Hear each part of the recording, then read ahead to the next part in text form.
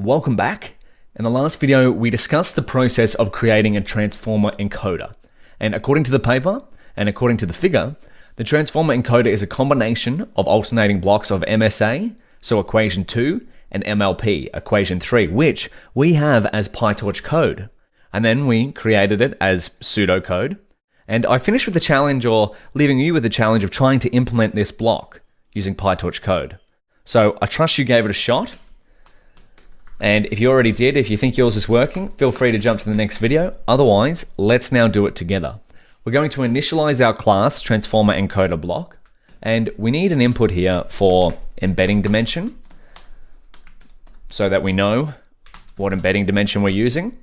So this is going to be hidden size D from table 1, and we're using 768 for VIT base, which is going to be the theme for all of our other hyperparameters. Then we need number of heads. Why is that? Well, because the transformer encoder block contains an MSA block. So we need to tell it how many multi-attention heads we have. And then we go MLP size. This is for the MLP block. So by default, this is going to be 3072, which is from table 1 as well. Table 1, this is also from table 1, where it lists the hyperparameters. Table 1. And then we have MLP dropout. Dropout is an integer as well, 0.1. This is going to be from table 3 in the paper. And then finally, we have the attention dropout, which by default is actually 0, but we're going to leave that in there just in case we wanted to add some dropout later. And then we can run super.init, and now we can start to create our MSA block from equation 2. And this is so exciting because we can now start to put together all the pieces of the puzzle. We've got equation 1, 2, and 3, and now this is the reason why we turn equation 2 and 3 into PyTorch blocks. Watch how quickly we can create the MSA block. Create MSA block, and this is going to be equation 2. So self.MSA block is going to be equal to, now this is the class that we wrote before, multi-head self-attention block. Then pass in here, embedding dim equals embedding dim, which is just the input up here. Number of heads is going to be num heads equals num heads. And do we need anything else? Oh yeah, attention dropout equals attention dropout. And that is our multi-head self-attention block. And what did we get wrong here? Oh, is this a capital H? Beautiful. So that's equation 2. We just replicated this block here. Of course, we haven't got the residual connection yet. We're going to get to that in a minute. We'll define that in the forward method. So now let's create the MLP block, which is going to be equation 3, of course. So self.mlp block equals MLP block. And then what do we need to pass in here? Well, we've got our embedding dimension, of course, because the transformer keeps a constant embedding dimension throughout the entire architecture. MLP size equals MLP size, and then dropout equals MLP dropout. Wonderful. And there's equation 3 created. So now we have to stitch everything together by creating a forward method. So forward, taking self and x, some sort of input. Now we'll go x equals self dot, what comes first? The MSA block takes x, and then also plus x. Now where does that come from? Well, that's the residual connection. Residual connection, also referred to as skip connection.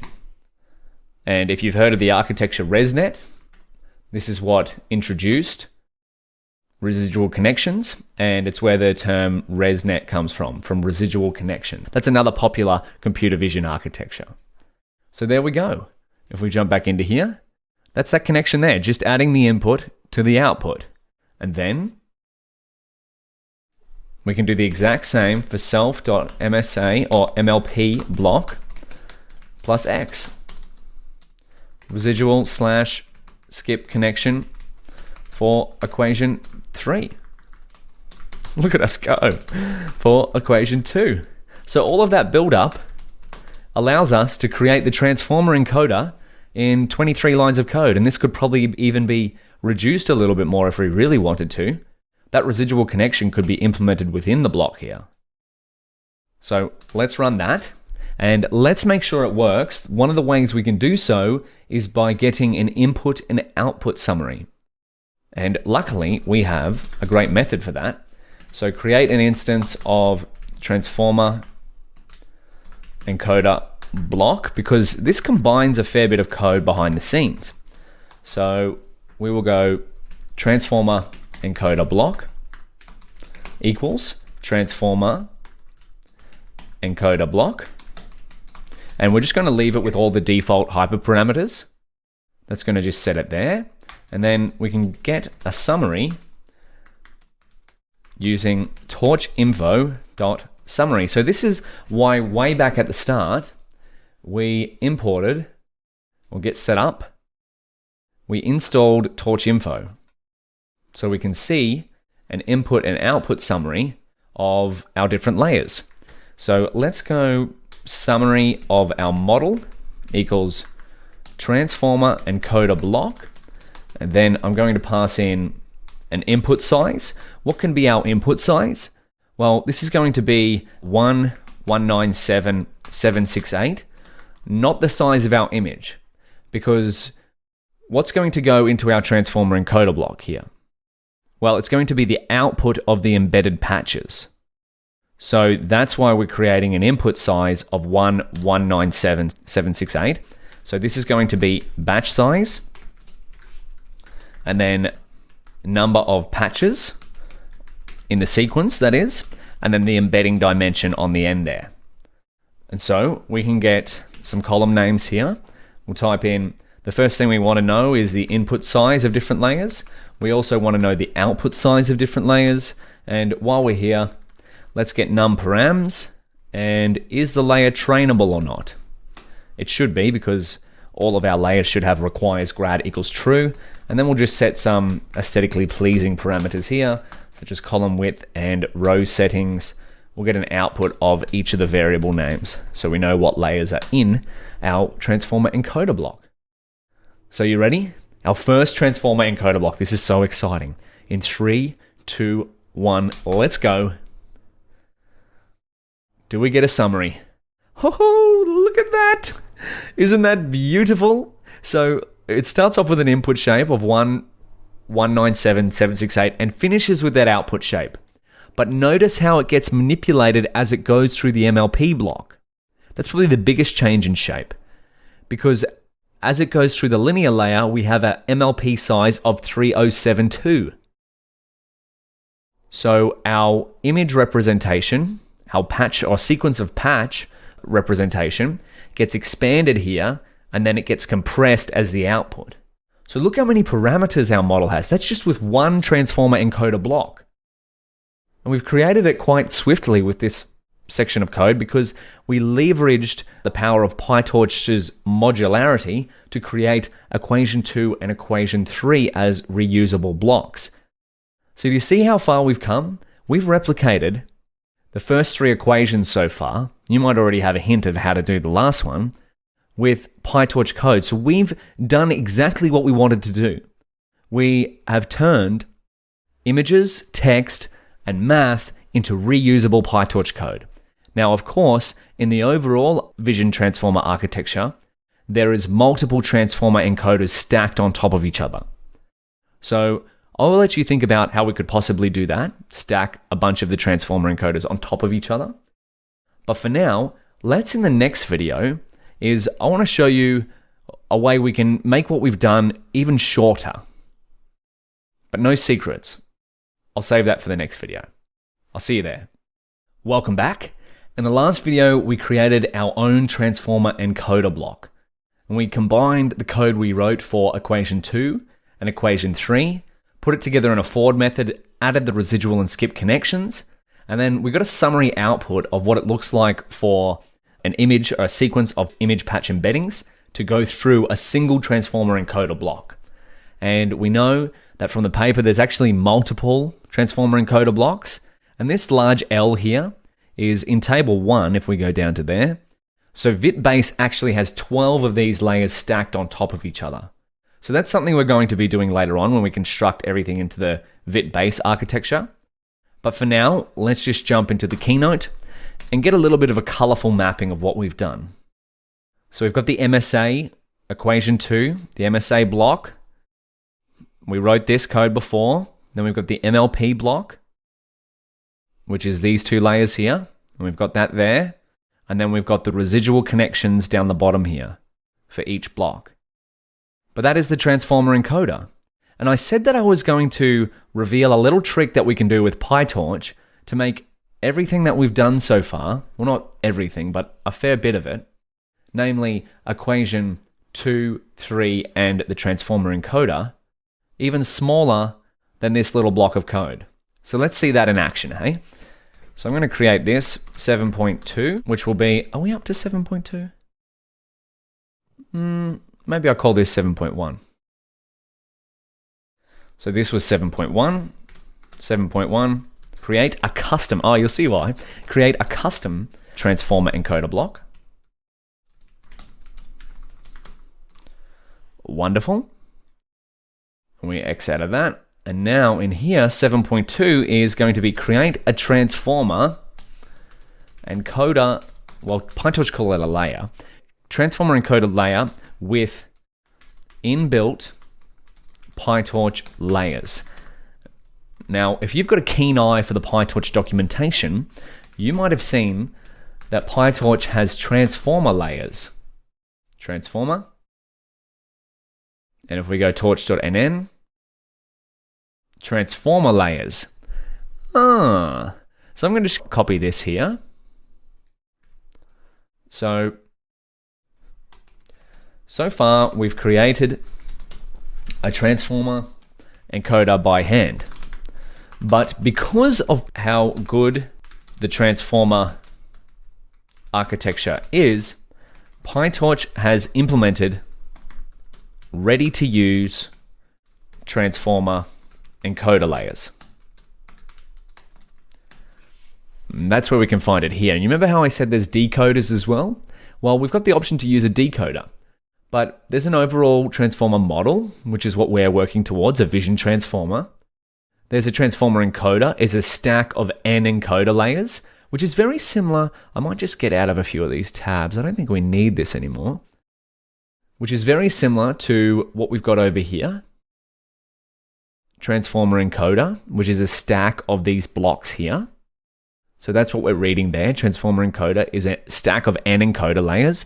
And then we have here, nn.transformer encoder layer is made up of self-attention, which is what we've done, and a feed-forward network, which is another word for MLP. As I've said, there's a lot of different names for the same thing in deep learning. But let's jump into this. So transformer encoder layer is made up of self-attention and feed-forward network. This standard encoder layer is based on the paper Attention is All You Need, which is where the Vit paper has based their architecture on. Beautiful. So what else is here? Oh, okay, so that's just telling us where it's from. So we can modify or implement in a different way during application. So let's just try to see how this goes, hey? So we've got some parameters for D model, which is the embedding size, number of heads, which would assumingly be the multi-head attention, how many heads there is, dim feed forward, maybe this is the number of hidden units in the MLP, and there's dropout, and there's the activation function. Oh my gosh, it looks like we've got all the parameters that we use to create our own transformer and block. So how about we see what it's like to create this with PyTorch. So we can create a transformer encoder layer with pure PyTorch layers. So let's see if we can replicate our above custom implementation with pure PyTorch. Create the same as above with torch.nn.transformer encoder layer, which is just this layer here. So let's see what this looks like. Torch transformer encoder layer equals nn.transformer encoder layer. And then what do we get? Do we get a doc string here? Yes, we do. D model, this is going to be our embedding dimension. So I might just put that as hard-coded that. So this is embedding size from table 1. Then we'll go to the next. N head is going to be what? For vit base is number of heads. So heads from table 1. And then what else do we have? Dim feed forward, which in our terminology is MLP size. So this is going to be 3072. So we'll go, this is MLP size from table 1. Then what else do we have? Well, we have dropout. So dropout is going to be 0.1. Well, it's already 0.1 by default there. And then we go next. We want activation. So we can set this as a string to Jellu. Now, how do I know that? Well, if you jump into the documentation, we have activation. The activation function of the intermediate layer can be a string, relu or jello, or a unary callable. So we're just going to use Jellu because that's what we've used in our implementation. If we come up here, we used nn.jellu. And so if we keep going, batch first, if true, the default is false. So what are we using? We're using batch first. So we'll just come back down to where we were. Next thing is batch first. So our batch dimension is coming first, true. And then the final thing is we have norm first. So norm first. Did we do our normalization layer first? So let's jump back into the paper. We have normalization first in this case. So in here we have if true, layer norm is done prior to attention and feed forward operations respectively.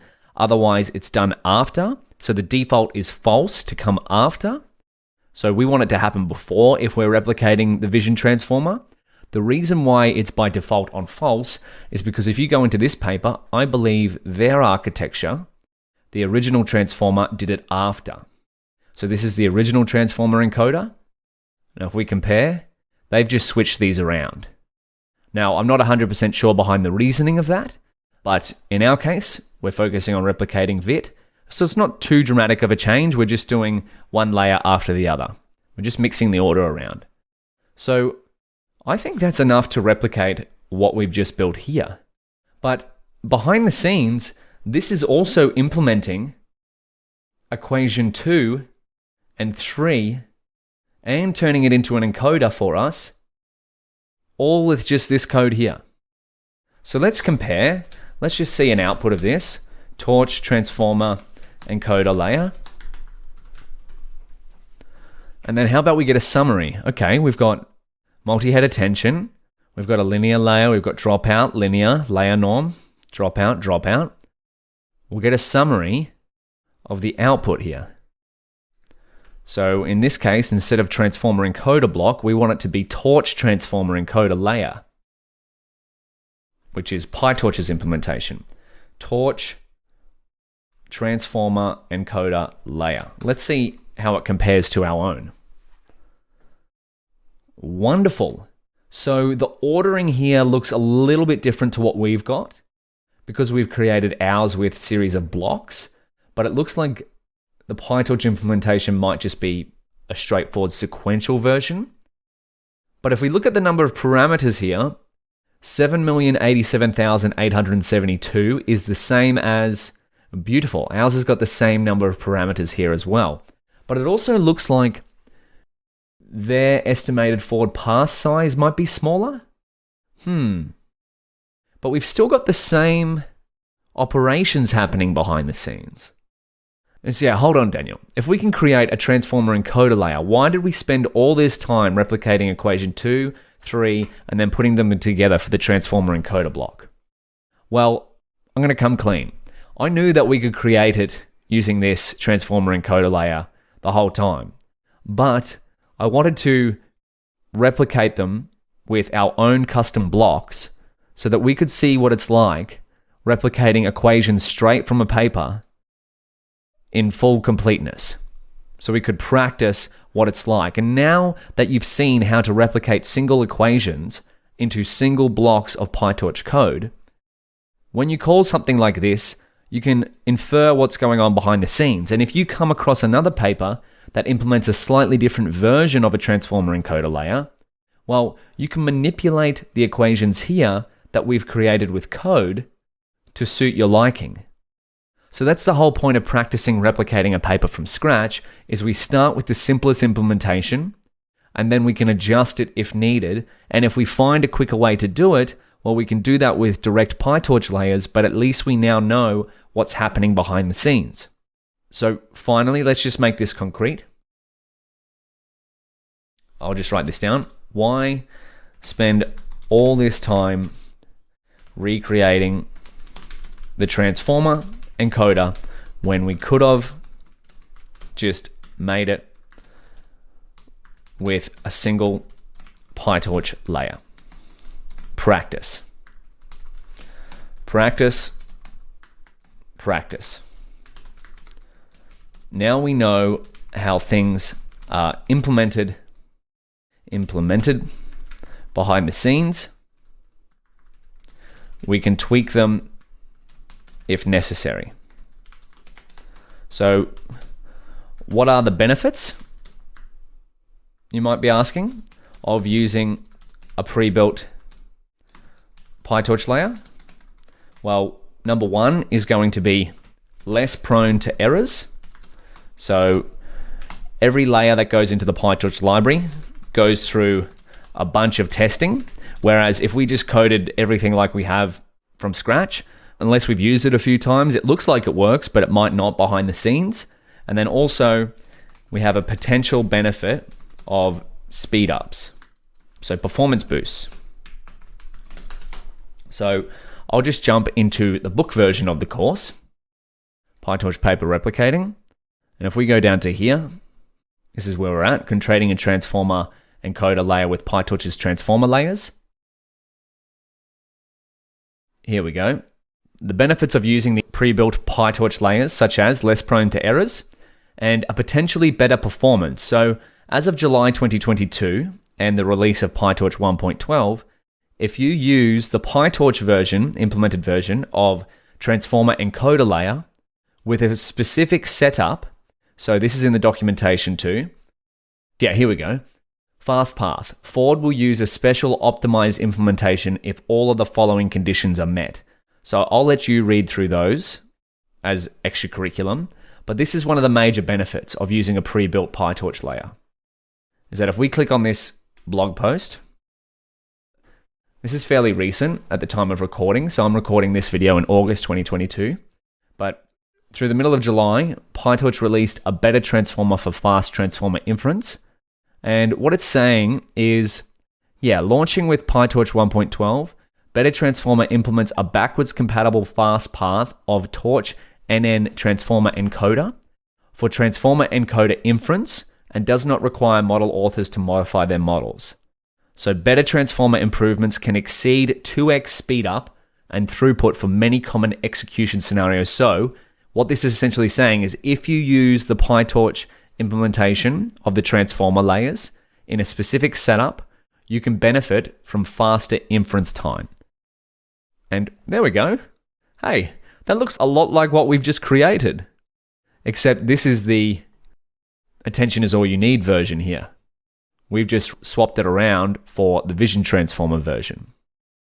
So I'll let you read that as extra curriculum, the documentation for the transformer layers. And I'll get out of that. You can see that in torch.nn. And then there's also a blog post here that I've linked in the book version of the course under 7.2, where you can read up how PyTorch enables a potential speed up if you use their inbuilt transformer encoder layers.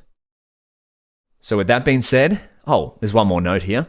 If you wanted to stack together these transformer encoder layers, there is the transformer encoder, where you can pass in the encoder layer that you created and the number of layers. So in the case of the vid architecture, the number of layers here would be L times whatever you want. And the hyperparameters are in table 1. So in our case, it would be, if we come back, num layers equals 12. So just keep that in mind. A fair bit of extra material to go through, but nothing you can't handle. We've just now created a transformer encoder with our own custom code and with inbuilt PyTorch layers. So now I think we've got all the pieces of the puzzle to put together the entire architecture. So if we go back, we've got this in code. We've got this in code, we've got this in code, and we've got all of this in code. We're just missing this. I think we can do this all in one hit. So if you're with me, I'll see you in the next video. We're going to start to create the entire vision transformer. I'll see you there. All right.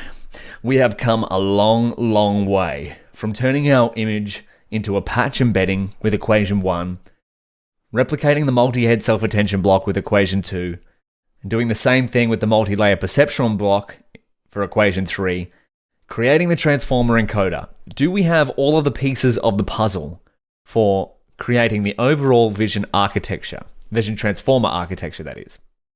You might be wondering, hey, Daniel, we're missing the MLP head, and we haven't done equation 4. And you're 100% right, but equation 4 is going to look like a breeze compared to what we've done with all of these. If we go up here, if we read, what do we have? The classification head, or the MLP head, is implemented by an MLP, so a multi-layer perceptron, with one hidden layer at pre-training, so a linear layer, and by a single linear layer at fine-tuning time. So all we need for the MLP head is a layer norm layer and a linear layer to project to the number of classes that we have. But no point talking about it, let's code it out. We'll jump into here. And let's create section 8. We're going to put all of the pieces of the puzzle together. The inputs, the outputs, the layers, the blocks, everything we've been talking about. Putting it all together to create VIT. Now, you might want to pause the video now and give it a shot yourself before we go through it together. Because we've got all the pieces of the puzzle ready. And I think you're very capable of doing it yourself now. But if you want to follow along, I'm going to start in 3, 2, 1. So the first step is to create a VIT class. So we're going to use the VIT class to inherit from nn.module. So we get all the benefits of what's going on behind the scenes in nn.module. And then we're going to initialize it much like we have all of our other code blocks. And the VIT module, the VIT class, is going to put together, it's going to pull everything together that we've done so far. So self, we're going to put in the image size here. And most of these hyperparameters or parameters are going to be ints. So we'll set a default to 224 because that's the same size as the paper. And I'll just write here. I'm trying to reference things where I can, so you can look it up if you want to read more. Table 3 from the VIT paper. And then we'll go in channels. Now we've done this a fair few times now. In channels is going to be what? 3 by default because we're dealing with color images. The patch size, well, we've been working with a patch size of 16. Of course, you could change that if you want, but we want the patch size to be compatible with the image size. So we might put an assertion for that later. Now, number of transformer layers. We haven't seen this one before, but we'll put it together in a second. So this is going to be 12. Now this is the number of layers. This is table, I'm just going to put this as a comment, table 1 for layers. Layers for VIT base. So we're starting with the smallest version of VIT so that we can scale up later if needed. So table 1, layers equals 12. So layers refers to the number of transformer encoder blocks. So transformer encoder, we've turned that into a PyTorch code block.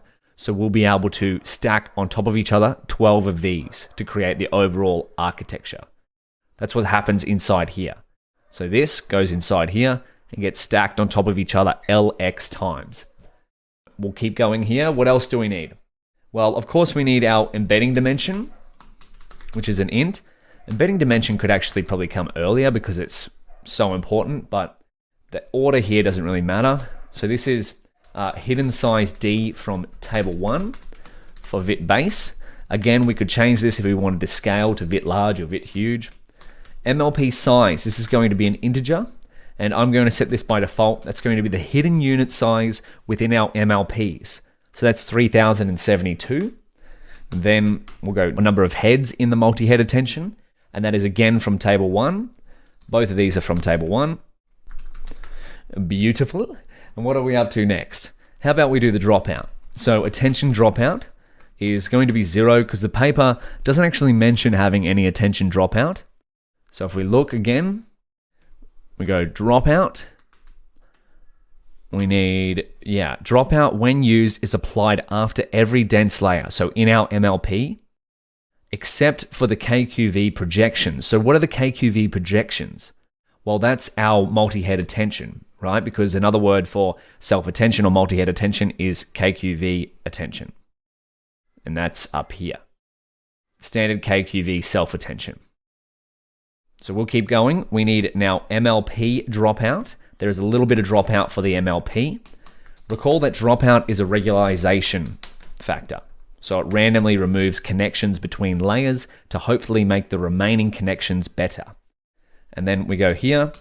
Finally, we'll set an embedding dropout, because another little treasure of the paper is that there's also an embedding dropout. So this is dropout for patch and position embeddings, where of course we can read that back up here. Dropout, when used, is applied after every dense layer except for the KQV projections and directly after adding the positional to patch embeddings. So we'll see this in the forward method of our VIT. We come back. We've got a lot of hyperparameters here, but the last one we need is a number of classes. So this is going to be the number of classes in our classification problem. And I've set this by default to be 1,000. Why is that? Well, that's because the original VIT architecture was trained on ImageNet, so it's going to have 1,000 classes. Whereas in our case, we're working with pizza, steak, and sushi images because we're using VIT for Food Vision Mini, so we would have 3. But I'm going to set it as 1,000 by default. Woohoo! Look at that. Well, in the words of Lau Tensor, the building of a deep neural network, aka VIT, starts with the first layer, or in our case, it starts with the initialization function. So let's create the super method. Super.init. We'll go there, and time to start it off. So what's first? How about we make an assertion here? Make an assertion that the image size is compatible with the patch size. So we've done this before, but we're going to do it again, just to make sure here. Assert image size is divisible by patch size equals 0. And if this doesn't work, we'll go here. Image size must be divisible by patch size. And then we'll go image size is image size. And then patch size is patch size. Wonderful.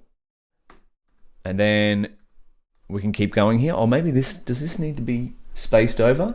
It does. So we need to tab that over. Make sure the lines are in line here, because we've got a fair few parameters here. The spacing kind of threw me off. Now we'll get the number of patches.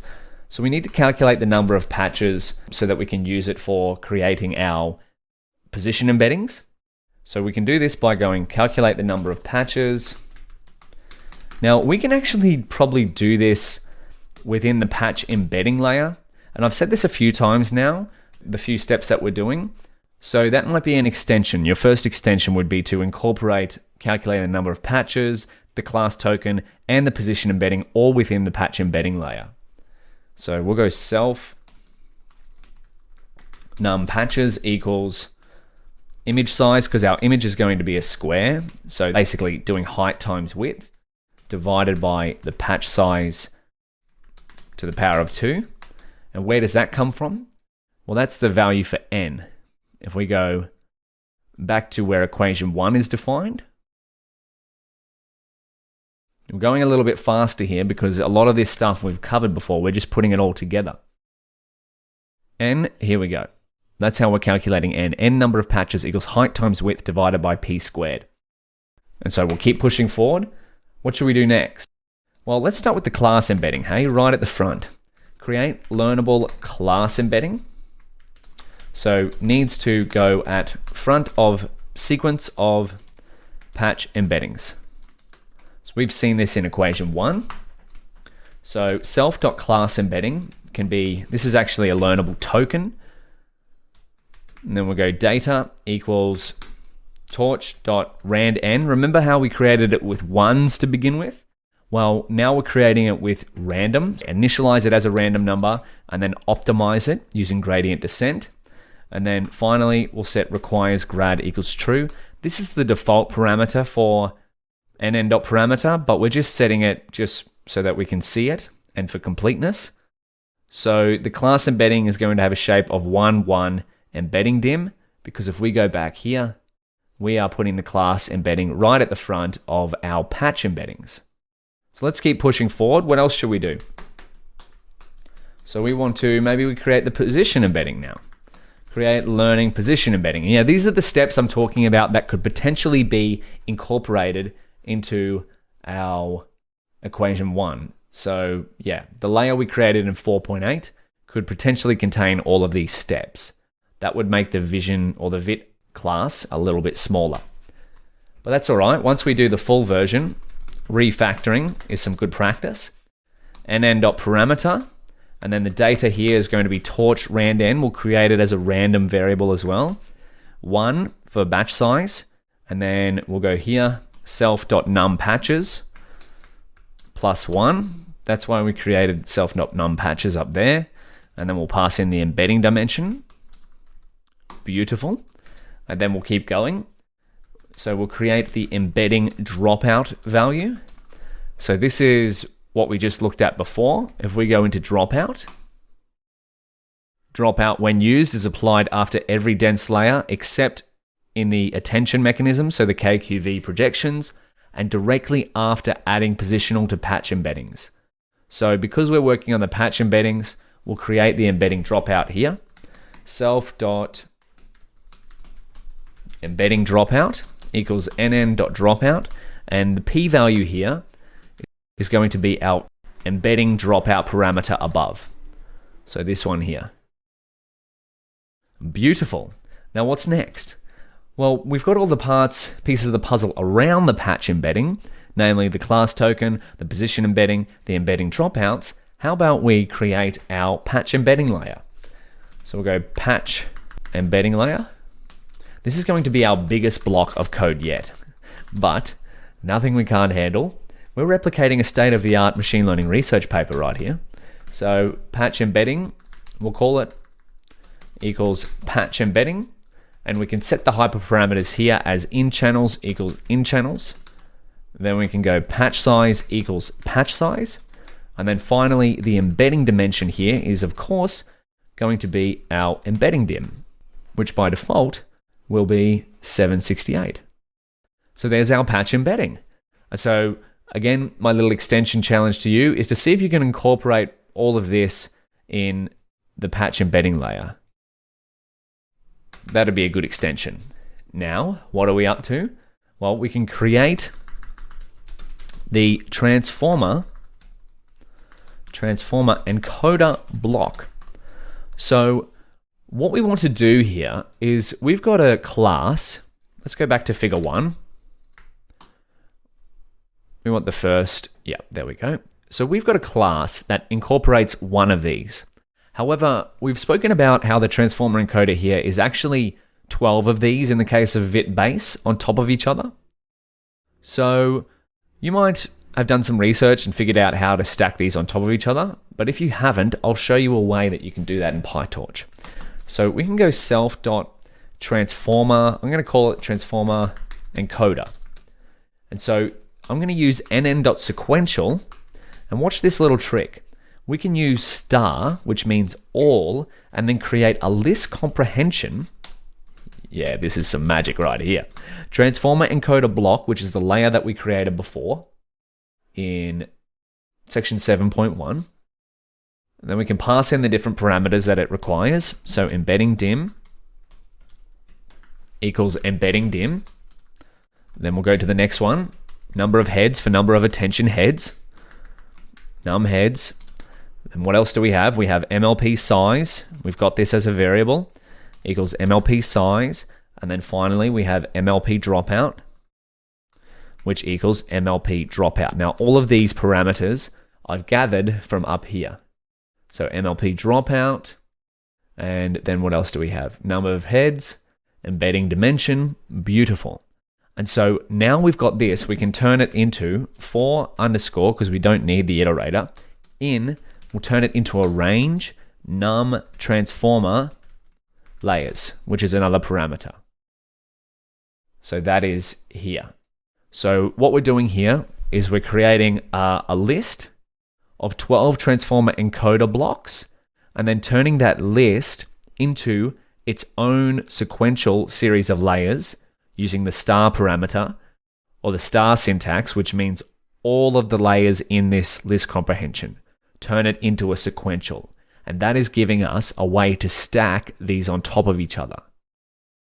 And then of course, we could do a bigger stack by changing this parameter up here. So there's our transformer encoder block. And what are we going to finish off here? Well, we're up to equation 4. This is the MLP head. We've just built all of this. We have to make the MLP head. And this is one of the easiest ones of the whole architecture.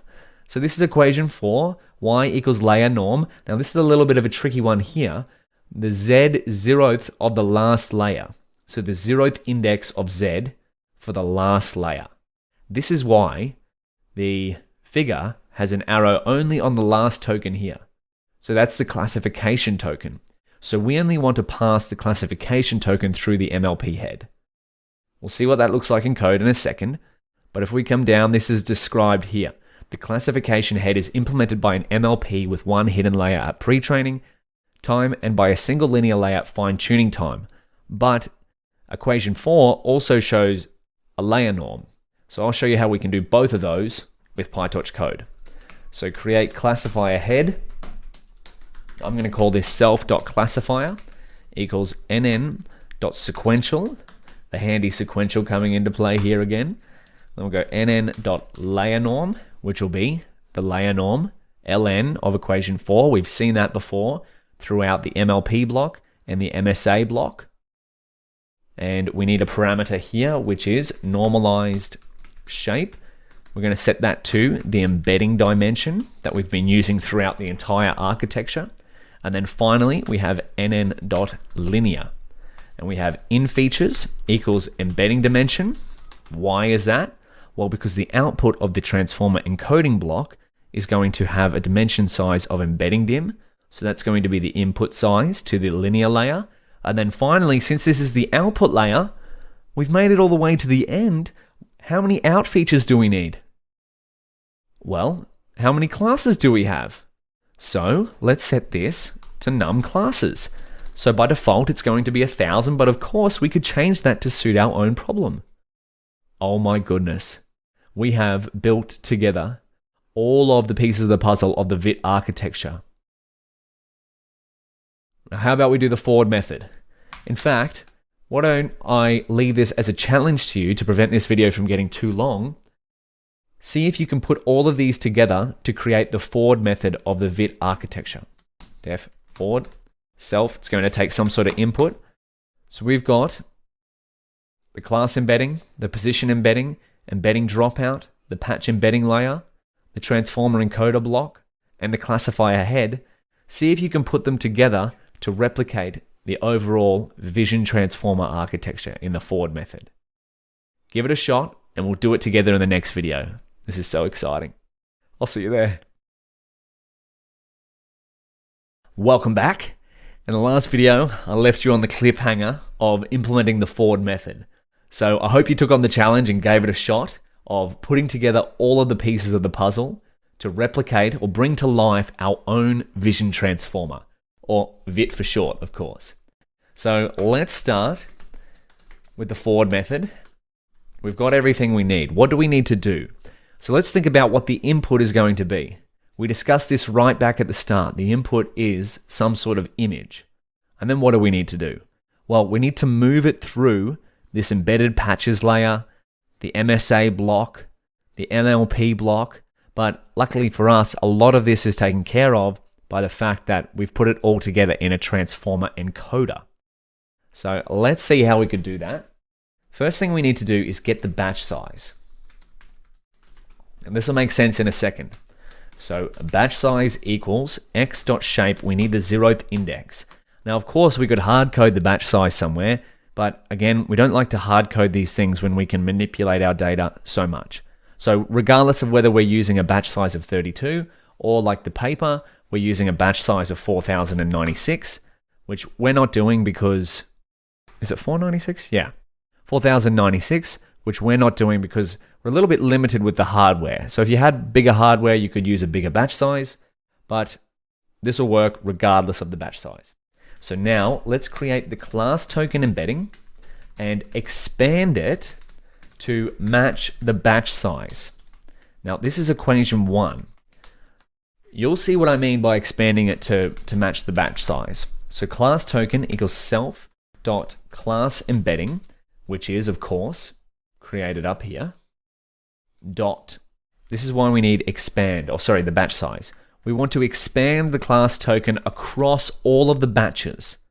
And I'm going to put -1, -1 here, and we'll see what this does in a second. So I'll just write down what it does and then we'll see it. Means to infer the dimensions. So just to show you, if we replicate what we're doing here, we'll get our class token. So here, I'm just going to write this. Embedding dim, and I'm going to set batch size. So embedding dim equals 768. And for a batch size of 32, which is what we're going to be using, let's have a look at what the class embedding looks like. We might actually change this to be ones. Actually, there's too many random numbers going on, so let's just look at the shape. Wonderful, so we've got that shape. Now, if we expand it, which is exactly what we're doing here, let's write this down. Class embedding, expanded. I hope you realize what we're doing. We're taking the pieces of the puzzle, and if we don't understand something, if in doubt, code it out. Let's expand the class embedding, dot expand, and we want to expand it to batch size, which will be 32, and then we want to go -1, -1. So as you'll see, -1 means to infer the dimensions. So let's print that out. Print class embedding shape, print class embedding expanded. There we go. Oh, we need the shape. Easier to compare apples to apples. There we go. Wonderful. So we've expanded that class token embedding across every image in a batch. So that's what this line does, because we want to append in equation 1, or prepend, sorry. I always get those two mixed up. If we go right back to equation 1, we don't only want to create this, well, so far we've been working with one image to demonstrate, but we're going to be passing batches of images to our VIT model.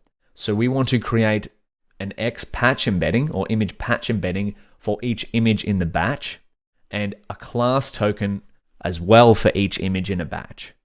So that's why we do that there. Now, if we jump back into here, we expand. Now what can we do? Well, let's create the patch embedding. So this is equation 1, and we go X equals self.patch embedding. And we'll pass in X as well, because X is just going to be here. So this is actually the first step of manipulation in our forward method. Then what do? Well, we want to concat class token embedding and patch embedding.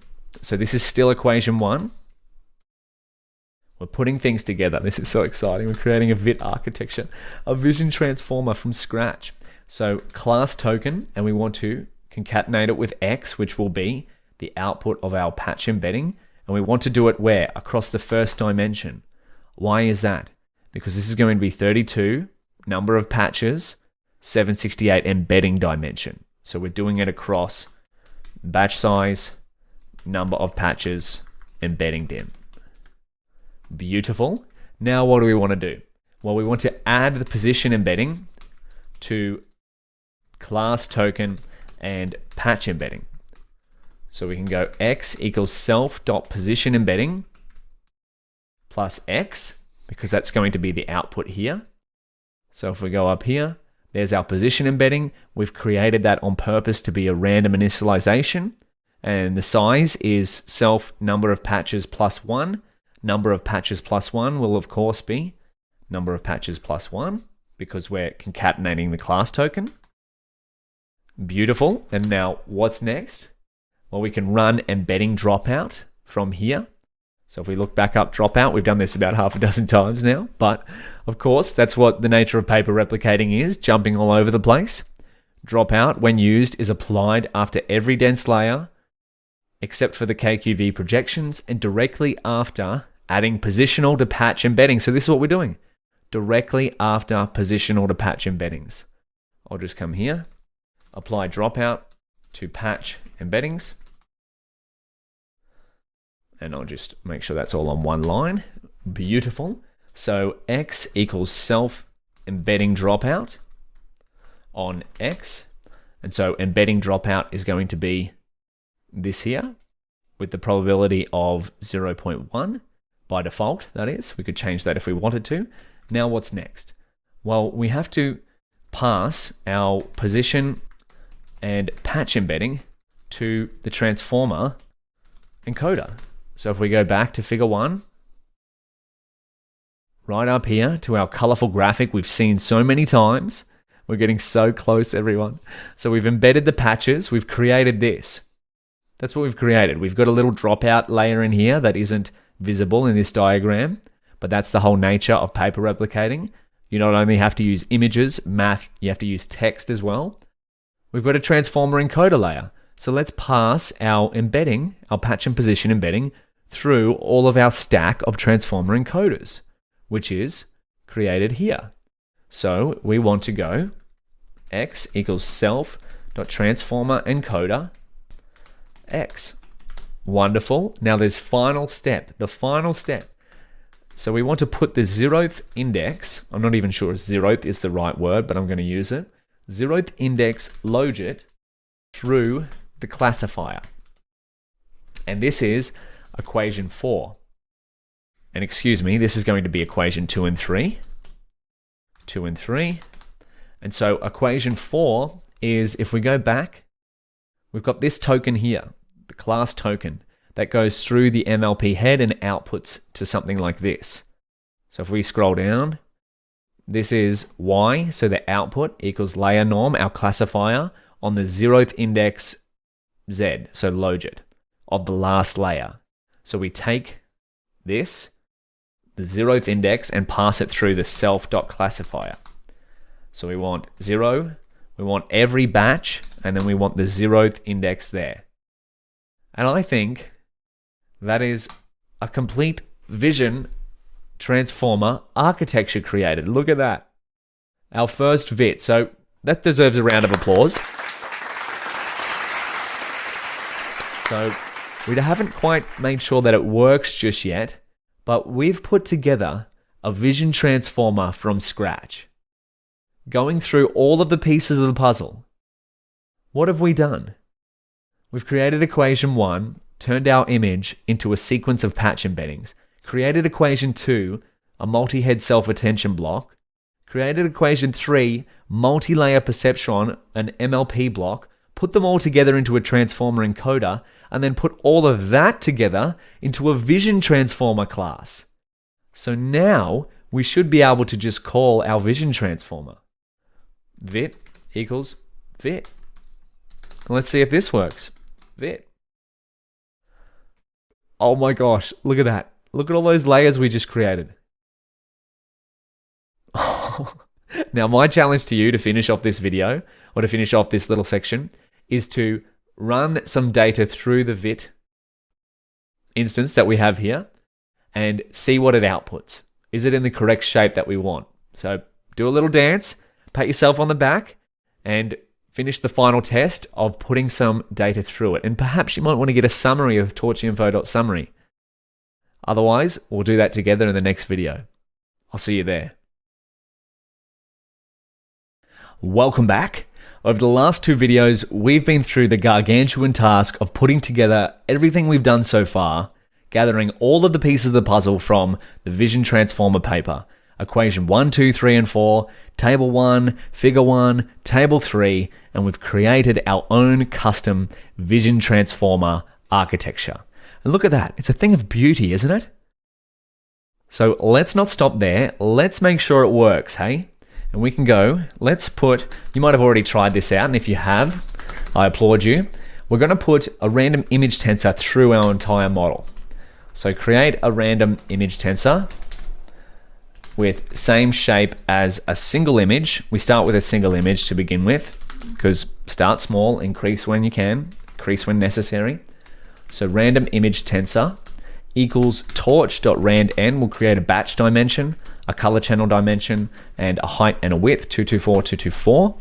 Now we'll create an instance of our VIT architecture, and we'll do it with the number of classes we're working with.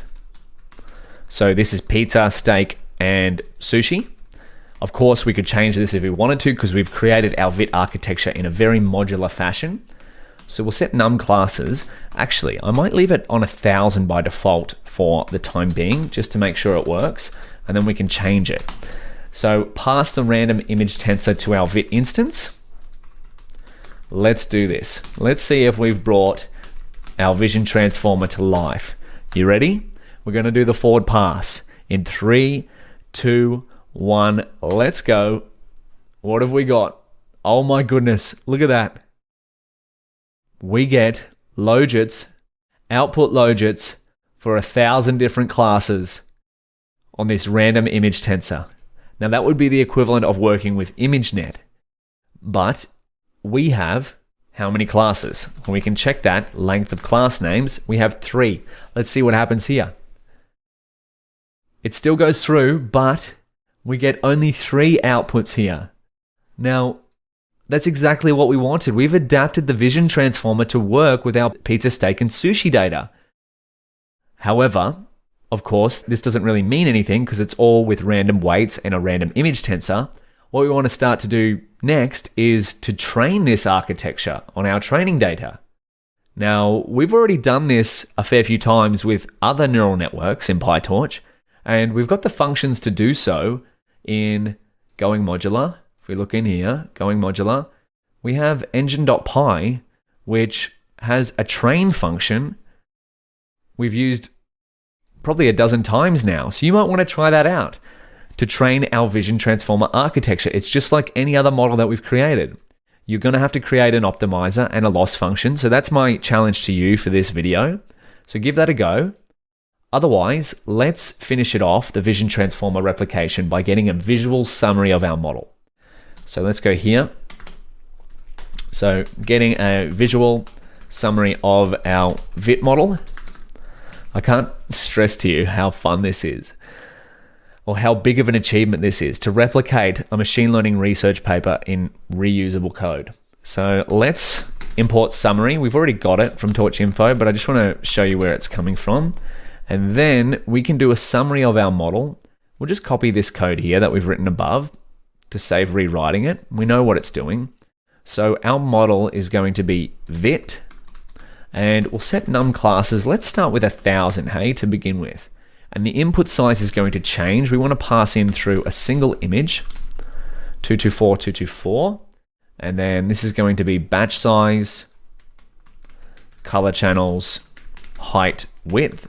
And then our VIT architecture is going to take care of all of the transformations behind the scenes for us. So let's see what this looks like in 3, 2, 1, boom. Might take a little while because it has to do a forward pass. Oh my goodness. There we go. There's our VIT, our vision transformer architecture from scratch. We coded each one of these layers. We have an input image, a single input image, and we have an output for 1,000 classes. And look at that. It goes through the patch embedding. It goes through the embedding dropout. It goes through the sequential layers, our transformer encoder. And because we've set it to use a sequential list, we've got transformer encoder block, which is our layer. There's the multi-head attention block, MSA block, MLP block. Goes through alternating blocks of MSA and MLP, which is exactly what this says here. The transformer encoder consists of alternating layers of multi-head attention, MSA, and MLP blocks. Look what we've done. And then finally, it finishes with a classifier head. And we have 1,000 classes. But of course, if we change this to length num classes, do we get a VIT architecture capable of fitting on Food Vision Mini? Oh no, what have we got? Oh, we need class names. That's it. Beautiful. Look at that. Right down the end, output number 3. And we have 85,800,963 parameters. That is by far our biggest model yet. So congratulations. We've now officially replicated. We started with the question, what is paper replicating? And we've done it. Rather than just talk about it, we've replicated a machine learning research paper. The Vision Transformer architecture. We've gone from images, math, 4 equations, and text into usable PyTorch code. But we're not finished there. We have to see if it works on our own data. So that's my challenge to you.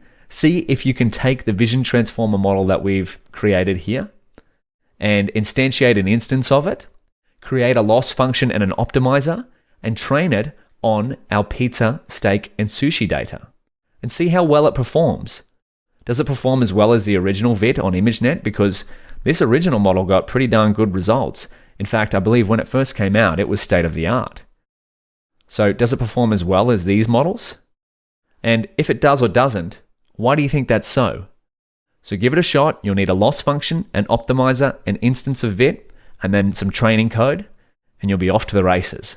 Otherwise, I'll see you in the next video. We'll train our own Vision Transformer together. Welcome back. Over the past series of videos, we've been putting together our Vision Transformer architecture. But let's not stop there. We've replicated the architecture itself. It's now time to train it to see how it goes on our food vision mini data. Now, you might have already tried this because we've trained a fair few PyTorch models over the last few sections. But if not, let's now do it together. So we'll go section 9, setting up training code for our custom VIT. So we'll write down here, we've replicated the VIT architecture. Now let's see how it performs on our food vision mini data. Because that's the whole purpose of Milestone Project 2, right? Is not only to replicate the paper, but to see if one of these state-of-the-art computer vision architectures works well on our own custom data. So the first thing we have to do is create a loss function or an optimizer. So creating an optimizer. And how might we find what optimizer to use? Well, of course, we could use the optimizers that we've been using in the past, such as SGD, stochastic gradient descent, or the Atom optimizer. But in light of replicating the paper, how about we do a little search and see what the VIT paper used as their optimizer? So I'll just create a code cell here. So if we go here and look for optimizer. Okay, additional analysis. ResNets are typically trained with SGD, so that's stochastic gradient descent, which we can find in Torch Optim SGD, which is part of the torch.optim package. Beautiful. And we see there's a lot of different algorithms here for PyTorch optimizers. Recall that a machine learning research paper will often use a pre-existing optimizer introduced in another research paper, and that if the optimizer is quite common, chances are it's within the PyTorch library. So there's an Atom W optimizer, which is a variant of Atom. And then if we come down, we have SGD, which is mentioned in the paper here. And our use of Atom as optimizer is quite unconventional. Okay. Here we show the experiments that motivated this choice. So that's hinting that they use the Atom optimizer as their optimization function. So what do we have here? Results are presented in table 7. Atom pre-training outperforms SGD pre-training on most datasets on average. Beautiful. This justifies the choice of Atom as the optimizer used to pre-train ResNets on JFT. Well, that's not really for the Vision Transformer. How about we look up training, and this is from section 4, I believe, of the paper, setup. So there we've got the different data sets. You might have already read through this. And then we've got model variants. We've seen that before. Now we've got training and fine-tuning, which is exactly where we're up to. So we train all models, including ResNets, so all Vision Transformers, as well as the ResNets that they trained, using Atom. Beautiful. So that's the Atom optimizer. with beta 1 equals 0.9 and beta 2 equals 0.999. Well, where do we get those values from? We'll look at that in a minute. And then a batch size of 4096. So we're not using a batch size that large because we don't potentially have the memory to do so. And in fact, we only have a total of 250 or so images in our training data set. So we don't actually even need a batch size that big. So let's go back, keep reading, and apply a height weight decay of 0.1, which we found to be useful for transfer of all models. Okay, well, let's look up PyTorch's implementation of Atom and see what we can find. Atom. Oh, there we go. So Atom parameters, learning rate, we've seen that before. Well, this is the model parameters that we want to optimize. And here's the betas, 0.9 and 0.999. If we go back into the paper, beta 1 equals 0.9, beta 2 equals 0.999. Remember how I said optimizers, or if a function has made it into PyTorch's standard library, it generally uses pretty good values by default? Well, this is one of those examples, because the beta values here are exactly what the paper used. So if we scroll down, what do we have? We have betas, coefficients used for computing running averages of gradients and its square. So default is 0.9 for beta 1 and 0.999 for beta 2. And then we've got weight decay here as well. So let's look up here. What have we got? A high weight decay of 0.1. What's the default weight decay? It's 0. Well, we could set this to 0.1. Now, if we wanted to find out what is weight decay, let's have a look. Weight decay is a regularization technique. Now, what is regularization? Let's write this down. Create an optimizer. We've got a few things going on here. The paper states it uses the Atom optimizer, and we have, that is in section 4, training and fine-tuning, I believe the section is called. Training and fine-tuning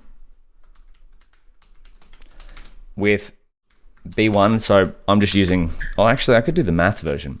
So B1, so beta 1, value of 0.9, which is the default, and B2 value of 0.999, defaults, and a weight decay of 0.1.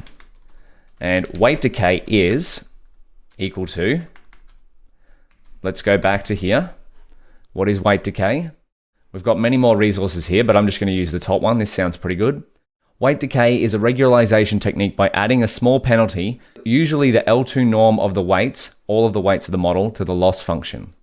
So we know that weight decay is a regularization technique. And what is a regularization technique? Regularization technique equals prevents overfitting. So my understanding of weight decay from this is that it's going to reduce the weights in some way. If the weights get too large, weight decay is going to step in. It's only going to be a small amount, 0.1. And because it's a regularization technique, it's going to prevent our model's weights from getting too large and hopefully prevent overfitting.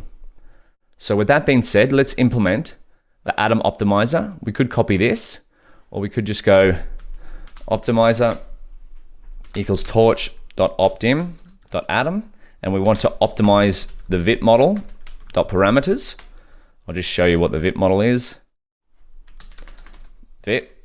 This is our vit that we created before. So a lot of layers there. Look at all that. We built that. We built all of those layers. So we'll comment that out. Optimizer equals vit.parameters. We'll set the LR. What's the LR? The learning rate. Do we have that in table 3, which says a lot of different hyperparameters? So we're building this one, vit base 16, and we have a learning rate of 10 to the negative 3. Wonderful. Now there's a few terms here, learning rate decay, and I think learning rate warm-up. You might want to look into those. That's another part of replicating the training. We're going to stick it with as simple a recipe as possible to begin with.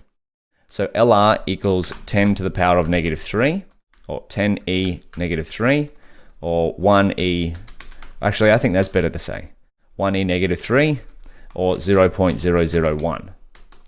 So 1e negative 3. Beautiful. And then what do we have? Well, we have betas. We don't actually have to set this because by default in PyTorch it is 0.9 and 0.999. So we'll just put that there anyway. And then the weight decay, which is by default 0, we want to actually put that to 0.1 equals 0.1. Beautiful. And there is our optimizer. So how about a loss function? Now, if we search the paper for loss, well, what about loss function? No results. What about criterion, which is another word for loss function? Nothing. What about cross entropy? Well, this is one of those things where the paper, I guess it kind of assumes that we know that it's using cross entropy loss function because we're working with multi-class classification. So it doesn't actually mention it if we search for loss function, as you saw. So I'm going to write this down. The VIT paper doesn't actually mention what loss function they used.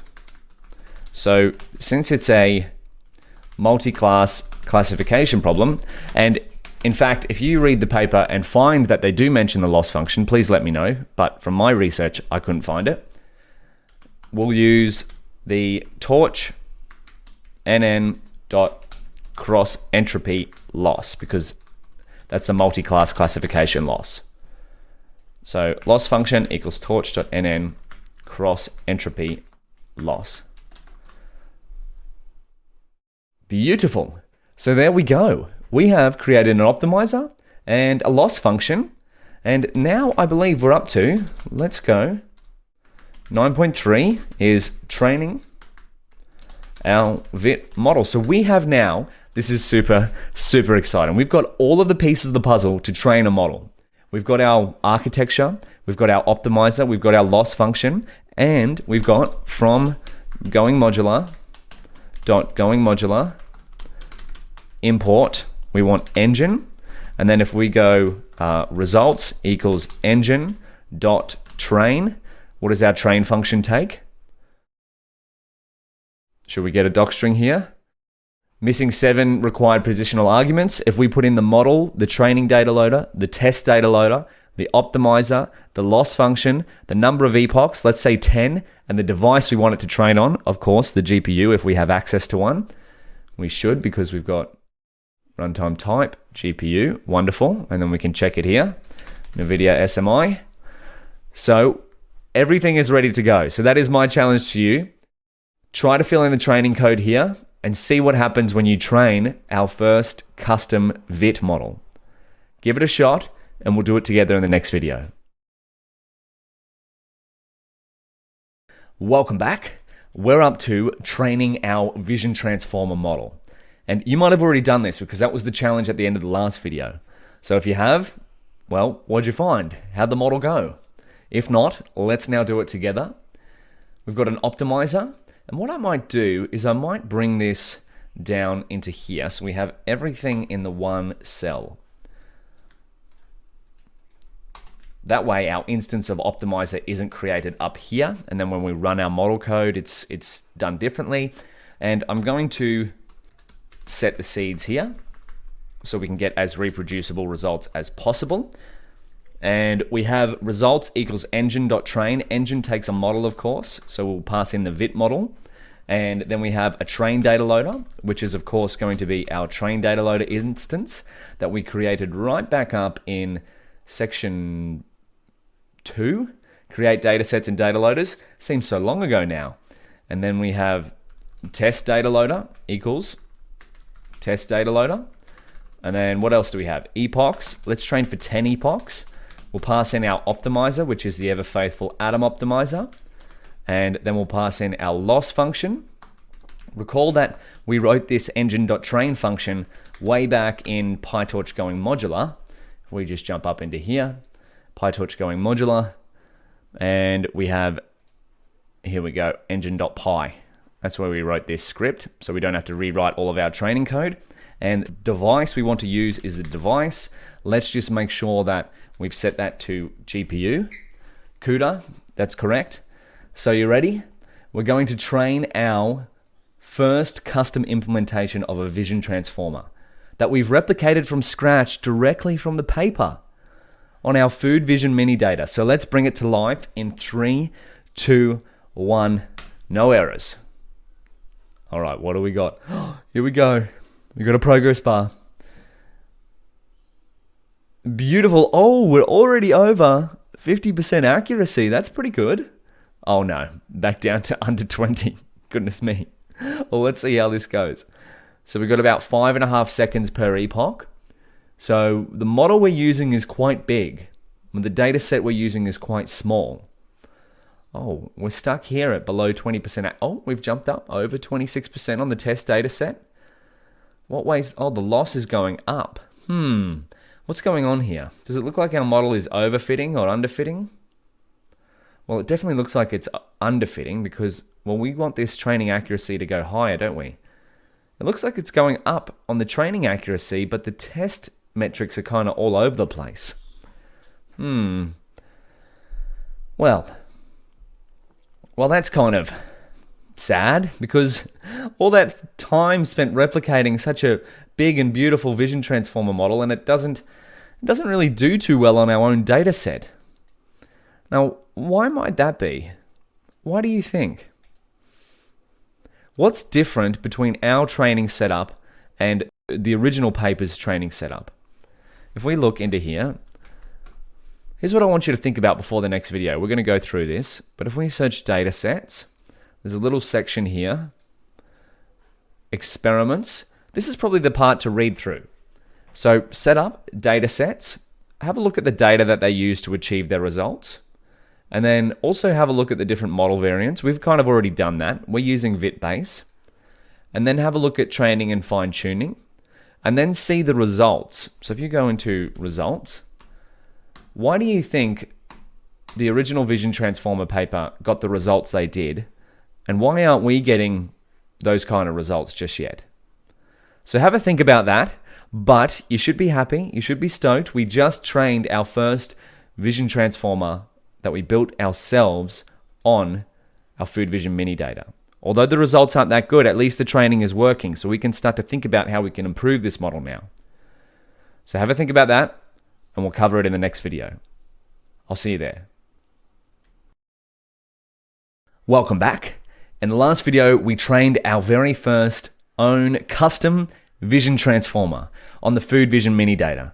However, we didn't quite get the results we would have hoped for. I mean, these are some of the poorest results we've got across the entire Food Vision mini project. And I issued the challenge to try and discover what our training setup is missing. And the question was, how is our training setup different to the VIT paper? So we've replicated the model architecture correctly, but what was different between our training procedure to get such poor results and the VIT paper training procedure to get such great results? So you might have a few guesses here, but here's what I discovered. So if we go into here, the first one is in the setup. So data sets. As we've discussed, our Food Vision mini dataset is quite small. There's only about 200 or so images. So datasets, to explore model scalability, we use the ILSVRC 2012 ImageNet dataset. So that's ImageNet with 1,000 classes and 1.3 million images. Then they also used the superset ImageNet 21K with 21,000 classes and 14 million images. And finally, JFT, which is, I think it's a Google private data set. I mean, ImageNet 21K and ImageNet 1K are publicly available, with 18K classes and 303 million high-resolution images. This is literally 1 million times bigger, or over 1 million times bigger than our data set of pizza, steak, and sushi. So what does that sort of say? It's that the original VIT paper simply had more data. We had the same model scale, but the data sets that they use just gave the model more opportunities to learn. And then there's a few more differences if we come into the book version of the course that I've written down here. PyTorch paper replicating. And if we go right down here, where we're up to, we are at 9.4. So here's a beautiful table discussing that the main reason we have different results or polar results is scale. So we've learned before that generally in machine learning and deep learning, more data is better, especially with deep learning models. Here we go. In deep learning, more data is generally always a good thing, and a longer training schedule. So these are the main differences between our training setup. Our architectures are the same for VIT-base. So the number of training images, they use 3 different data sets, 1.3 mil, 14 mil, and 303 mil images. Our version uses 225. So several orders of magnitude less data. And then for number of epochs, we only train for 10 epochs, whereas the VIT paper trains for different variations or number of epochs. And we can find this in table 3. So we go back up to table 3. So depending on the data set that the Vision Transformer paper authors used, also depends on how many epochs they trained for. So it looks like the larger the data set, the less epochs that were trained for. Whereas a data set like ImageNet 21K was 90 epochs, which is 14 million images. And a data set like ImageNet, which is 1.3 million images, was for 300 epochs. So that's one thing that we could try, is train our model for longer. And that's something that you might want to try, is to see what happens if we would train for, say, 100 epochs. In fact, I don't even know. That'd be something to give a go. Then if we go back here, they also use different training techniques. We've discussed the batch size. We're using a smaller batch size because we're working with smaller hardware. And we don't even have 4,096 images in a single batch. We only have 225 images total. So the first thing that we could try is to use more data. And because we're using, if you wanted to try this out, Torch Vision datasets. If you wanted to try this out, you could go into the datasets, and we're using Food 101 here, but we're using a very small subset. So you could try to download this entire dataset into Google Colab and then train our VIT model on that. Using the same training setup, you just have to prepare the data into a trained data loader and a test data loader and see how it goes. Just beware that it may take a while to train because this whole data set has 101,000 images in 101 different classes of food. But if we keep going to find out the differences, there's 3 more things here that we haven't quite covered. And there's learning rate warm-up, which is 10K steps. There's learning rate decay, linear/cosine, and there's gradient clipping. And we don't use any of these. Now, these 3 things are mostly to prevent overfitting, regularization. Now, what is that? So if we go back to, I believe it was custom datasets, we jump into overfitting. This is the entire field of machine learning almost. It's the walking the tightrope between overfitting and underfitting. So if we jump into loss curves, what should an ideal loss curve look like? Recall that overfitting is the training loss is lower than the test loss. But our model is also underfitting as well. It's not performing as well as it could. So one way to prevent underfitting is to add more data. But then if you add too much data and your model has too much of a learning capacity, and in other words, it has too many parameters, well, you're going to end up overfitting. So these techniques, such as learning rate warm-up, you start with a small learning rate and warm up to a certain value. Learning rate decay, as you get closer to better and better results, you turn down the learning rate. And gradient clipping, you remove some of the gradients. And I've just added resources for all of these. Let's just read what it says. So gradient clipping is one difficulty that arises with optimization of deep neural networks, is that large parameter gradients can lead an SGD optimizer to update the parameters strongly into a region where the loss function is much greater, effectively undoing much of the work that was needed to get to the current solution. Gradient clipping clips the size of the gradients to ensure optimization performs more reasonably near the sharp areas of the loss surface. So it's another way to prevent overfitting, a regularization term. And of course, if you wanted to learn more about these three things, what can you do? Well, you can search PyTorch learning rate warmup, and then PyTorch learning rate decay, and then PyTorch gradient clipping. How do you do gradient clipping in PyTorch? Understanding gradient clipping. Torch NN utils, clip grad norm. Beautiful. There's some resources for gradient clipping. Torch optim. Decay is the learning rate. Oh, we can do that from torch.optim. Decay. Oh, learning rate scheduler. Beautiful. And then we've got linear learning rate. And then we've got cosine learning rate, which is exactly what is in here. Learning rate decay, linear or cosine. So I'm going to leave those as extensions, but the first thing I would try is to implement more data. Because right now our model is more so underfitting than it is overfitting. So the kind of way I like to train neural networks is to overfit first. So train it with as much data and as much model parameters as possible, and then prevent overfitting. So through regularization. So through terms like techniques like learning rate warmup, learning rate decay, and gradient clipping. So I'll leave those for you to research more. We've got what is our training setup missing. Let's keep going and see if we can improve our model. We'll start by plotting the loss curves, and then we'll use one of my favorite techniques that we covered way back in section 6. So I'll see you in the next video. Welcome back. In the last video, we discussed a few things of what our training setup is missing. And those things are probably what's contributing towards our results not as being as good as the results that the original vision transformer got in the paper. And the main one being scale. So let's just write here. The main things our training implementation is missing. Data. Our setup uses far less data, e.g. we only have 225 training images versus millions for the vision transformer.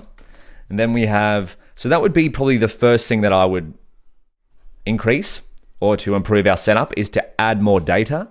And of course, if you wanted to, you could go into Torch Vision datasets, download the entire Food 101 dataset. This is an extension you can try out. And if you do, please let me know in the GitHub discussions. I'd love to see it. And then there was a few techniques such as gradient clipping. So gradient clipping is prevent gradients from getting too big. And in fact, a few techniques I tried before that, and that's learning rate warmup and then learning rate decay. So these three, I'm just going to write here, prevent underfitting, which is more data technique usually. And these prevent overfitting. So learning rate warmup, start with a low learning rate and increase to a base learning rate. And then learning rate decay, as your model gets closer to convergence, start to lower the learning rate. So just like when you're reaching for a coin at the back of a couch, the closer and closer you get to that coin, you want to take smaller and smaller steps. That's the idea of learning rate decay. Now, if you wanted to find out more about these, you can always search PyTorch technique name, such as PyTorch learning rate decay, and see what comes up. There's plenty of guides for that. But we've talked about underfitting and overfitting. Let's now see, we can kind of infer what our model is doing in terms of underfitting, plotting loss curves for our model. One of the best ways to see if a model is underfitting or overfitting is to plot a loss curve. So let's do that for our VIT model. So from helper functions, import plot loss curves. And we can go plot loss curves on results. It's going to give us, oh, what did we get? Oh, typo here. Did you catch that? Oh, okay. So our loss curves are kind of all over the place. At least the training loss is going down, but then it kind of flattens out. The test loss is, well, we've got a mountain of test loss. We want that mountain to be the other way. And then the accuracy, well, there's not really much going on there either. Now, these could improve if we increased the amount of training time, but what do you think? Is our model overfitting or underfitting? Overfitting or underfitting? Well, it's actually quite hard to tell, but for me, I would say that it's dramatically underfitting, and it's also overfitting because the training loss goes down and the test loss stays up. Recall that the ideal model, or the Goldilocks model, is that the loss and training, or train and test loss, go down in a similar fashion. And do you recall the technique that we used in section 6, and it's kind of revealing itself here, which helps to deal with overfitting and both helps to deal with underfitting? Transfer learning. And then we have transfer learning as well. So we've got some loss curves here where our model is basically underfitting and overfitting. What do you think could improve this? We could, of course, try with more data, but what if we didn't really have more data? What if we were stuck where we're working on Food Vision Mini and the company or the startup we're working for is like, well, we've only got 225 images. What are the best results you can get with just those images? Well, the technique I'd be looking to use is transfer learning. So that's what we're going to cover in the next subsequent videos, but you might want to give this a shot yourself before we do. So all the techniques that we're going to use are in PyTorch transfer learning. See if you can make a feature extractor model using, let's go to Torch Vision. Let's find out, is there a pre-trained vision transformer here? We've built our own from scratch, but perhaps we want to look for a pre-trained one. So we'll come down to classification models. Vision transformer, here we go. Okay, we're on a bit of a roll here. VitB16, that's the model that we built. So, all right, we can use VitB16 weights. So they're going to be trained on ImageNet 1K V1. Okay, so it gets some pretty good results. These weights were trained from scratch by using a modified version of DEETS. So that's Data Efficient Vision Transformer training recipe.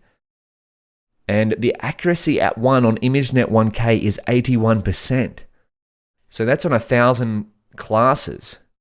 And the image size is 224, 224. Okay, well, my challenge to you is to see if you can use these weights and train a feature extractor model on our Food Vision Mini data.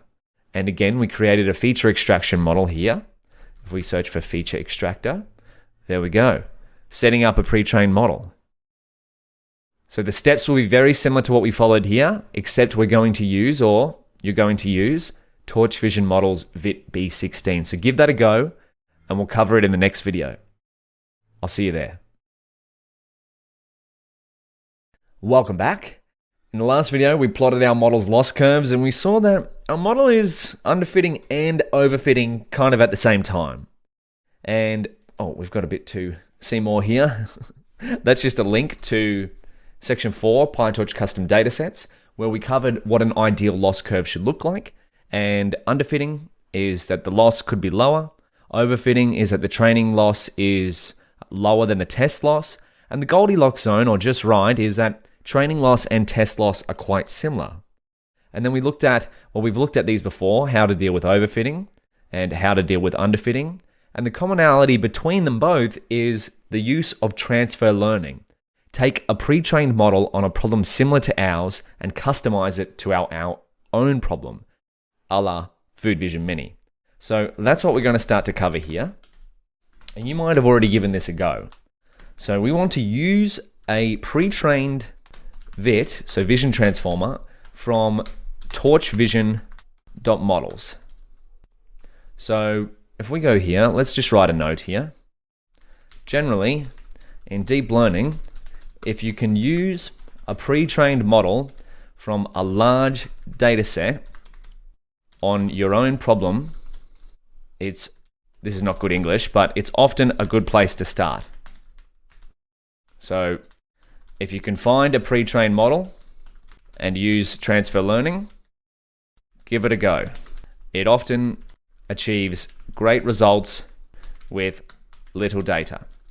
Now, I say often because it's not always going to be the case, but transfer learning, as we saw back in chapter number 6, that is, it does get pretty good results pretty quickly on our Food Vision Mini problem. Now, what if we tried to use a pre-trained vision transformer? Instead of in here, we used an efficient net B0.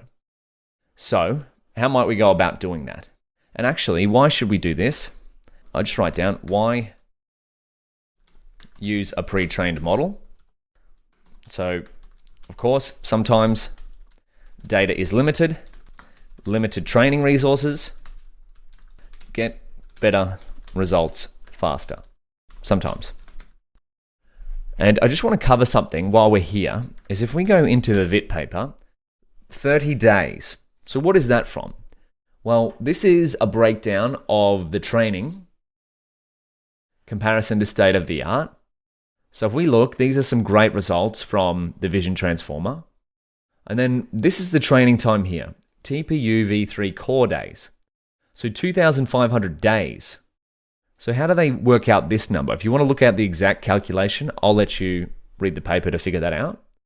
But if we go down, here's a line. Finally, the VIT-L, so VIT large, 16 model, pre-trained on the public ImageNet 21K dataset performs well on most datasets too, while taking fewer resources to pre-train. It could be trained using a standard cloud TPU v3 with 8 cores in approximately 30 days.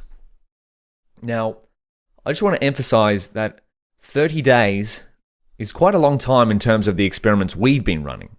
But when you start to build extremely large machine learning models, 30 days is actually a small amount of time. Like there's one model that was recently published was Hugging Face Bloom, and I think this took almost 6 months to train.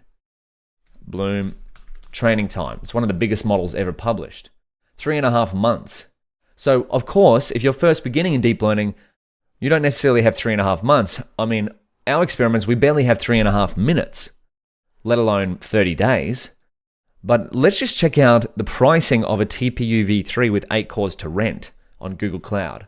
So if we go Google Cloud, TPU v3, or TPU v3 pricing, let's see how much 30 days of a TPU v3 with 8 cores would cost us. So TPU pricing, TPU, do we have cores? Here we go. TPU type v3, v3 cores, 8 cores, which is exactly what we had here, 8 cores. So 30 days, how much does it cost to rent one of these for 30 days? If we wanted to rent it on demand, $8 an hour. So let's do a quick calculation. So cost of a TPU v3 for 30 days. So we want 30 times 24 times 8 US dollars. Cost equals print. Cost of renting a TPU v3 for 30 straight days is cost. And we want to go US dollars. 5,760 US dollars. Oh my goodness. And of course, it'd be a little bit cheaper if you got it it'll be about a third of the price, thereabouts, if you got it at the preemptible price. But still, that is very prohibitory for a lot of people out there, especially if you're just beginning with deep learning. So, of course, you may one day get to that stage of training such big models. But for now, we want to work quickly. We want to keep our experiments going. We want to utilize the free resources that we have access to, such as, how big is our GPU? A 12 gigabyte GPU, or maybe mine's 16 on here because I'm using Colab Pro. We only have one 16 gigabyte GPU. So wherever we can get better performance for less time and less cost, we should try to use that. So pre-trained model, the original VIT was just under 6,000 US dollars if we're taking the price of Google Cloud right now. With that being said, let's start to import the libraries we need to use a pre-trained model. So the following requires Torch Vision 0.12 and Torch plain PyTorch 0.12, and we're using Torch Vision 0.13 plus now because there's a new API as of 0.13 for pre-trained models, which is very helpful. So import Torch Vision, and print Torch _version, just to make sure we've already done this right at the top, but We're just going to do it anyway to make sure. Beautiful. Now we're going to set some device agnostic code, just because we're starting to train a new model here. So we don't have to do this, but I'm just doing it for completeness. So we go through all of the steps that we do if we were just setting up a model from scratch. Device. Now what can we do? So we want to get a pre-trained weight. So get pre-trained weights for VIT base. And now the beautiful thing as well for Torch Vision models is we're not limited to VIT base. So if we go to Vision Transformer, they have VIT L and VIT huge as well if we really wanted to. But we'll just stick with VIT base to begin with. So how do we get these pre-trained weights? torchvision.models.vitb16 weights. Let's just copy that into here and see what happens. I'll call this pre-trained VIT weights so we know that they're pre-trained. This has been weights that are pre-trained on ImageNet. And we'll get default because default equals best available. So if they ever get updated, we'll use the best available. And finally, we want to, well, not finally, we've got a few more steps. VIT model instance with pre-trained weights. So we'll go pre-trained VIT equals torchvision.models.vitb16, and we'll set the weights equal to pre-trained VIT weights. And of course, we're getting, we'll send that to the target device actually, and we're getting these or this from here. VitB16, we're setting the weights. And if we come back, what else do we need to do? Well, let's just have a look at our pre-trained VIT, hey? So we should, yeah, there we go. We're downloading some weights from PyTorch. And here we go. We've got a pre-trained VIT, which looks very similar to the model that we created from scratch. Now, this is an architecture that's been built by the PyTorch team. So you can inspect that if you want and compare it to our own. But what are we trying to do with a feature extractor model? We want to have our own input data, and this is an efficient net B0 architecture. We covered this back in PyTorch Transfer Learning. We want to keep the backbone frozen, but change the output head to our own problem. So let's have a look at what that might look like. So we want to freeze, well, it looks like the Vision Transformer only has two major parts. And the heads layer, So before, for efficient net, we could freeze the parameters. So what we might do is freeze the features section. Let's freeze the base parameters. So we'll freeze everything. Freeze the base parameters. So for parameter in pre-trained VIT dot parameters, we can freeze them so that their gradients don't update during training by switching their requires grad to false. Wonderful. Now let's just get a summary of our model to see what's happening, and we can use this summary code here. So this is from section 8.1. Then of course we can just jump back to where we were by going down to here. That's part of the reason we create headings. Let's check out our pre-trained VIT. Wonderful. So there's the architecture for the pre-trained VIT, but all of the layers are untrainable. So we have to replace the header here with our own custom layer. So total parameters 865, 67, 656. Now that is because it has 1,000 classes.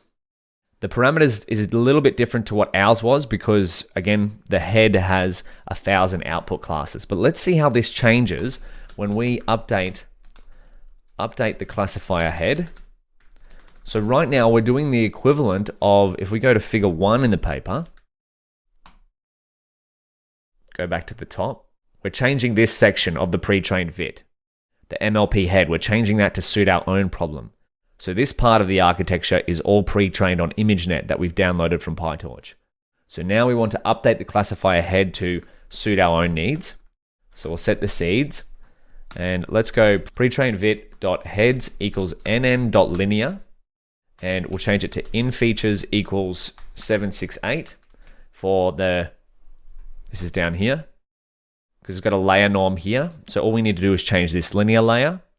So the embedding size is going to be 768, and the out features is going to be what? The length of our class names, which will be 3. And let's see what happens here. We'll make sure it's on the same device. Let's see what happens here to the output of our summary. There we go. Now we've got 3 output classes with 2,307 trainable parameters, and we have 85800,963 total parameters. Only 2,300 of them are trainable, because why? All of the parameters here have been pre-trained on ImageNet and we've frozen them. So we're going to feature extract the image representation from these base layers and feed it into our trainable top layer. So if we compare this value here to our own custom VIT, what do we get? We've got the exact same number. Look at that. The VIT that we built is the exact same. So this is number of parameters in pre-trained VIT. Numparams is the exact same as our custom implementation. So look at us go. We're building the same type of models as the PyTorch team are building. How cool is that? Another note while we're here, I'm just getting excited, is that Facebook AI recently published a blog post all about the vision transformer. So if we go to their blog, so if we look into here, so they used a vision transformer for object detection. So this is the beauty of this vision transformer architecture. So Meta AI is sharing new research on vision transformers for object detection. So now that we've built the baseline vision transformer, you can look at these things and go, I've built a vision transformer with PyTorch. I wonder how I could build something like this. Let's jump back. Let's not stop there. What are we up to? We've got our pre-trained VIT. Okay, I think we can start to set up some training code. How about you give that a shot? So we've got our pre-trained VIT. All we want to do now is train this in the same way that we've trained our model up here above. We can use a very similar setup, and then we want to see how does the pre-trained model perform against our own model trained from scratch. Do we prevent overfitting, sorry? Give it a shot, and we'll do it together in the next video. Welcome back. In the last video, we set up a pre-trained vision transformer and adapted it to be able to be used with our food vision mini problem. And what we're trying to do here is see if we can leverage the benefits of using a pre-trained model. Because in our case, our data is quite limited compared to the original VIT paper. We only have 225 images. So of course we could try to increase that, but using a pre-trained model is probably quicker than collecting more data. And then we have limited training resources. We only have 1 GPU. And then hopefully, as we've seen before, we can get better results faster. So let's see if that holds true. We'll go down here. We need to start preparing. So preparing data for the pre-trained model, pre-trained VIT model. So this is, I believe, 10.3. Because why? What do we need to pre-train? And I'm just going to put up here, this can be 10.1. Just adjust some of our headings so we can break the notebook down. And then we'll go here. This can be 10.2. 10.2, prepare a pre-trained VIT for use with Food Vision Mini. Turn it into a feature extractor. Wonderful. So preparing data for a pre-trained VIT model is, we need to write down, when using a pre-trained model, you want to make sure your data is formatted in the same way that the model was trained on. So we can look that up in here, in the model page for the Vision Transformer, VIT B16, which is the one that we built, VIT base with a patch size of 16. And we've got the recipe, that's the training recipe. And here we go, the inference transforms are available at vitb16weights.imagenet1kv1.transforms and perform the following pre-processing operations. So we can access these using the transforms method. So let's try that out. We've done this before. So we want to get automatic transforms from pre-trained vit weights. So let's have a look at this. So vit transforms equals pre-trained vit weights dot transforms. And let's have a look. Vit transforms, do we get what we need? Beautiful. That's exactly what we need. Image classification, crop size, resize, mean, standard deviation. These are very similar to the transforms we created right back up here. Except these are, we get them automatically from the pre-trained weights, so we know we're using the right transformations. Now let's set up some data loaders using these transformations. And we'll go train data loader, pre-trained, and test data loader, pre-trained, and class names. We can recreate this variable even though we've already got it. We'll use our ever faithful data setup.create data loaders, and we can pass in the train dir. We should have the train dir still saved as a variable. So let's just check train dir, test dir, and we're getting this function here, create data loaders, from going modular. We created this back in section 5 or chapter 5, going modular, import data setup. And then train dir is going to be the training directory. The test dir is going to be the test directory. Transforms is going to be equal to vit transforms.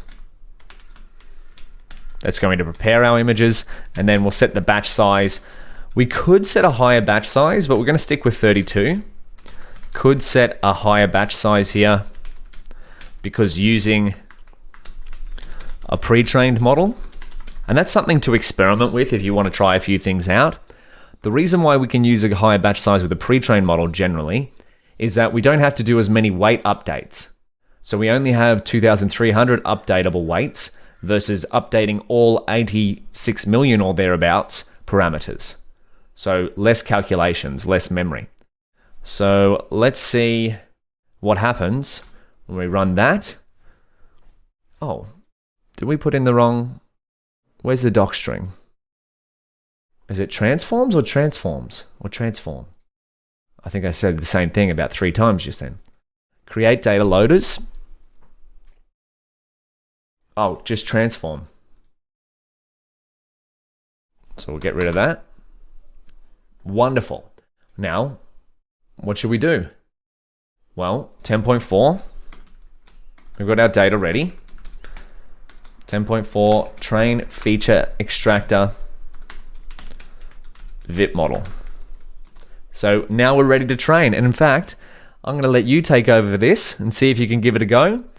Set up some training code for our pre-trained vit, and it should look quite similar to what's going on here. So try that out, and if you do, how does it perform against our own custom implementation? Let's find out together in the next video, hey? Welcome back. In the last video, we prepared our data to be used with a pre-trained vit feature extraction model, and I issued you the challenge of training it. How did it go? I hope you tried it out. If not, let's now do it together. Let's see if we can outperform our custom built model. Import engine, and we're going to create an optimizer. Create optimizer, and we'll create a loss function while we're here. In line with the paper and in line with what we've done before, we're going to stick with the torch.optim.atom optimizer. Lots of typos here. We'll optimize the parameters of our pre-trained vit. .parameters. Of course, there will only be the trainable parameters in the head layer, so the classification layer. We'll set the LR to 1E-3, and we'll create the loss function, which is going to be torch NN cross entropy loss for multi-class classification. And now we have trained the classifier head of pre-trained vit. Let's adapt this pre-trained vit to our own food vision mini problem. Let's set the seeds. We'll go pre-trained VIT results equals engine. So we're importing our engine function or our engine script, and then we can leverage the train function here. Model is going to be our pre-trained VIT. Then we'll use the train data loader parameter and pass in train data loader pre-trained, because this training data loader has been formatted with a transform that is associated with our pre-trained VIT. We got that from here. And then we can do the same with the test data loader to make sure our data has been formatted in the same way that our pre-trained model has been trained on. And then we want to pass in the optimizer. Loss function equals loss function. Epochs, we'll use 10 as well, just as we did above. And then we'll set the device to the device, which is of course CUDA. Now, are you ready? We're going to train a pre-trained VIT model, or just the feature extractor version, on our Food Vision Mini data. Do you think it'll beat our own custom VIT? Let's find out in 3, 2, 1, model training. Okay, good. No errors so far. This should be quite quick because our model is pre-trained and it's only updating a certain number of parameters in the head layer. Oh my gosh, we're at 90% accuracy already. And 95% accuracy on the training data set, 97. The loss is going down. That's exactly what we're after, 92.8. Oh, we drop down to under 90. Or lower again. Oh, back up near 94. And we finish, oh my gosh. The loss has gone in the right direction on that. Well, okay, so it looks like a pre-trained model has performed far better so far than our own custom implementation and quicker. So 3.3 seconds per iteration. And we have, what did we get before? 5.45 seconds per iteration. And we finished with an accuracy of 26%. Oh my goodness. Well, let's plot some loss curves and get visual. Let's see what's going on. I think this might be our best performing model yet. So I think we're up to 10.5.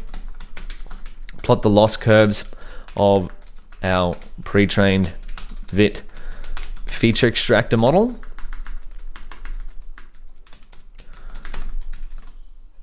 So we've got pre-trained VIT results. I'll just copy this in here. And so we can go from helper functions,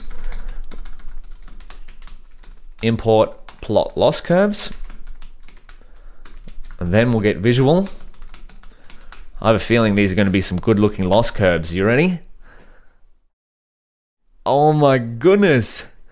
Don't they look good? So the loss is going in the direction we want and the accuracy is going in the direction we want as well. So if we go back to here, are they some good looking loss curves? So they're not exactly in the Goldilocks zone, but they certainly look much better than what the ones we got before. So I'll let you have a think about how we might even improve these even further. The number one thing would probably be what we've discussed before, and that is, we go back up here, this one, more data, because that's generally the best way to improve a deep learning model. But for now, those are some pretty darn good results. And I hope you're also now seeing the power of transfer learning, is that we spent a fair bit of time replicating a vision transformer architecture from scratch, but within one section, and in fact, probably, I would say maybe 20 lines of code total. We're a little bit verbose, so maybe you could do less. With 20 lines of code and the power of Torch Vision.models, the pre-trained models and pre-trained weights, we got some outstanding results using transfer learning on a small amount of data. And in fact, there's some other weights here that you could try that get even better results on ImageNet. In fact, I'm going to set that as an exercise for this, is to try out the swag weights. And you can read on how the swag weights were obtained there, but it's going to be a very similar process to what we've just done. But if you go back to PyTorch Transfer Learning, there are several other places to find pre-trained models for your problem. And you can get great results, as we've just seen, with small amounts of data. So the PyTorch domain libraries, Torch Vision is what we just used. Hugging Face Hub is another great place. There's datasets there as well. The TIM library for PyTorch image models. So if we click on that, that's available on GitHub. That's got a lot of pre-trained vision models there. And then, of course, there's papers with code, which is state-of-the-art machine learning research with code implementations attached. So with that being said, I think there's one more thing for us left to do. Or actually, maybe two. Yeah. So since we've got a pretty good performing model here, we've seen the loss curves, how about we save it? So 10.6, is that what we're up to? 10.6. We'll save our best performing VIT model. So that's my challenge to you. Save the best performing VIT model, which will be the pre-trained VIT model, performed better than our custom built one trained from scratch. And then we're going to inspect how big the model actually is. Because although this model may be the best performing we've got, its file size may be too big for us to deploy it. And we'll see what I mean by that later on. I'll see you in the next video. Welcome back. In the last video, we saw that our pre-trained VIT feature extractor model got some outstanding looking loss curves, but now it's time to save it. Because if we've gone, you know what, this is pretty good, let's see if we can save this model and use it in our Food Vision Mini application. If we wanted to, say, deploy it to a mobile application or a web browser to allow people to take photos of food, and our model says, hey, you're eating a pizza, or hey, you're eating some sushi. So let's keep going here. Save our best performing VIT model. If we go, now we've got a model that performs quite well. How about we save it to file and then check its file size.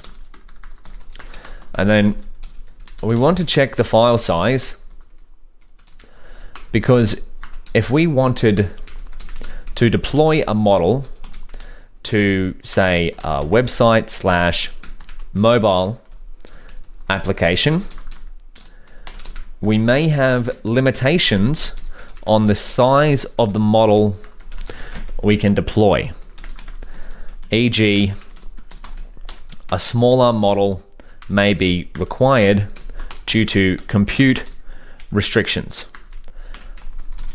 So in the world of machine learning and deep learning, generally the bigger the model, the better. But when you want to work with, say, a mobile device or a web browser, there may be some compute restrictions. So right now we've got a 16 gigabyte GPU powering our Google Colab instance. But if we were to work on a mobile device, we might not necessarily have a 16 gigabyte GPU. So let's save the model. We've got a utility function to save our model. We can, from going modular, import utils, and then we can call utils.saveModel. Then model equals our pre-trained VIT, and then the target dir can be equal to models, and then finally we can give it a model name. What should we call it? Model name equals 08 underscore pre-trained VIT. So 08 is for section 08 that we're up to, chapter 08 of the Learn PyTorch course. Feature extractor, pizza, steak, sushi .pth for PyTorch. And then if this all works, there we go, saving model to models, 08 pre-trained VIT feature extractor, pizza, steak, sushi. Wonderful. And then if we look over here, we should have models. There we go. That's exactly what we wanted there. And so now we've got it saved, we can use a couple of functions from Python to check its model size. So let's use the pathlib library, import path, get the model size in bytes. Then we can convert it to megabytes. So let's go pre-trained VIT model size equals path, and then we can pass in the file path, the model that we just saved, and then we can get some stats from it, .stat, and we'll get .st size, which is going to give us the file size in bytes. And then I'm going to divide this by 1024 to roughly convert it to megabytes. Print out here, pre-trained VIT feature extractor model size, pre-trained VIT model size, and this is going to be megabytes. So let's have a look at this. Oh, what did we get wrong here? Oh, this is under models. So I should have copied in this. Models.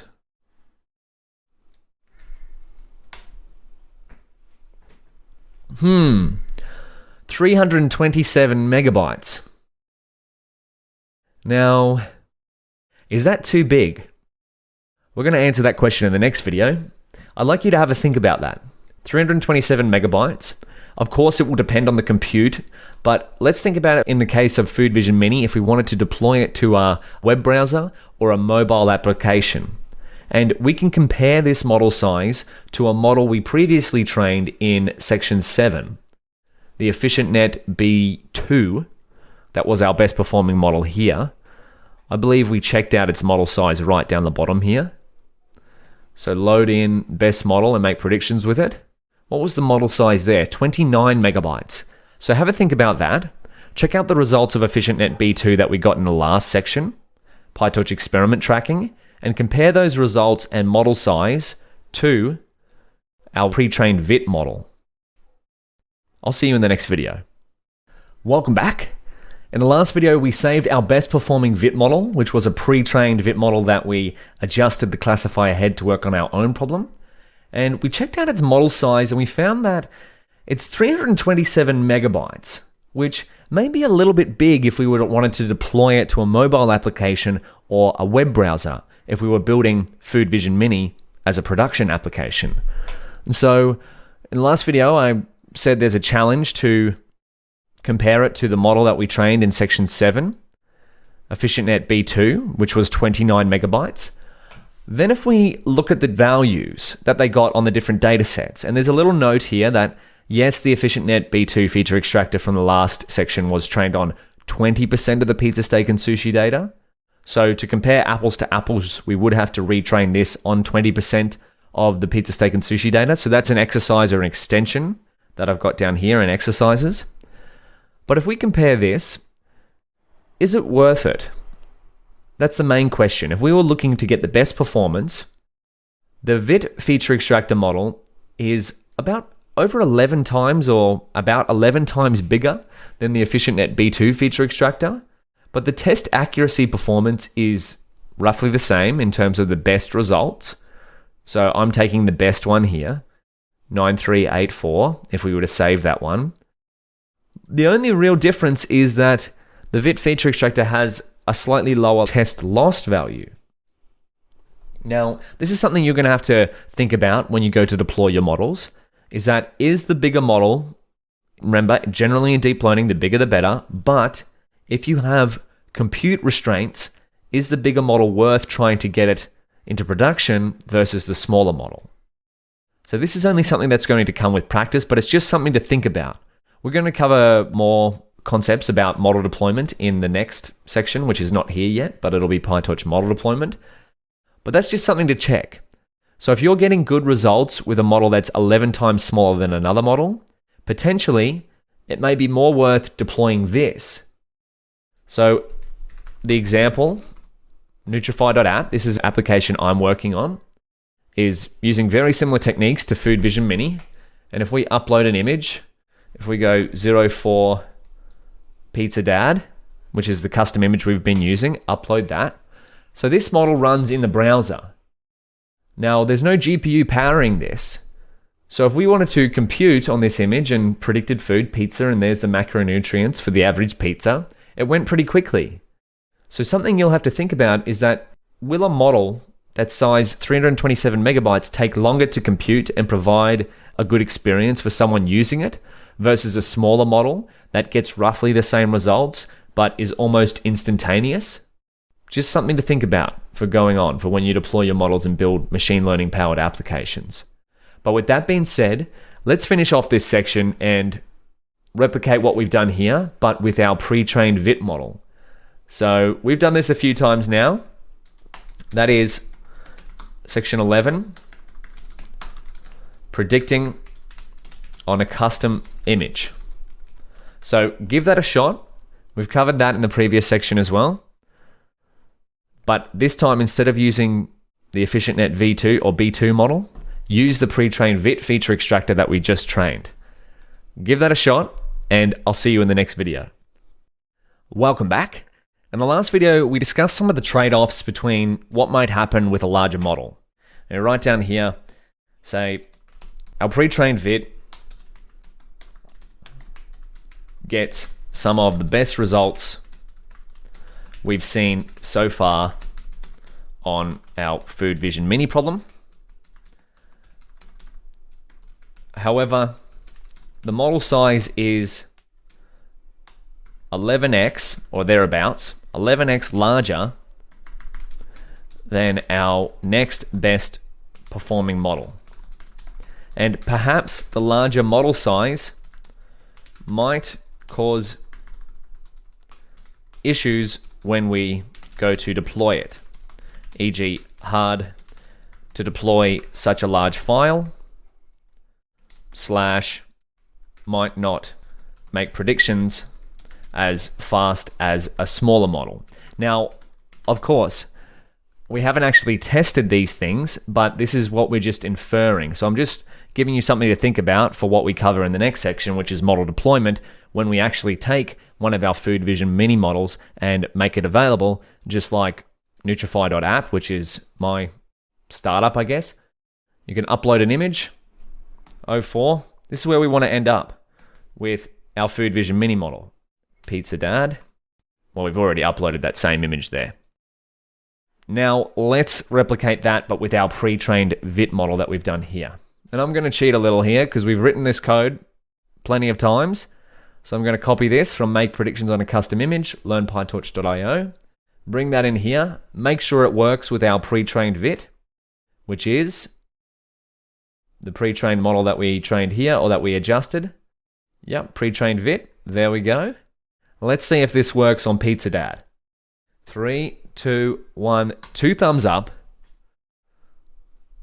It's downloading the image. Ooh, look at that. 2 thumbs up.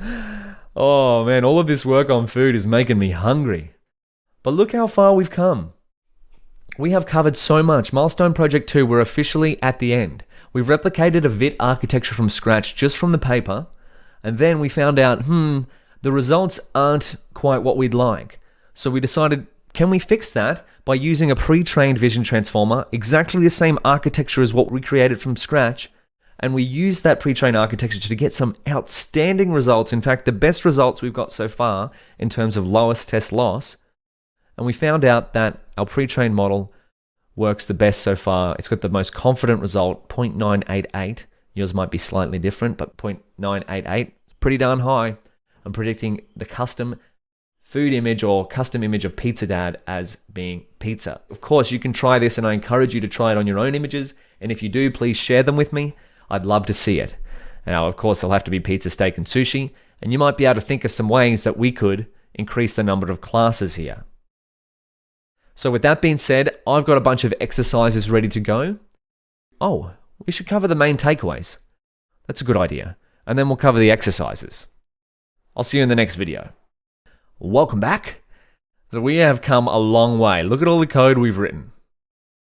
Oh my goodness. Replicating a machine learning research paper from scratch with PyTorch. But now we have some main takeaways.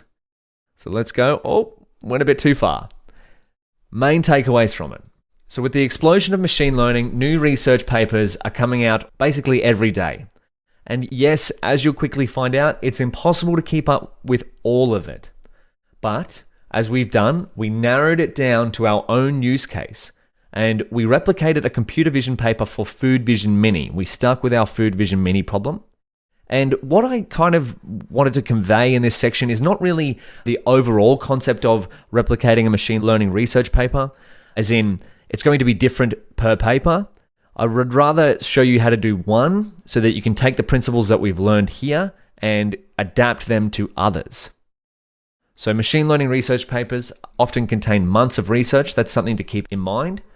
We've seen this before, but this beautiful piece of research is from a group of 12 wonderful people from the Google Research Brain team. So it makes complete sense if a lot of what we've covered in here doesn't quite make sense the first time. I've read this paper probably a dozen, or maybe that's too many, 6, 7 times now. And every time I do, I pick up something new. So the only reason we were able to go through all these steps is because I've had practice reading research papers like this and translating them into code. And eventually you'll be able to do the same thing too. So if we come back, and the goal of paper replicating is to do exactly what we did. We turned text, math, and images into usable PyTorch code. So we could in fact save our Vit.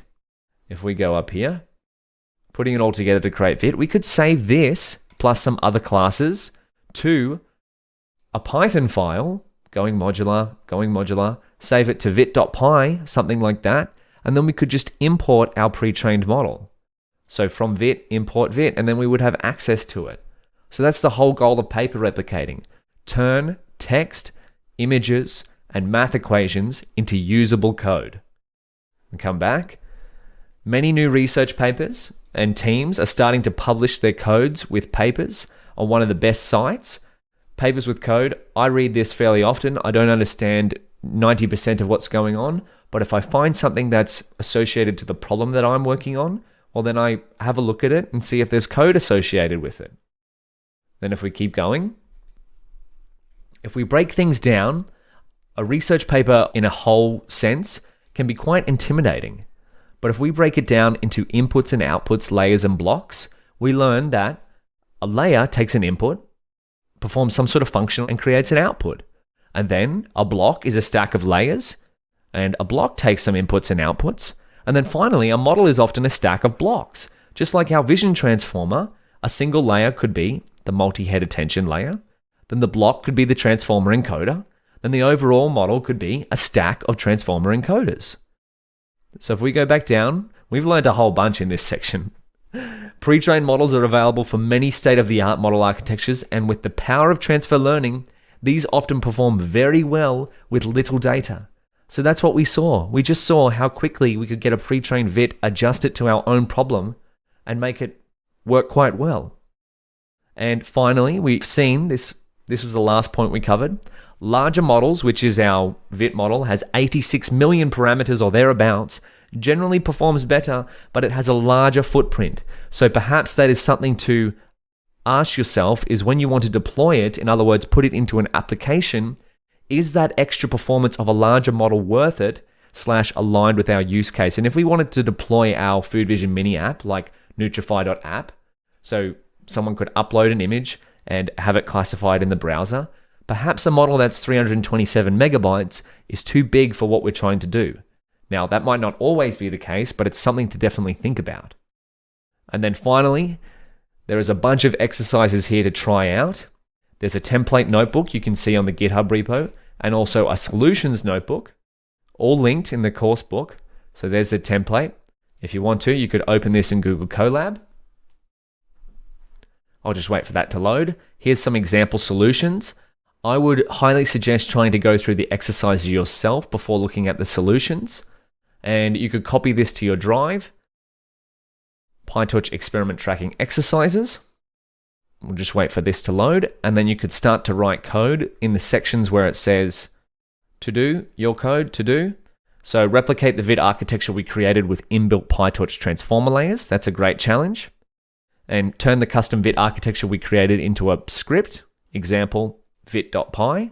And if you want to see an example of me going through these exercises, you can come into extras or solutions, and then there's a video here of me going through the exercises live, so you can see all of the errors and whatnot and how I might approach them. So that's available on YouTube as well. And then finally, if you would like to learn more about the things that we've covered, because there were a lot of things that we just kind of went quite quickly through because we were focused on writing code, but there's Vit PyTorch repository, PyTorch's own implementation of the Vit architecture on GitHub. There's the fantastic blog post that describe more about what's going on behind the scenes for attention and transformer models from Jay Alamar. If you want to learn more about layer normalization, Ardrish Day, there's a fantastic write-up of layer normalization here. And then if you want to keep going with attention, there's the original paper, Attention is All You Need. And finally, Yannick Kilcher's YouTube channel is a sensational resource for visual paper walkthroughs. And there's one for Attention is All You Need. And of course, an image is worth 16 by 16 words, which is the paper that we replicated in this section. Now, Congratulations for making it through PyTorch paper replicating. This was the biggest section of the entire course. So pat yourself on the back, and I think it's time to celebrate. So if you've got a partner, take them out dancing. You can tell them all about the Vision Transformer architecture. And if you're single, well, take yourself out dancing because dancing is fun anyway. I'll see you in the next chapter. Hello, and welcome to Model Deployment with PyTorch. Now, this is a very exciting part of the course because it is Milestone Project 3. So we're going to be building upon everything we've learned so far, and we're going to deploy, we'll see what that means in a second, a PyTorch machine learning model. So let's start off how we always start off. Where can you get help? Now, of course, follow along with the code. If ever a project to experiment on, it's with model deployment. So if in doubt, run the code, try it for yourself, press Shift, Command, and Space to read the doc string. If you find that that's a bit hard to read, I do quite often, search for it. You'll find the PyTorch documentation or the PyTorch forums, then try again. And if you're still stuck, of course, head to the GitHub discussions page where you can ask a question there, and then someone from the course or myself will help you out and answer it. So let's jump back. Now let's answer the question, hey? What is machine learning model deployment? Well, I define machine learning model deployment as making your machine learning model available to someone or something else. Now, what does this mean? Making your machine learning model available to someone or something else. So let's see an example, hey? Let's say we had some data, various kinds of input, such as rows and columns or images, and we passed it to some kind of model here. Then we have some sort of outcome, and we have someone else or something else. Now, of course, these can mix and match, but in the case of Food Vision Mini, where we've been working on a computer vision model to take in images of food and then classify them into something, such as pizza, steak, sushi, so that someone could use it on a mobile device and take a photo of their food and then learn about it. So in this case, our model deployment would be for someone else. We want someone else to directly interact with our model. Whereas, in the case of maybe you have some financial transactions, and you build a model on that, such as XGBoost, and that model is used to detect whether the transaction is fraudulent or not. So it would be classifier. So if you swipe your credit card, maybe there's some model on the back end of the transaction system that goes, hey, this credit card is legit, let's let the transaction go through, or perhaps it's a stolen credit card and it blocks the transaction. So in this case, it would be something else, because the model is being used by another app or program, such as a database or something like that. But of course, as you can see, these can mix and match, because really this model here is also interacting with someone else, because we would experience it if the transaction was blocked, if we were trying to purchase something. And this here could also be used by another program if, say, for example, you wanted to track the images where your computer vision model, our Food Vision Mini model, was wrong. Say it predicted sushi instead of steak. It might go to another program which would update the data set on the back end. So machine learning model deployment is getting someone else to interact with your model or something else, such as another app or program. Now you might have the question, why deploy machine learning models? Well, we've gone through some use cases already, but the number one reason is it's fun, and here's one of the most important philosophical questions in machine learning. If a machine learning model never leaves a notebook, does it exist? Meaning, so far the models that we've built, we've only had access to them ourselves. No one else has been able to access our models. So if our machine learning model, if we train a model in a Colab or Jupyter notebook and no one else ever uses it, did the model actually exist?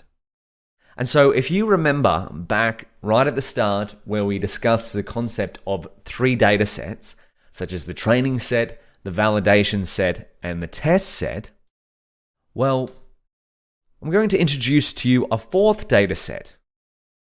So we have 4 data sets now. So the training set, validation set, and test set generally take place in a notebook/local environment or Google Colab. But now we have a fourth data set, and that is the real world. So ideally, why are we training machine learning models? Well, of course, it's nice to get good metrics on the training set or the validation set or the test set, but truly, if you're like me, you want to use your machine learning model in the real world. And of course, you can only test it here by deploying. You can only test your machine learning model in the real world by making it available to someone else or available to something else. So let's keep going. This is where everything's coming together. This is milestone project 3. I told you we're going to tie everything together. So this is our PyTorch workflow, one of many. We've gone through this several times now. Getting data ready, building or picking a pre-trained model, building a training loop, picking a loss function and optimizer, fitting the model, evaluating, improving through experimentation, save and reload your trained model. But now let's add another step to this. And this is look at all these models appearing all over the world. I mean, that's quite a funny shape. I believe that's Europe, and that might be Africa, South America, North America. This is step X. So I've got incremental steps here, but step X, because X is a cool number, you can substitute whatever you want. This is our deploy and monitor step. So after we've gone through all of these steps and we've found a pretty good model that's performing quite well, our next step would be to deploy it and see how it goes, monitor, as in evaluate its performance in the real world. And then we might find that, hey, once we've deployed it, we've run into problems that we didn't find in the training and test data set. So we have to collect more data or update our data set or update our model. And then we go back to this start workflow, do all these steps again, and then come back to here. And then we create this loop. Now, here's another point. We saw this in PyTorch paper replicating. This is from George Hotz, founder of Common.ai. And he wrote down in a live stream once that if you want to become a machine learning engineer, download a paper, as in a machine learning research paper, implement it. That's what we did in the last section. And then keep doing this until you have skills. So you could go through these 3 steps, but I'm going to add my own 4th step here. And that is machine learning engineering also involves building infrastructure, as in the code around these steps, around your models, /data pre-processing steps. And one of those infrastructure steps is code to deploy a model. So if we come back here to the workflow, these steps here are generally known as machine learning or data science. But then once we start to deploy and monitor our models, this is quite often referred to now as ML Ops, which is short for ML operations or machine learning engineering. And if you want to learn more about that, how can you find out? Well, you can go, what is ML Ops? Here we go. ML Ops 101, ML Ops, ML Ops, heaps of resources here. What does Wikipedia say? ML Ops or ML Ops is a set of practices that aims to deploy and maintain, there we go, deploy, that's what we're going to be doing, and maintain machine learning models in production. So production means your model is available to someone or something else reliably and efficiently. Okay, beautiful. And I've got a few resources here because this is quite rapidly evolving field, ML Ops. We're going to talk about a fair bit about it, but if you'd like some resources to learn more about machine learning engineering, I'm going to give you a spoiler alert for PyTorch extra resources. So this is the notebook that we're going to be working through in this section, PyTorch model deployment. So that's what these materials are going to be based off. You can go through that at your own leisure, but we're going to be focused on coding all the steps in here. But this PyTorch extra resources section is available here, and there's a lot of extra resources for stuff to extend the course.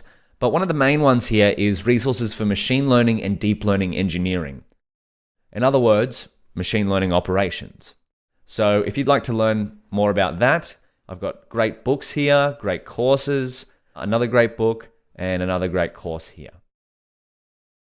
With that being said, let's keep going forward. What kinds of machine learning model deployments are there? And you know what? I think we've covered enough in this introductory video. So let's leave this on a cliffhanger, and we'll take on this question in the next video. Welcome back. In the last video, we covered what is machine learning model deployment and why would you want to deploy a machine learning model. And of course, one of the main reasons is to test on the fourth data set, to test your model in the real world. I mean, metrics on your training, validation, and test sets, of course, they're nice to see those numbers go up on a page, but it's even cooler to see your model perform in the real world. And plus, if you deploy your model to the real world, well, then you can start to find out errors that you didn't necessarily find on the training, validation, or test set. Then we looked at our PyTorch workflow and added another step here, which was to deploy and monitor. We see our model just replicating all over the world there. Deploy and monitor, and then if we find something wrong, we can update it when necessary. Then we went and reviewed the machine learning engineer steps to download a paper. We've already done that, or we've implemented the vision transformer paper. Keep doing that till you have skills, so that's going to take a little bit of practice to keep going. But then if you want to take it even further, well, the next step would be machine learning engineering. So if these steps are machine learning research, machine learning engineering would be making your research available to others. So building infrastructure, such as deployment infrastructure and monitoring infrastructure, around your models and data pre-processing steps. And we defined the workflow we've been going through as more of a general machine learning workflow to find some data and build a model to find patterns in it. But the broader workflow of machine learning operations is the extension of this workflow. So to deploy and monitor it, which is machine learning operations or ML ops, also known as machine learning engineering. And for extra resources on that rapidly evolving topic, I'd highly recommend here. This is in PyTorch Extra Resources. Here we go. So we covered a fair bit of ground in the last video. We left on the question, what kinds of machine learning model deployments are there? And so when I go to deploy machine learning models, I like to ask myself a few questions. So I start with the most ideal use case. So the question, what is my most ideal machine learning model deployment scenario? I start here and then I work backwards. Then I ask, where's my model going to go? And finally, how's my model going to function? And now, of course, there are more questions, but these are three of my favorites. So what is my most ideal machine learning model deployment scenario? Well, the ideal scenario for me would be that my model works every time, as in for Food Vision Mini. Well, that's what we're going to be doing. We're going to be working on Food Vision Mini, becoming machine learning engineers ourselves. So our ideal scenario would be that Food Vision Mini works every time someone takes a photo of food, Food Vision Mini gets it right. Is that possible? Well, this is the most ideal use case, right? And then number two is that it works very fast, as in it works at the speed of light. Why the speed of light? Well, because we're dealing with technology here, and computers can operate at their very fastest at the speed of light, because we're moving data around electronic components. We're not really going to get the actual speed of light. There's always going to be a little bit of a delay, but that's the most ideal use case. So here we go. For Food Vision Mini, it works every time and we've got the speed of light. That's our goal. So we have to start here and then work backwards to get towards here. Now next, where's my model going to go? So in the case of Food Vision Mini, what are our options? Or really, these are more general, these options here, but we're going to apply this question directly to Food Vision Mini. So where's my model going to go? On device, as in the edge, or the cloud? So on device would mean that there's a machine learning model on the actual device you're using. So in our case for Food Vision Mini, if we deployed that to a mobile phone, our model would live on that mobile phone. Whereas the cloud, what is the cloud? What is the cloud? Here we go. The cloud is made up of servers in data centers all over the world. Moving to the cloud can save companies money and add convenience for users. Beautiful. So the cloud refers to servers that are accessed over the internet and the software databases that run on those servers. So when we say, or when people say the cloud, if we deploy our model to the cloud, that just means it's on a computer that isn't the actual device that we're using. So we'll revisit these two concepts later on. And then finally, we ask the question, how's my model going to function? So we've got the most ideal use case. We figure out where it's going to go. Then we ask, how's my model going to function? And of course, you can jump in between these. There's no real order to this. Number one would be online in real time. Number two would be offline, so in a batch way. Let me give an example. Online would mean real time. We take a photo with Food Vision Mini and it returns predictions instantly. Now, offline would be, hey, maybe we take 10 photos and then we get predictions an hour later. So it does it in batch. So the main two differences here is one is real time, one is later on, has a little bit of a delay. So we've actually already been doing offline machine learning modeling for our training. We train on a batch of examples at a time. And of course, these can mix and match depending on your use case. On-device models tend to be smaller because there's not much compute on a mobile phone. So we could have one model on the device, and if it doesn't work very well, well, then it defaults to going to a cloud model because the cloud offers almost infinite compute. And then same here, we've just discussed that we could have our prediction pipeline is real time. So when someone takes a photo of food, it gives the result back straight away, whereas our training pipeline is offline. So it happens in a batch format. There's a little bit of a delay. So these are the three questions to ask. What is my most ideal machine learning model deployment scenario? For Food Vision Mini or for general machine learning models is it works every time. That would be amazing if it did. Now, of course, in the world of probabilistic models, that is very unlikely. And two, it works at the speed of light because a slow app is a boring app, right? We want our predictions to be as fast as possible. Then, once we've got our most ideal use case, it's helpful to think about where's my model going to go? Does it live on the actual device or can it live on the cloud? Well, we'll discuss this question a bit more in a second.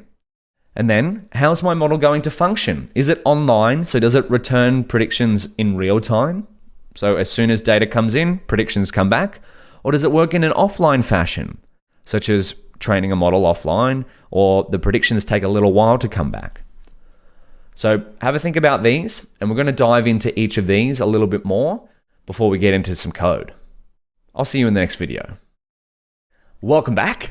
In the last video, we covered three of the most important questions when it comes to machine learning model deployment. Number one being, what is my most ideal machine learning model deployment scenario? And we discussed the options, works every time, and works very fast. In other words, the speed of light, because a slow app is a boring app. And then once we've asked that most ideal machine learning deployment scenario, or we've thought of it, we then ask, where's my model going to go? Such as on device, the edge, or on the cloud, another computer that isn't the actual device that we're using. And then finally, we ask, how's my model going to function? And this is going to be an ever-evolving process, but it's good to start off with these questions.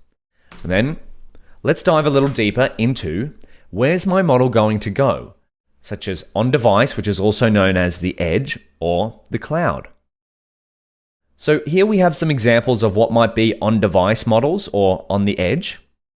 And here we have some examples of where your models might live on the cloud. So let's start with on device, on edge. So for Food Vision Mini, we'd like our model to work quite quickly. So if someone's taking a photo on their smartphone and there's a photo on their phone, do we have the time to wait, or does someone have the time to wait for that photo to leave the device and go to the cloud and then come back? Maybe they do, but in an ideal world, they take a photo and then as soon as they take the photo, they have a prediction from Food Vision Mini ready. The same thing for a Tesla car. If a Tesla car is using its autopilot to navigate the world, let's just have a look at this. We'll go Tesla autopilot. Do we get some images here? Images. There we go. There's better ones than this. There's some great YouTube videos on this, by the way.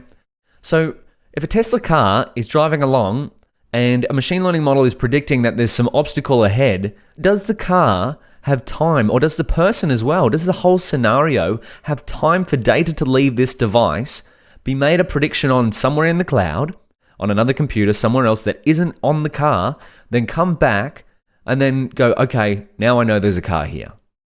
Well, there really isn't enough time for that. And hey, what if there was poor network connection? Well, then the data couldn't even be uploaded, right? So this is one of the main use cases of a machine learning model on the edge, is that when you need the predictions to happen on the actual device, there might not be an option because there's no network connection, and there might be a latency requirement because We can't wait for data to go all the way to the cloud and then come back to the car. It might crash by then. So if we go back, another use case is Apple's devices and a lot of other mobile devices just in general is text detection or a machine learning model when you take a photo. Photo is a great use case actually. There's a machine learning model that just came out and I think it's iOS 16, which is not quite out yet. Do we have text? There we go. So you can select text in a video and you can select a subject from a photo. These type of machine learning models work on device. Or if you were taking a photo and you wanted to copy the text from that, they work on device because it just wouldn't be the best use case or the best experience if you had to wait too long for this to happen. If you had to wait for this photo to go to the cloud, come back to the device, and then show you where the text is on it. That could be a few seconds. I mean, if you've ever used a mobile device, I know my patience level doesn't sort of tolerate that. So I know if I wanted to build an ideal use case for my machine learning models, I want it to be fast. So why would you use the cloud then, if we've discussed all the benefits of working on device? Well, the cloud offers you far more resources than on device, right? So Google Cloud, this is a symbol for Google Cloud, AWS, Amazon Web Services, Hugging Face, Azure Machine Learning, there's more here that aren't listed. They are basically infinite compute resources. So if you had large models that don't quite fit on a device, you could go to the cloud and have your data processed on there and then predictions returned back to the device.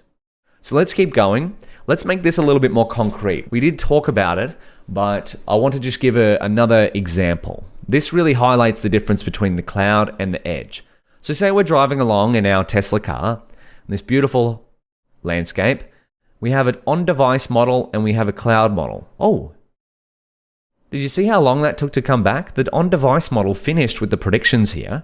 Let's go back and let's just watch this again. So our on-device model here, our computer vision model, our Tesla car is looking at the road and checking out things, finding trees and other cars. So smaller model, less performance, faster inference. And we've got predictions back. Did you notice that the small model returned the predictions faster than the cloud model? I've done this on purpose. This is only animation, but I've done it on purpose to illustrate a point. Now let's go back. We're going to go watch it one more time. This is our cloud model over here. So we have this landscape, we're driving along in our Tesla car, and then we send some data back to the cloud, and we wait for our big model to make some inference, and then we get the data back, and then, we make the inference there. But by the time we'd done that, the model that was on the car had already made some inference, had already made some predictions. So this model was on device. This is a neural network that lives on the car. All the computation is done on the car. It might be a smaller model. Now, why do I say a smaller model? Because you have compute restraints on the car. You can't have, say, let's go to Google Cloud. Let's have a look. Google Cloud compute servers. This is what you might have in Google Cloud. Something like this. You've got hundreds, if not thousands, if not millions of computers at your disposal. So you've got more compute power and you've got more storage, right? So if we come back to here, this is where we can have a bigger model, better performance, but it's going to have slower inference. Why does it have slower inference? Well, because we had to wait for the network delay for the car to upload data to the cloud, the compute to run. The compute might actually be quite fast. In fact, the network delay is usually the biggest portion of it. And then we had to wait for the predictions to come back to the car before we could make a decision or before it could make a decision. Whereas in the case of the model being on the car, it might be a smaller model because we don't have as much compute power as all of Google Cloud, but it's a little bit less performance because the model isn't as big, but it's got way faster inference because it has no network latency. So although the predictions might be slightly worse than the ones that return from the cloud, they're much faster, which in this case is in fact a requirement for, first of all, safety, and second of all, you might be driving somewhere that you don't have a network connection, so you couldn't even upload data to the cloud. So this is one of my favorite concrete use cases. Now, of course, you could do inference. These can mix and match. Inference, so making predictions, could be done on the device. So while you're driving, predictions are made on the car. Whereas when Tesla trains a machine learning model to update the predictions that come from here or come into here, it's of course going to train in some sort of cloud server because it can train a bigger model, it can use more compute, it can use more storage. So there's benefits to each of these. For inference, in the case of a Tesla car, we're probably going to go on device or edge. But for training, we're probably going to go for cloud because we have far more resources at our disposal. And let's break this down once more. So deployment location, we have some pros and cons. For on-device, can be very fast since no data leaves the device, so that's inference. In browser is another option as well. Machine learning model deploy to browser. There's a whole bunch of other options to do that. You can run it on the actual device or in the actual web browser. So you can go Onyx web time. We're going to have a look at this in a second. Web runtime. So Onyx stands for Open Neural Network Exchange. Yeah, deploy on web. There we go. Here's a tutorial. Beautiful. So I'll leave that as extra resources. We're going to cover a few more ways to deploy a model in a second. I know we're covering a lot of ground, but it's important to cover these details because these are some of the major requirements for when you go to deploy. So the cons are when you deploy a device to a device, limited compute power. So a larger model takes longer to run, or it might not even be able to fit on the device if it doesn't have enough storage. Another pro is that it's privacy preserving, so no data has to leave the device. So if you're in a region where data has to stay private, well, the data stays on the device. You never upload it to your own server. Cons, limited storage space. So yeah, these two are tied together. We discussed that one before. No internet connection required often if you're running it on device. A region that doesn't have any network connection, you can still run your machine learning models on there. And then another con for on-device is that you generally have to tailor the machine learning model to the specific device you're going to have to deploy to. For example, if you're deploying to an iPhone, you might have to build a different sort of model if you're deploying to an Android phone. Another deployment location that we've discussed is on cloud, so a compute device that isn't the actual device that's making inference. The pros? You have near unlimited compute power, so you can scale up when needed because if we go to Google Cloud Image, we have millions or thousands of computers available at our disposal. However, the con of this is that the cost can get out of hand if you don't enforce proper scaling limits. So for example, if your app suddenly goes viral and it uses 1,000 computers on the cloud that all cost $10 an hour, that's going to cost quite a bit if you go to sleep and wake up and find that your app has broken the internet. Another pro of deploying to the cloud is that you can deploy one model and use everywhere. So this is via an API. So this is counter to the device-specific skills.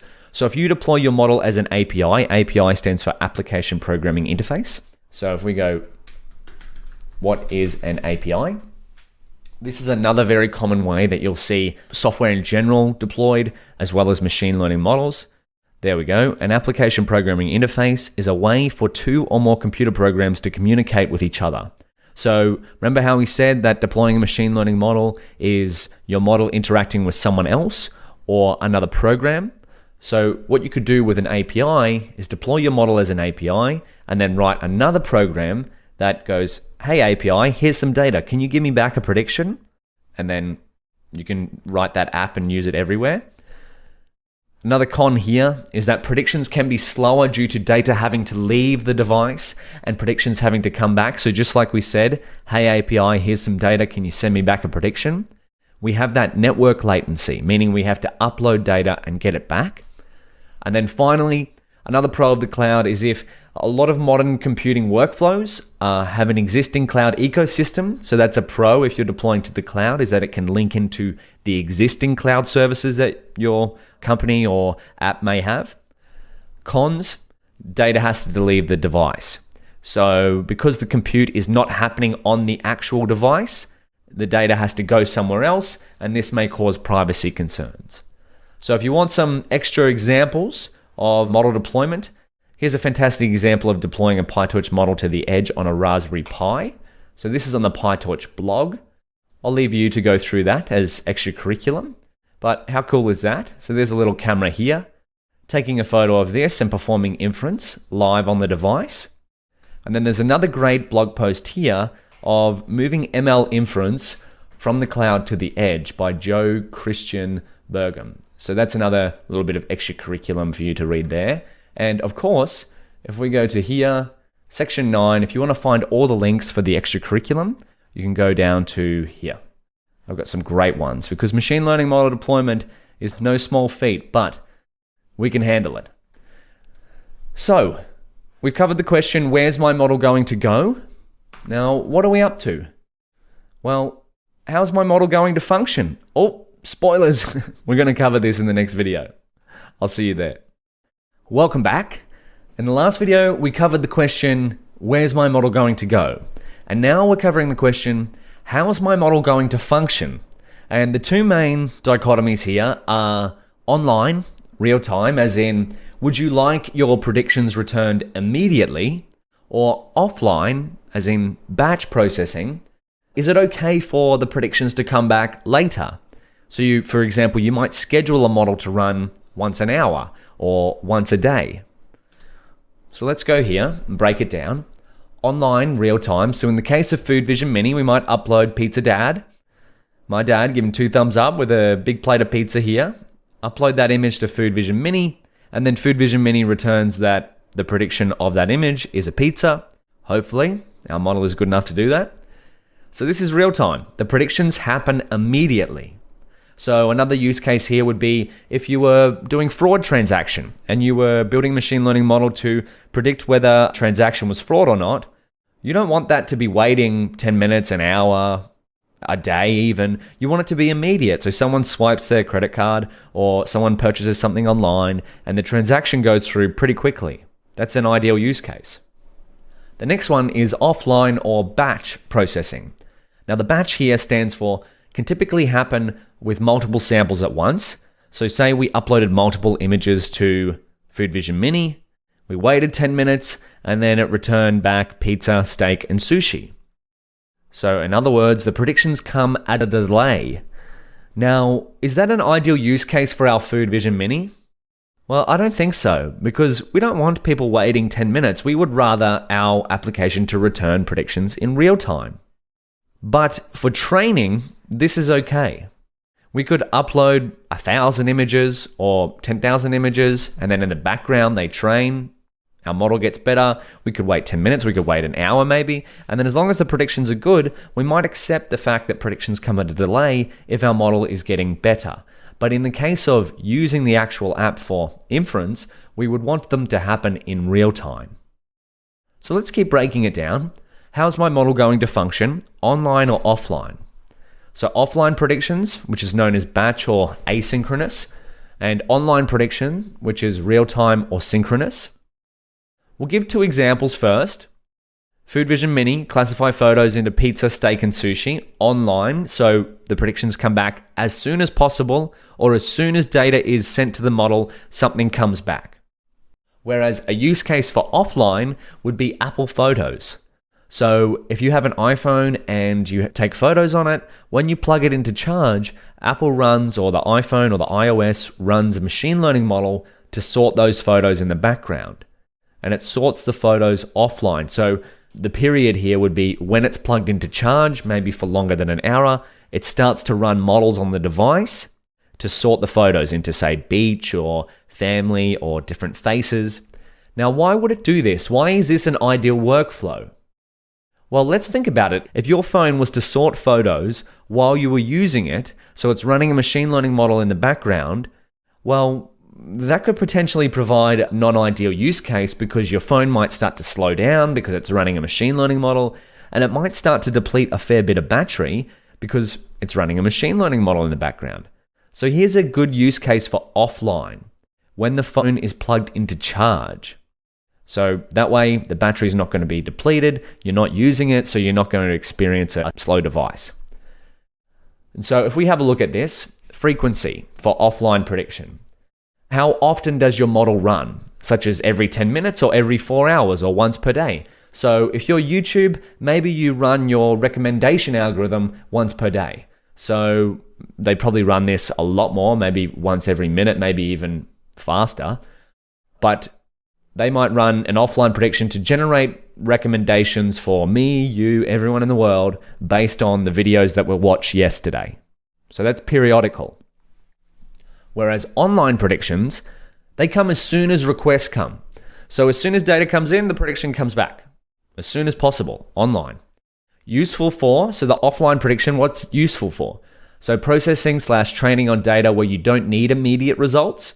So in case of Apple Photos or another photo sorting app, we don't need immediate results for our photos to be sorted. But in the case of a Tesla self-driving car, well, we want our predictions to be online. We want them to happen as soon as possible because if they don't, there might be a safety issue. So optimized here for offline prediction is optimized for high throughput. So our Photos app could sort thousands of photos in the background. So making predictions/training on many samples at a time. Whereas if we wanted to do it online, we might do it low latency. So we want fast and quick results and we want them often. An example for each of these, we've kind of spoken about this, but a recommendation engine such as Netflix or YouTube, where it could generate recommendations every 10 minutes, every 4 hours, or once per day. Apple Photos sorting app. YouTube video indexing. So if YouTube not only generating recommendations, but sort of going through a video and analyzing what topics are discussed. So that could happen in an offline fashion. And then of course, training happens in an offline manner. We've trained all of our models so far in a batch style. Then online prediction. So Food Vision Mini, we want people to be able to upload to their device and take a photo and then have the predictions come back as soon as possible. Fraudulent transaction detection. There would be no point if we wanted to buy something at a shop and then the shopkeeper's like, oh, just wait an hour. I need a machine learning model to run every hour at 9 a.m. to tell whether your credit card is fraud or not. We don't want that. Spam detection. So as soon as an email comes in or a text message and we want to know if it's spam or not. Translation. It wouldn't be that ideal if we went to Google Translate. So let's go to translate.google.com. This is an online machine learning model. So machine learning is fun. Let's translate that into Spanish. Here we go. El aprendizaje automático es divertido. So excuse me to all of the people who speak Spanish out there for my mispronunciation. That's what happens when you get an Australian accent trying to talk Spanish. Then of course we have a self-driving vision system. So it would be, again, not an ideal scenario if we had to wait 10 minutes for our self-driving car to make a prediction on what was in front of us. And I've adapted/copied this table directly from the book Designing Machine Learning Systems by Chip Hewen because I found it so valuable, especially chapter 7 in here. That's part of the extra curriculum. I'd highly recommend this book. It's one of the resources I've used a lot to learn about machine learning model deployment. Here we go. And I've also linked it here in resources for machine learning and deep learning engineering as an extension to this course. So with that being said, we've covered how's my model going to function, offline or online. And of course, we can mix and match these just like we can mix cloud and edge. But now, speaking of cloud and edge, what are some places or tools to help deploy machine learning models? Let's discuss that in the next video. Welcome back. In the last couple of videos, we've tackled the questions of where's my model going to go and how's my model going to function. And so now let's cover some places/tools to help deploy machine learning models. Now I say some because there's quite a bit more than these. And if you'd like to add some, please leave a discussion on the GitHub. But if you want to deploy a model on device/mobile or edge, you'll probably want to look into something like Google's ML Kit or Apple's Core ML for Apple devices. And then for the cloud, you have resources such as Google Cloud's Vertex AI, Amazon Web Services SageMaker, Hugging Face, Azure Machine Learning. Gradio is a great bonus that pairs well with Hugging Face. In fact, a little spoiler, that's what we're going to be using throughout the rest of this section. And then as something a bit more general solution, you can have Fast API to deploy your model as an API. Torch Serve is PyTorch's, let's just jump into it, PyTorch's performant, flexible, and easy to use tool for searching PyTorch eager mode and Torch scripted models. Oh my goodness, that is a wordy sentence there. But a PyTorch eager mode model is just the models that we've been building. Eager mode kind of stands for that if you put data in it, it returns it. Torch scripted models is another thing that you might want to look into for Torch script if you want to deploy your models. So its scripture model turns it into a Python script or something like that. Yeah, any Torch script program can be saved from a Python process and loaded in a process where there is no Python dependency. Wonderful. So if you would like to learn more about these, I would encourage you to go through the documentation. We are just covering these at a high level. The reason we're doing this is because there are a lot of different places to help you deploy machine learning models and tools, and it will kind of highly be dependent on what your use case is. For example, if you're working on food vision mining, you might want to look into these models. Or if you're working on an image generation app, you might want to look into something like this. Or if you're looking for just to try and work out how you can deploy your model as an API, you might start with Fast API, then go to something like TorchServe. And if you need your model to work almost anywhere, you might want to look into ONNX or ONNX, Open Neural Network Exchange. So if we jump into this, what is ONNX.ai? Open Neural Network Exchange, the open standard for machine learning interoperability. Now, the reason why we're covering these at kind of a high level and not diving into them is because we could spend weeks or months diving into each one of these. So I'm just kind of making you aware that these different resources are out there. And then if you'd like to learn more about them, please feel free to jump into the documentation. And of course, for different resources, you might get to one job and have to use AWS, or you might start another job and then using Fast API.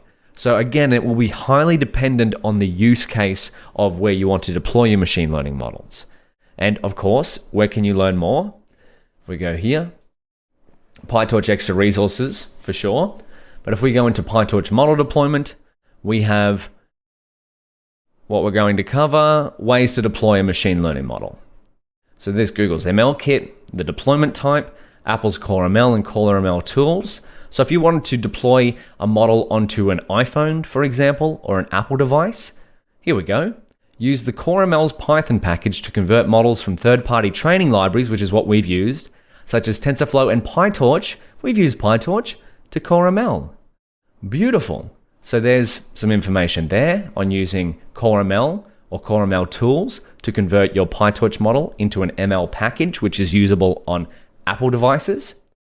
And then if we go back to here, there's also Hugging Face Spaces, Microsoft Azure's Machine Learning, Google Cloud's Vertex AI, Amazon Web Services, SageMaker. These are all cloud resources. And then the few more general ones that we've discussed here, or just really we haven't discussed much about them, I've just made you aware of them. So if you see them, you've kind of gone, oh, I've seen those things. I can use those for my machine learning model deployment. These are APIs, so an API is an application programming interface. Got that note there.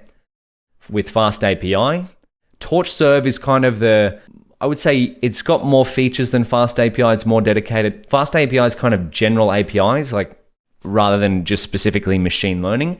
TorchServe has been built with machine learning in mind. So this one's probably a little bit more robust if you want to deploy your machine learning model as an API. And then ONNX has so many use cases, it's almost impossible to list them here. But one of my favorite ones is ONNX Web Runtime. So this is very powerful if you want to deploy your model into the browser. And there's an article here that I've linked as extra resources, which does exactly this, moving ML inference from cloud to the edge. So a little bit more to learn there. But again, we're just covering these things at a high level because it will be highly dependent on what you're going to do. And instead of talking about all of these different places and tools to help you deploy machine learning models, let's actually try one out and put it into practice. So in the next video, we're going to cover what we're doing. And there's a little bit of a spoiler here, but I'm going to save that. I'll see you in the next video. Welcome back. In the last video, we discussed some places and tools to help deploy machine learning models. Of course, this is not an exhaustive list.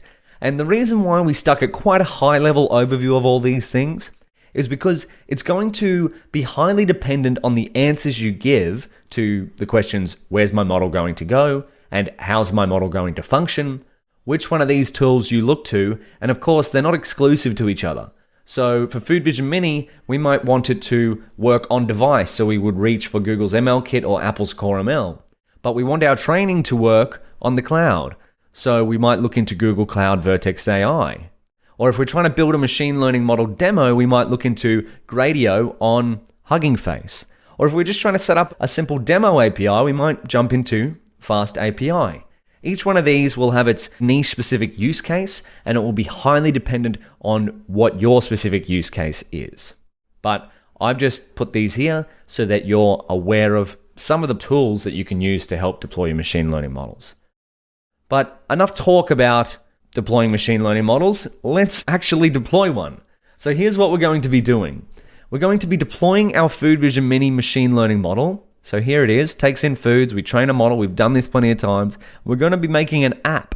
Oh my goodness, this app is already playing, it's already working. So here's it working on my phone, Food Vision Mini. Then I take a photo, that's some lunch I had the other day, that's some sushi, wonderful. And then it passes that photo straight to our model. And what happens here? I've sped this up because it had to do some network processing. Sushi, wonderful.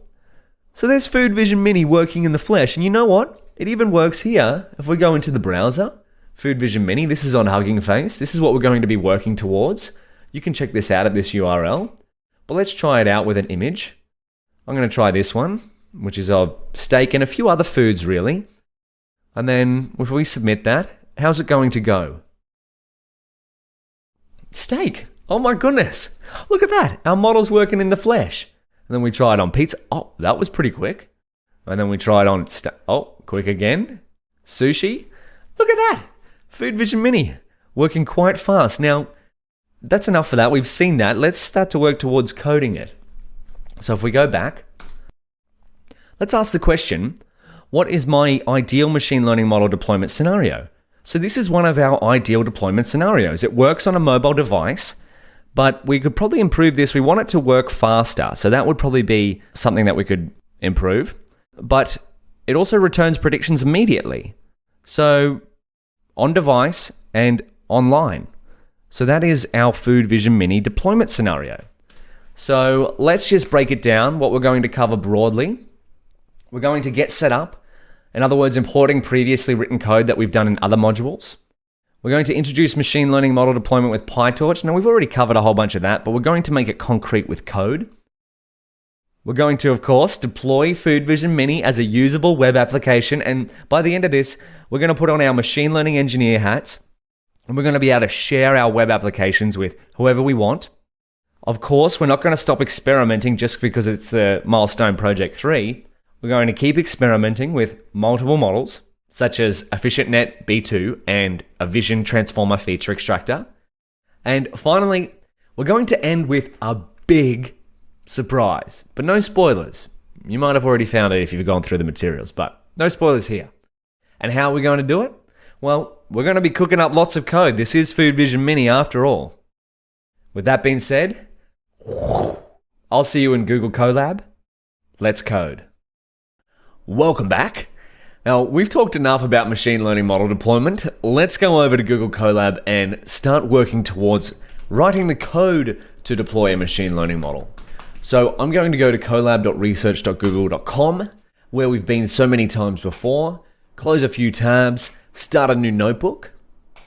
And so, of course, the notebook that this curriculum is based off is available here, learnpytorch.io. Number 9, PyTorch model deployment. So I'm just going to create a little heading here. PyTorch model deployment _ video. Just so you know that the notebooks with the video tag are part of the video. And here we go. We're going to go PyTorch model deployment. And we'll go, what is model deployment?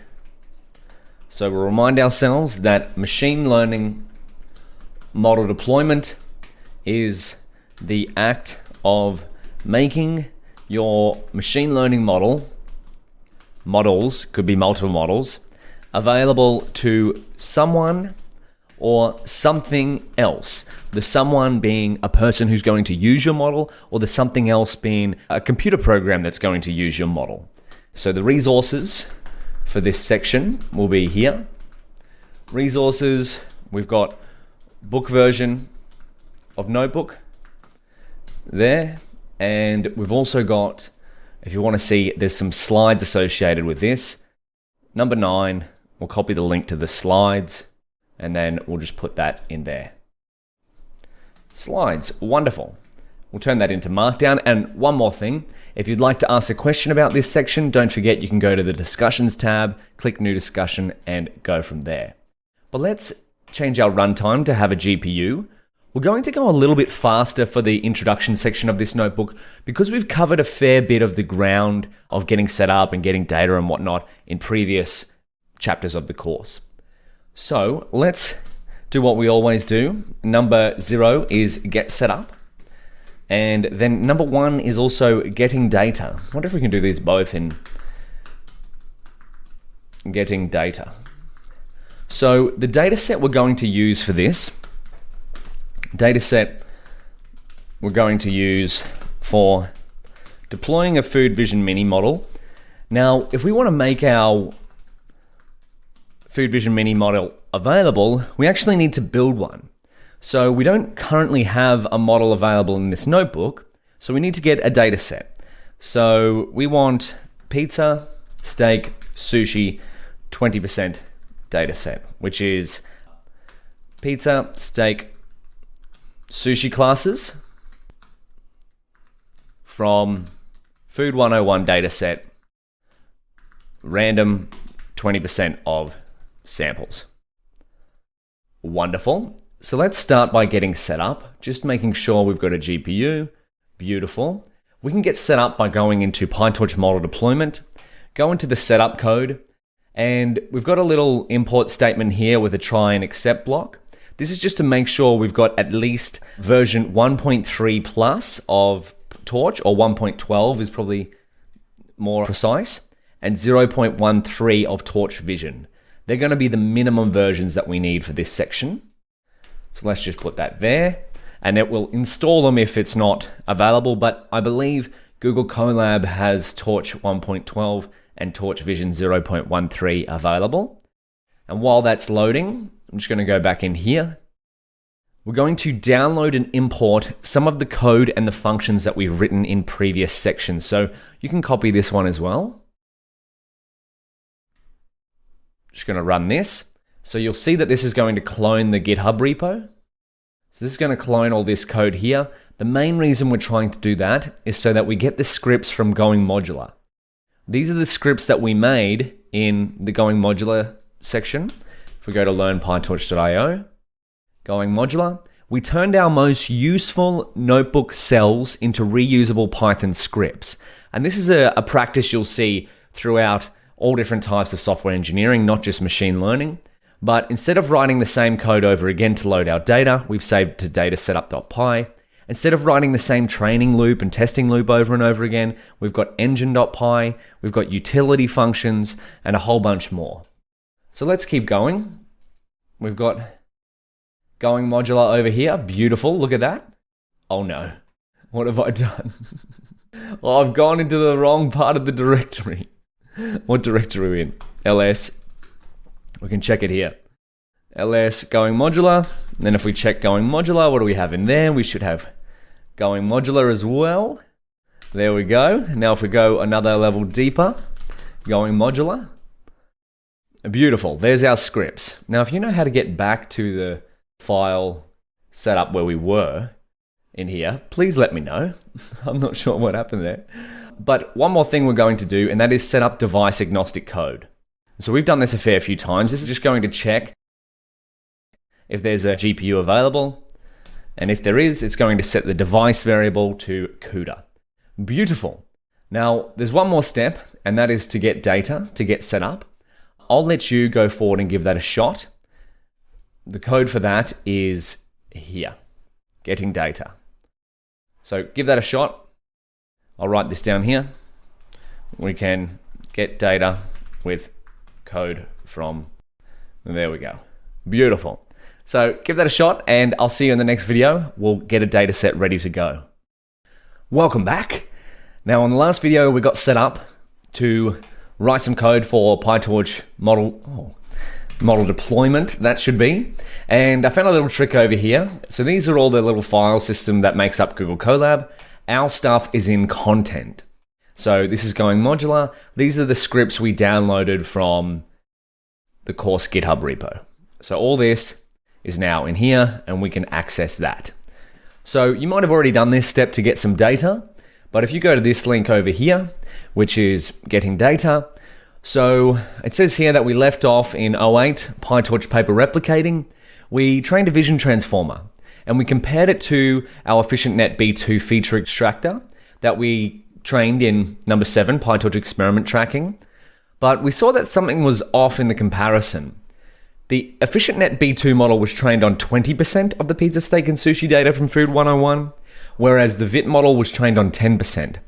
So to make a fair comparison, or to compare apples to apples is a saying you'll often hear, we want to download the same dataset, the 20% pizza, steak, and sushi dataset, so that we can train an FNet B2 model and a vision transformer, because they are the two best performing models we have so far for our Food Vision Mini problem.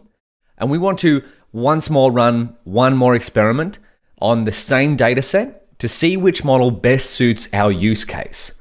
So with that being said, let's now download some data. We can do that using the download data function that is contained within the helperfunctions.py file, which is on the course GitHub. We wrote this, if we look up here, we wrote this in section 7. So download data.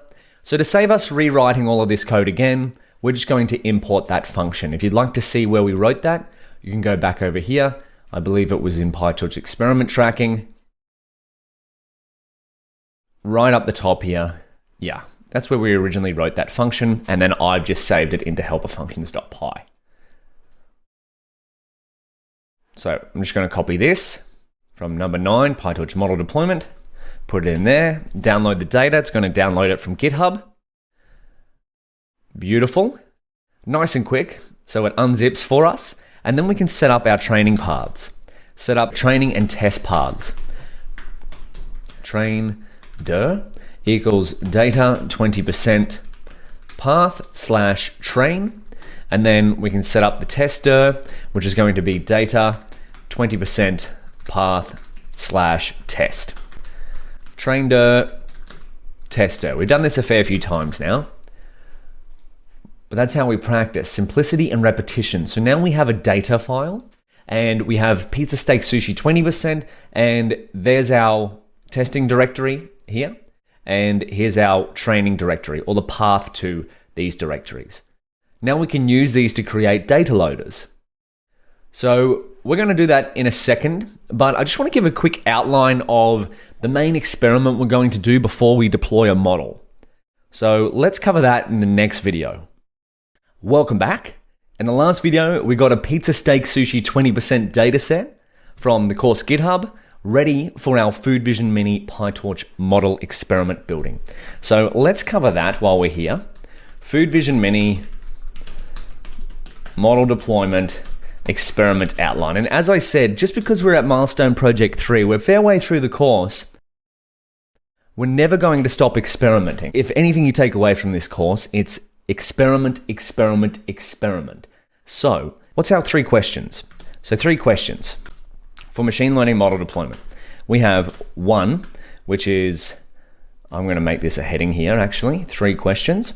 We have number 1, which is, what is my most ideal machine learning model deployment scenario?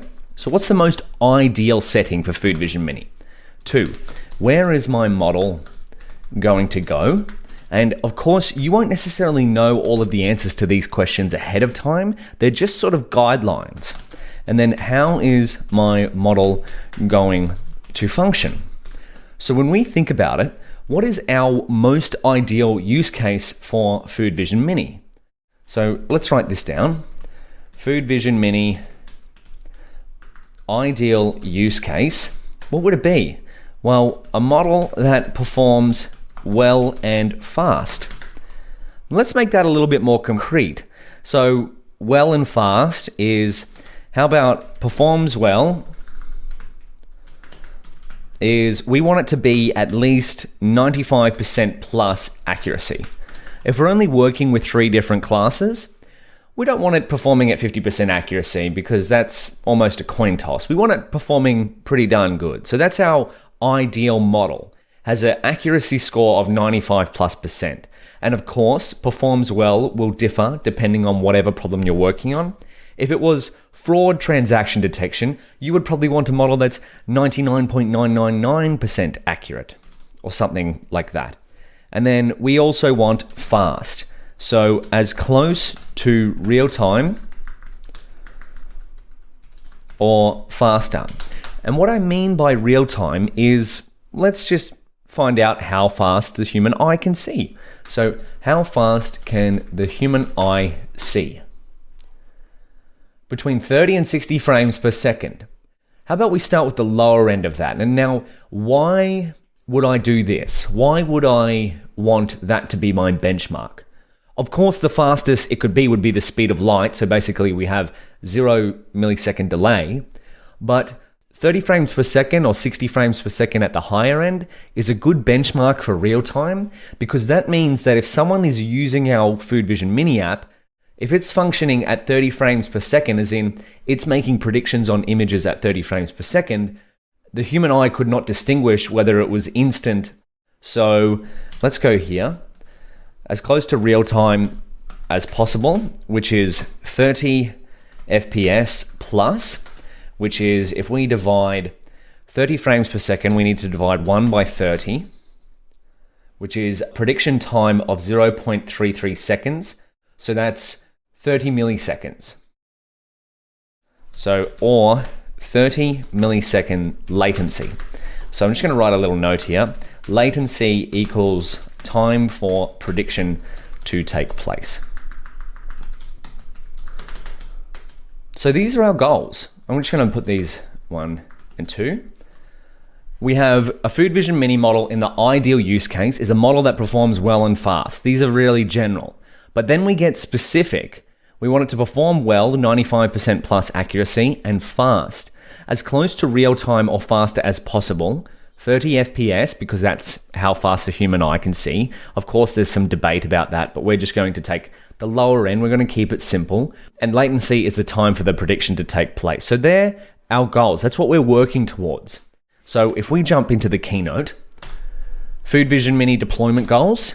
Here's something I've cooked up earlier, like all good machine learning cooking shows. We want our deployed app, Food Vision Mini. Oh, that was cool to watch. I want to watch that again. A deployed model, Food Vision Mini, to have a performance of 95+% accuracy, so it's good, and it's fast. It's got a 30 plus FPS, real time. Now, what experiments are we going to run to try and develop a model that is capable of doing that? Here's what we're going to do.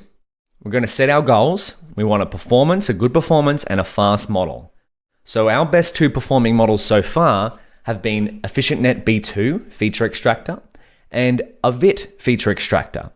So for our machine learning model deployment for Food Vision Mini experiment, we're going to train 2 of these models, one EfficientNet B2 feature extractor and one VIT feature extractor, vision transformer, on the same data set, and then we're going to get their metrics and compare them, and then we're going to deploy the model that is closest to our target metrics.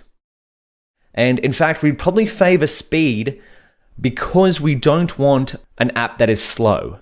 A slow app is boring.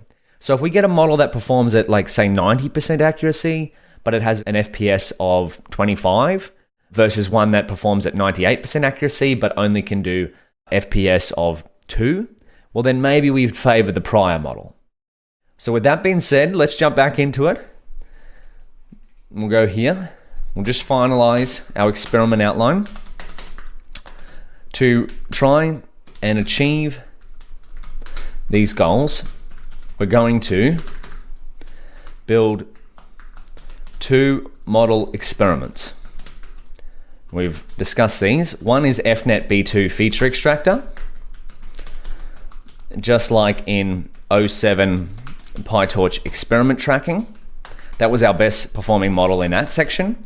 And then we want a VIT feature extractor. So just like in 08 PyTorch paper replicating. Now, of course, we have a myriad of options here. We don't necessarily have to just build these models. We could build an infinite amount, but that could get to the point where we're trying too many things before we actually deploy a model. So deployment is as important as training. So we want to get something deployed as quickly as possible. So we're going to limit our experiments to just a couple of things, get something working, and then if you want to experiment further, that is definitely an option. So we've got our outline, we've got our goals that we're going to be working towards, performs well and fast, and we have 2 modeling experiments that we're going to be doing, and the winner, or the model that achieves closest to these goals, we're going to deploy as an app. Ooh, this is exciting. So with that being said, let's in the next video start to build an FNet B2 feature extractor. And hey, you might want to try this yourself. In fact, we've already done that in section 7, and we've already got a data set ready. So if you want to try it out, there's a section here if you want to use it as a guide. Give it a go. Otherwise, we're going to work towards doing it together over the next few videos. I'll see you there. Welcome back. In the last video, we outlined our goals for our Food Vision Mini deployment case. We have a goal of a performing well model, or a model that performs well. 95% accuracy on the test set is ideal. And we want it to be fast, and we have 2 models that we're going to start building. So without any further talk, let's get into experiment number 1, and that is creating an FNet B2 feature extractor. And now you might have already given this a shot because we've built a very similar model in section 7 here. If you did, I applaud you. If not, let's now do it together, hey? So what do we need to do first? Well, we're going to build a feature extractor, and just a little reminder, what's a feature extractor? So a feature extractor equals a term for a transfer learning model. Recall, transfer learning is taking the patterns from one model and applying it to our own problem that has its base layers frozen and output layers or head layers customized to a certain problem. So in our case, we're going to take an EfficientNet B2 feature extractor or EfficientNet B2 model from PyTorch. So Torch Vision models. Let's go into here and we're going to model and pre-trained weights. So this is a question you should be asking at the beginning of many of your deep learning projects. Is there an existing model for the problem I'm working on? And then you can adjust that to your specific problem. So here we go, EfficientNet B2 weights. Let's go to this one here. There we go. So I'm just going to copy this. And then we've got Torch Vision models, EfficientNet B2 weights. So FNet B2 pre-trained model in PyTorch. Beautiful. So let's set up the pre-trained model. Pre-trained FNet B2 weights. So this is where you're going to need at least Torch Vision version 0.13 plus. Now, by the time you watch this video, it's likely this version will be quite widespread, but you might come across previous editions of Torch Vision that use a slightly different coding setup to what we're doing. This that we're using is the most valid for 0.13 onwards. Equals Torch Vision. So we're setting up the EfficientNet B2 pre-trained weights. EfficientNet, I always get this wrong, B2 underscore, isn't it? Weights. And then we want to set it up as default. So default is another way of going. Default is equivalent to saying best available. So if we do default, it's going to give us the best available weights, the best performing weights on a given data set. And so we want to also get the transforms, FNet B2 transforms. Why do we get the transforms? Well, if we're going to be using a pre-trained model and our own custom data, we want to be able to format our data into the same way that the original pre-trained model was trained on. And that is what the transforms is going to allow us to do. So we will pass our custom data through these transforms and then through to this model. And so that way, once it hits the model, our custom data is in the same format as the original pre-trained model was trained on. That's very important. Otherwise, you might not get as good a results as you possibly could. So now we're going to set up a pre-trained model instance, and we can do this. I'll call mine FNet B2. Could call it model, but that's a bit too generic because we're going to be building multiple models. So Torch Vision models, this is a little bit different, this API here. EfficientNet B2. Weights equals FNet B2 underscore weights. So that's when I'm just passing in weights. I believe you could also just do default.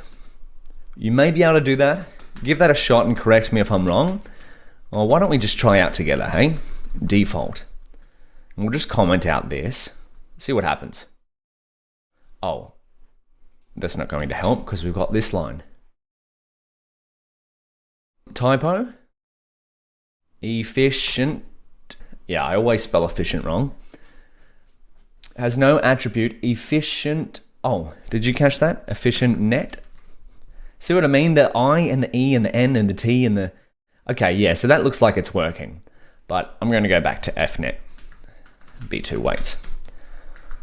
So I'm going to write here. Could also use weights equals default. Beautiful. And now finally, to create a feature extractor, we said that it has the base layers frozen. So let's see what that looks like, hey? Freeze the base layers in the model. This will stop all layers from training. So how do we do that? We want for param in fnet b2.parameters. We're going to set the requires grad, so which is short for gradient, parameter or attribute. We're going to set that to false. That way PyTorch won't track the gradients of the parameters in fnet b2, and they won't be updated by gradient descent in our training loop. So if we now have a look at our fnet b2 model, what do we have? Beautiful. Now that's not giving us much. How about we get a summary? From torch info import summary, and I've got some code pre-baked here for that. So I'm just going to search for summary. Yeah, there we go. Copy that. Write this in here, and then I'll uncomment that. So right now our model should have, yeah, here we go. All of the layers in our model are untrainable. So their requires grad parameter is set to false. But what do we have to do to customize this model to our own problem? Well, the output layer here right now has 1,000 output classes, whereas how many do we have? We only have 3. So this is where you'll have to customize it to your own use case. In our case, we have 3 output classes, pizza, steak, and sushi. So let's now fix that up. I'm going to comment this just so we have a little bit of a smaller output. So to check that, we can go fnet b2. Let's check the classifier. Okay, wonderful. And now we can, let's set the seeds here. So set seeds for reproducibility. And we're going to go fnet b2 classifier. We're going to update the classifier layer to what? We want it to be the same here with the same in features, but a different number of out features. We want this out features to be the number of classes that we have. So we want this to be sequential, and then we've done this a few times now, so this is good practice. Dropout, I'm going to recreate this layer, p equals 0.3, and then in place equals true, just like the layer above, and then nn.linear for the output layer, in features equals 10408, out features equals 1,000, bias equals true. Beautiful. Now if we run that, how about we create another summary, hey? So this is after we've adjusted the classifier head layer. So if we have a look at this, we have trainable is partial, we have false for all of the base layers, wonderful, and now we have trainable for the output layer only, which is exactly what we want.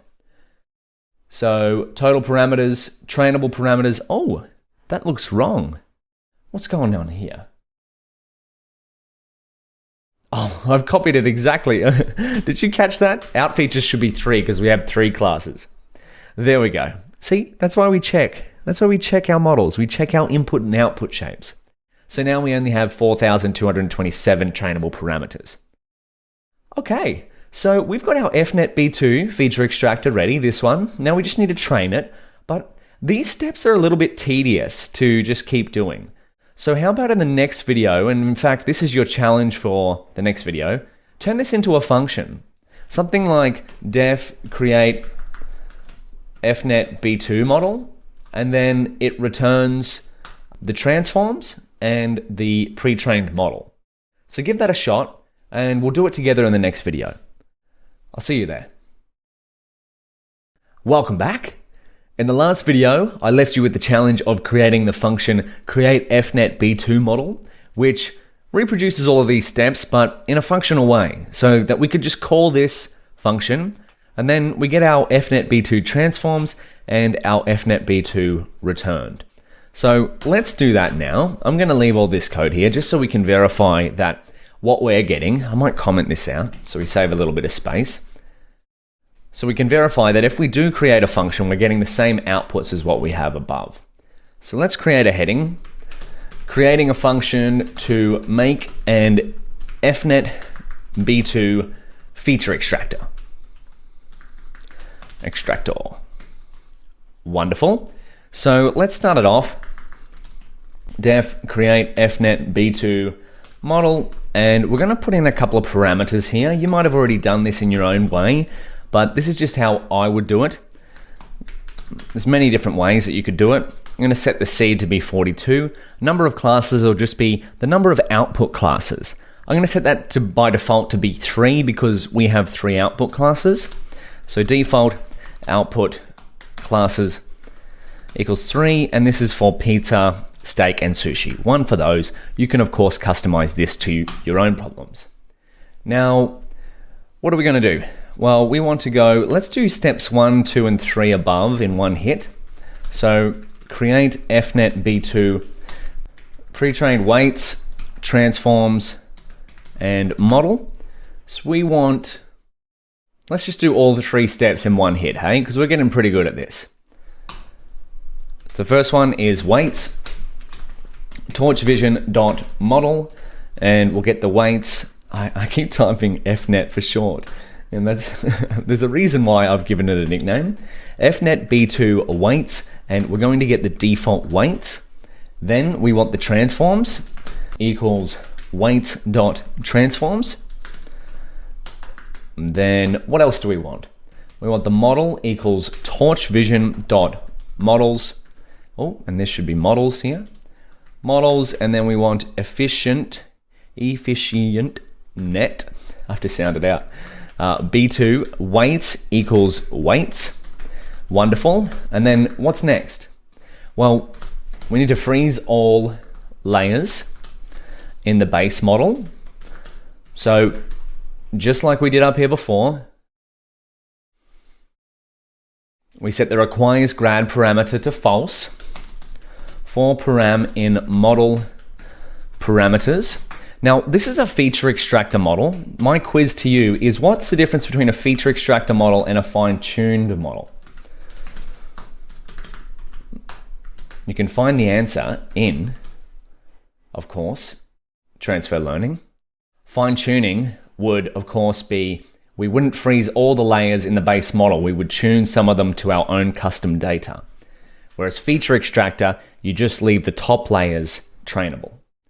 So let's go. Number 5 is we want to change classifier head with random seed for as much reproducibility as we can get. Torch.manual seed. And then we want seed. Wonderful. let's go model.classifier equals nn.sequential.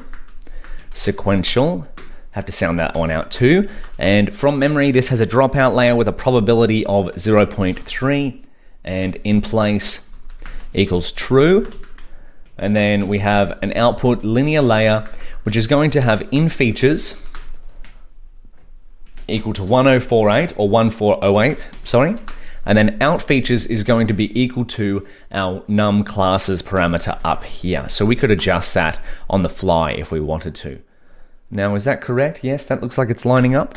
Finally, we're going to return the model and the transforms. Now that's one good looking function, hey? Nice and simple. So if it all worked correctly, we should be able to create a model here, fnet b2, which is going to be this, and then fnet b2 transforms, which is going to be the transforms that our pre-trained model used to transform its input data that it originally trained on. And we're going to go create fnet b2 model num classes equals 3, and then the seed we're going to set to 42. We don't need to set that because it's already by default. We will anyway, why not? Let's have a look at the transforms first. Fnet b2 transforms. Wonderful. So that means that every image that we pass through to our model is going to go through these transforms. Crop size, resize, mean, and standard deviation. And then, of course, we can get a summary of our model. So this is this fnet b2 here. We'll just go passing that instance here. Say we pass an image through of this size, 224, 224. We could also do 22 or 288, 288 if we wanted to. But there we go. We get exactly what we're after. So EfficientNet, all the base layers are frozen, they're not trainable, except the output layer is trainable and it's customized to our own number of classes, 3. Trainable parameters 4227. So that's a pretty good looking function to me. So we've got a model ready now, and in fact we can recreate another instance of it quite quickly. We've got one here. What's next? Well, we've also got a data set. So how about we, in the next video, turn our data into data loaders? You might want to give that a shot. If you do, good luck. Otherwise, we'll do it together in the next video. I'll see you there. Welcome back. In the last video, we created a beautiful function to prepare an fnet b2 feature extractor and transforms from the wonderful torchvision.models library. Of course, our EfficientNet b2 has been pre-trained on ImageNet and performs quite well. So we'd like to take those patterns and apply them to our food vision mini problem. And if this model ends up being close to our goals, we're going to deploy it. So let's keep pushing forward. We need to now prepare our data for EfficientNet b2. Now, you might have already done this. And if you have, massive effort. If not, that's all right. We're going to do it together for fnet b2. So this one's actually going to be possibly the shortest video of this whole section. That is because we've already pre-written the code to do this. So from goingmodular.goingmodular, we've seen this before. We have a little helper script called data setup. And then if we wanted to create a train data loader for fnet b2 and a test data loader for fnet b2 and get the class names, what could we do? Well, we could go data setup.create data loaders, and then we pass in the train directory, which is our train directory, and then we pass in the test directory, which is our testing directory. Then we pass in the transforms, which is our fnet b2 transforms. That's going to transform our data. Then what else do we need? Well, we've got a batch size. Let's stick with 32. And then I think that's all we need. What do you think? If in doubt, try it out. Transforms. Oh, maybe this is just transform. Wonderful. There we go. And now let's have a look at our train data loader. How many batches do we have? Fnet b2 and length test data loader fnet b2. And class names, what does this all look like? Looks pretty good to me. We have 15 batches of 32 or thereabouts training samples, and we have 5 batches of 32 of test samples. And we have our class names, pizza, steak, and sushi. And of course, this function comes from where? If we go to going modular, we've used this one a few times now, datasetup.py. This is just our create data loaders function. So there we go. We've got data loaders ready. Well, what's next to do? Well, that is 3.3. I think we're already time to train. So training FNet B2 feature extractor. I told you we were going to step up the pace a little bit with things in here, but I believe you're up to it. So if you want to give that a shot, you'll need a loss function, you'll need an optimizer, and you'll need a training function. And this is from, I'll give you a hint, it's from engine.py. So give that a shot, and we'll do it together in the next video. We'll train our first feature extractor model candidate for deploying Food Vision Mini. I'll see you in the next video. Welcome back.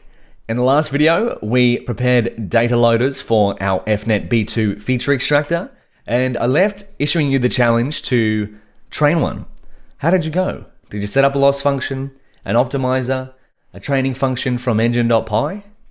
I hope you gave it a crack, but if not, let's now do it together. From going modular, we need our training function from engine.py. So that lives in going modular. Import engine. Of course, we created this function way back in section 5.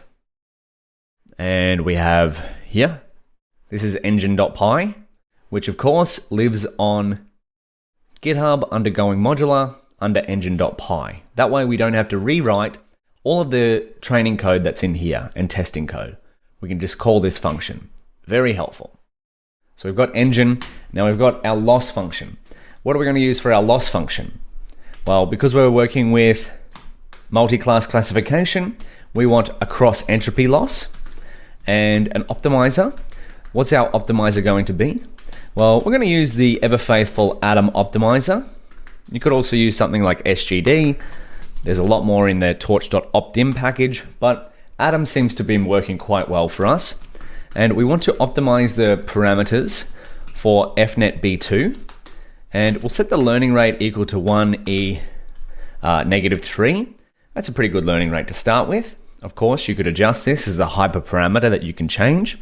And let's set up our training function, hey? We'll set the seeds first so we can get as close as possible to the same results on my screen as your screen. Again, don't worry too much if our numbers are slightly off. That's due to the inherent randomness of machine learning. So model equals FNet B2. We're going to set up, so this is our .train function from engine, which is, of course, right here. And this is in engine.py. So the train data loader is going to be what? It's going to be the data loader that we created before, FNet B2. And then the test data loader is going to be what? Of course, it's going to be the test data loader for FNet B2 that we created above. This just ensures that our data is transformed using the FNet B2 transforms. Then what else do we need here? Epochs. How long should we train our model for?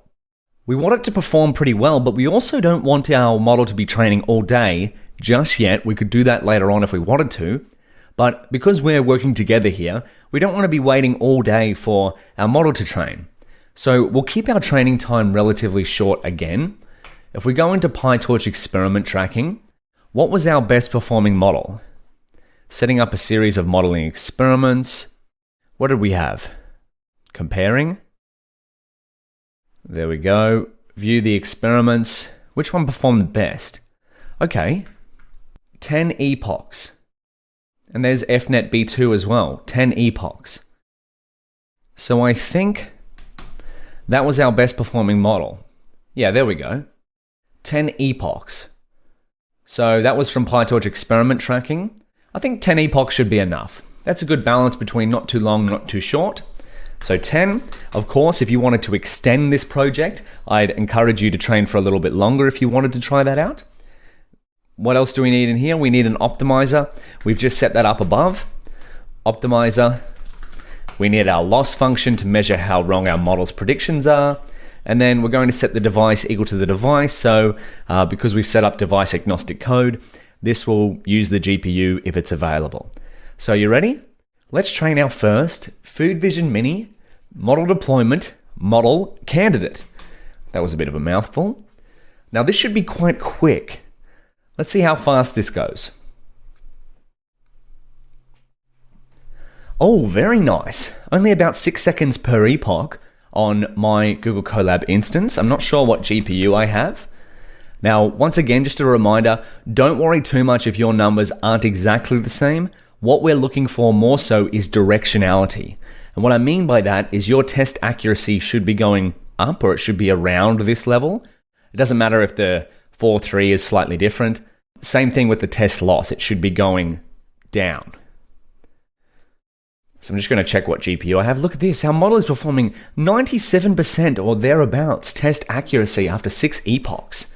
How good is that? That's the power of transfer learning. We're watching a model training in real time. And I'm continually amazed because this sort of stuff wasn't possible 5, 10 years ago. And we're just doing it with a few lines of code. And there we go. How good is that? Our model performs on the test data set at nearly 97% accuracy. That is completely in line with what we said we wanted one of our goals to be. Performs well, 95+% accuracy. Well, we've got that. Now we just need to measure how fast or how long it takes to make a prediction. We're going to cover that later on. So let's just go down here. This is the GPU I have. I have a Tesla P100, so just keep in mind that if you have a different GPU, you might likely get different training times here. I'm of course paying for Google Colab Pro because I've found it to be very worth it, because you get upgraded hardware, faster model training, faster experiments. You can figure out what doesn't work quicker, so you can move closer towards what does work.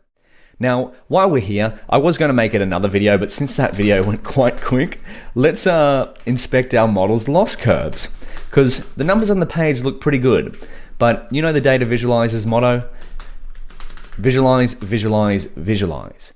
And we have a helper functions.py, and we have a beautiful function in here called plot loss curves. So we've already imported helper functions.py. It's going to be right here. So let's check it out. Helper functions, import plot loss curves. And this is why we save our model's training results to a dictionary. Now, of course, we could track these in TensorBoard or something like that if we wanted to build more modeling experiments. But because we're only doing 2 major modeling experiments in this notebook, we can inspect our experiments manually. So let's go plot loss curves and check them out. FNet B2 results. How do they look? Oh my goodness, they are some good looking loss curves. Losses going down, accuracy going up, just exactly what we want. In fact, we have a test loss that is lower than the training loss. What does this mean? So let me just link in here. Section 4 or chapter 4. Now I believe it was section 8 in here where we covered what should an ideal loss curve look like. Now I don't know if we've covered, see here for what an ideal loss curve should look like. I don't know if we've covered what happens if your test loss is lower than the training loss. We've kind of hinted that if training loss is lower than test loss, your model is generally overfitting the training data set. But here, this is giving us an indication that if we kept training our model for longer, these 2 curves should line up and we would actually get even better results. Now, that's not always guaranteed, it's just hinting at that. So the next thing I would try to do here is maybe train for longer and add a little bit of data augmentation to our data loaders. So you could use PyTorch state-of-the-art recipe. I believe they used, we might have covered this before, they used, if we go down here, trivial augment, which is a type of data augmentation. So they're the first two things I would try out.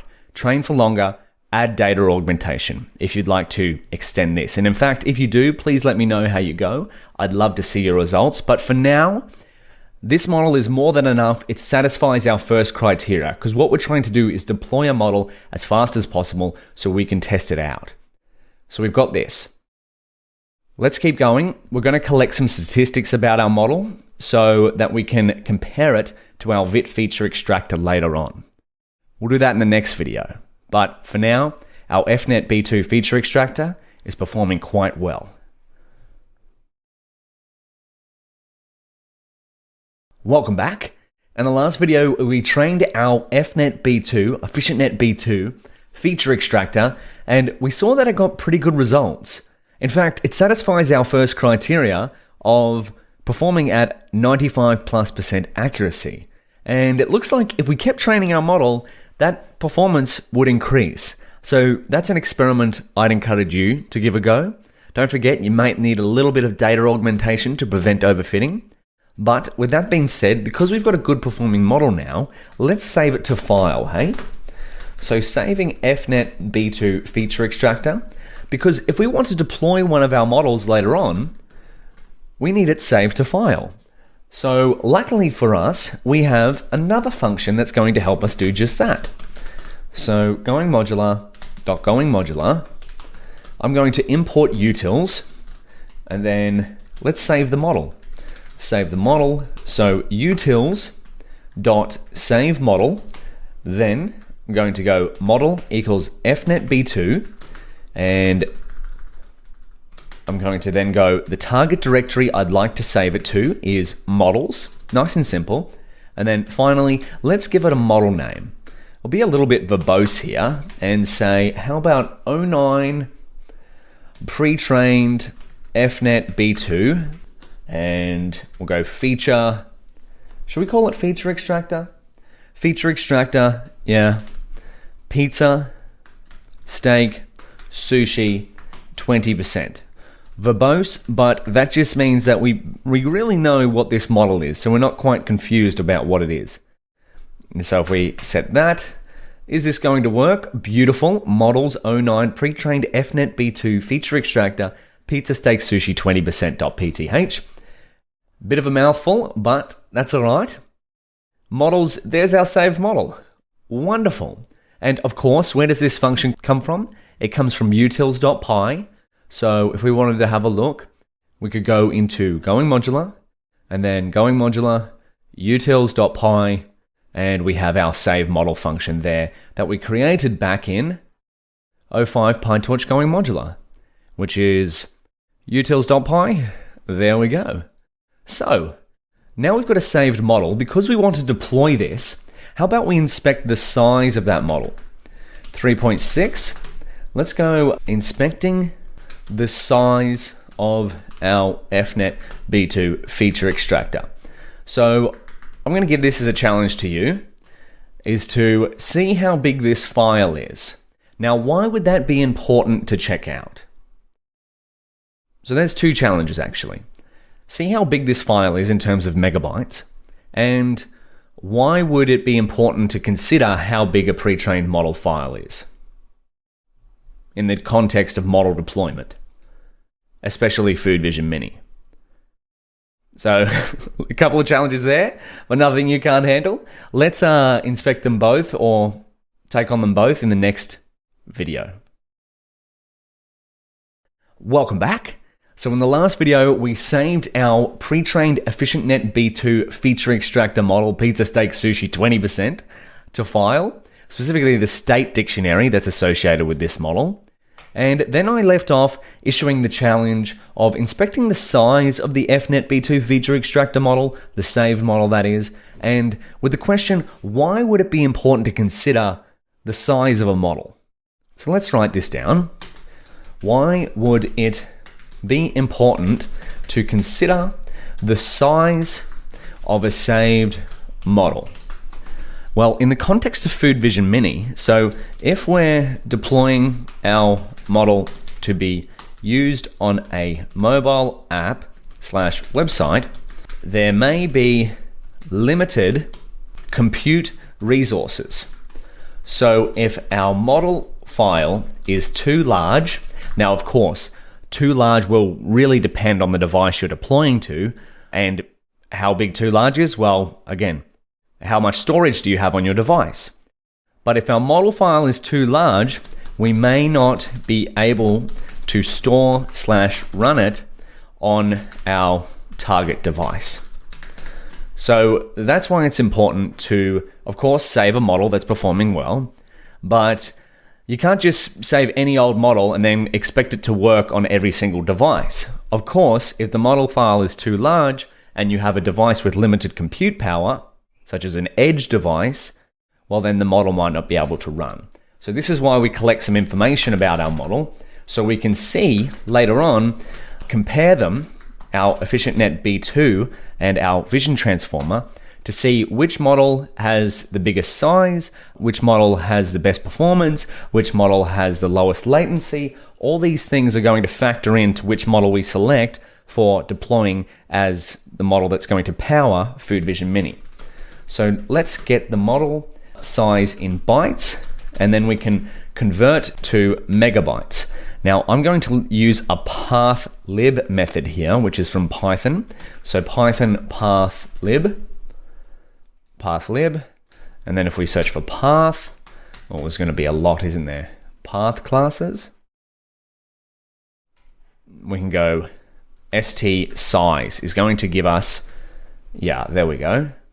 St size, stat, containing information about this path like os.stat, which gives us get the status of a file or file descriptor. Okay, beautiful. So I'll let you read into this, but essentially one of them is, do we have st size? Yeah, there we go, which is the size of a file in bytes. So let's just see it in code, hey? We want pre-trained FNet B2 model size is going to be equal to, we don't need to import pathlib, we just want path, that is. And then I'm going to copy the model path because we want to see the size of it. We could, of course, download it, like over here, content, models, download. Or we could ls into here and see how big the model is, but I like to just do everything with code. Stat st size, and what's this going to give us? Pre-trained FNet B2 model size. Oh, st size? Oh, I got this mixed up. I want stat over here. pathlib.path.stat. Is that not giving us anything? Oh, we need this. There we go, a little troubleshooting on the fly. I was confused there. So if we want to get this in megabytes, we can divide this by 1024 by 1024.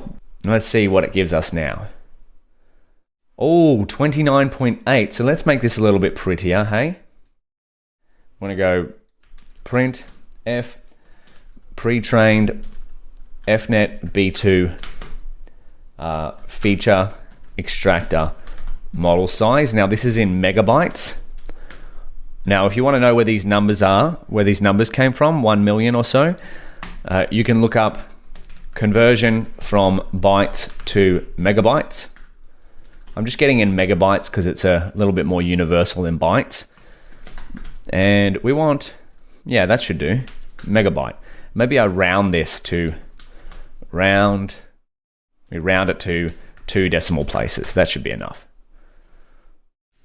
Let's see. Oh, 29.8 megabytes. Okay, so that's a good piece of information to know going forward when we compare our two models, is that our FNet B2 feature extractor model achieves the results that it gets on the test data set here, nearly 97% accuracy on the test data set at a model size of just under 30 megabytes.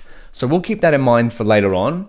But in the next video, let's compile. We've got a few statistics about our FNet B2 model so far. Let's put them together in a dictionary so that we can use that later on to compare to our other modeling experiment. Welcome back. In the last video, we calculated the size in megabytes of our saved EfficientNet B2 feature extractor model, and we learned that this is an important factor to take into account because if we're deploying our model somewhere, it can't be too large that it doesn't actually fit or run on our target device. So that's why we're storing that piece of information. And then we're also going to collect EfficientNet B2 feature extractor stats. This is where we're going to create a dictionary where we're going to collate kind of everything we've got so far, such as the test loss and the test accuracy and the model size. That way we can compare our models later on. So we'll get one more thing, and that's the number of parameters.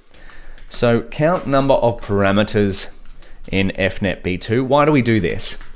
Well, number of parameters also not only contributes to model size, but generally the more parameters a model has, the more calculations it has to do as a piece of data flows through it.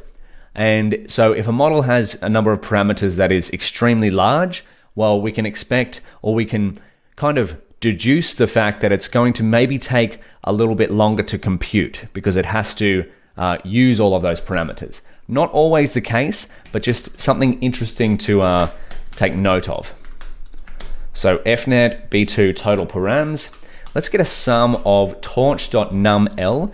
NumL stands for number of elements of the parameter for param in EfNet B2.parameters. So a little list comprehension there, but this should count the number of parameters in our EfNet B2 model.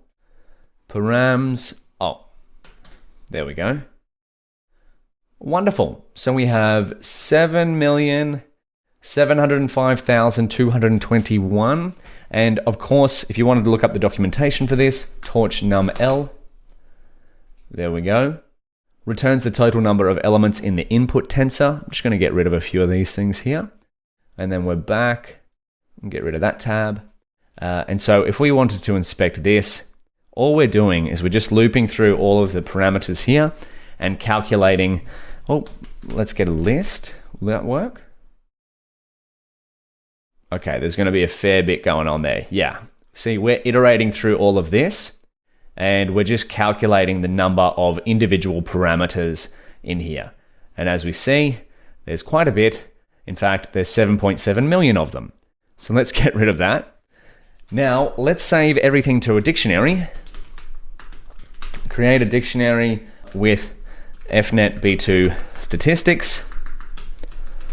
Because we're only running 2 modeling experiments, we can kind of track these things manually. If we had multiple modeling experiments, we'd probably set up something like TensorBoard or even weights and biases or another experiment tracking service. So EfNet B2 results, test loss, and then I'm going to put in here -1. Where does this come from? This is just our dictionary that we saved while training our model. There we go. Train loss per epoch, training accuracy per epoch, test loss per epoch, test accuracy per epoch, and that once again just comes from up here. It's returned from our engine.train function. We'll just get rid of that.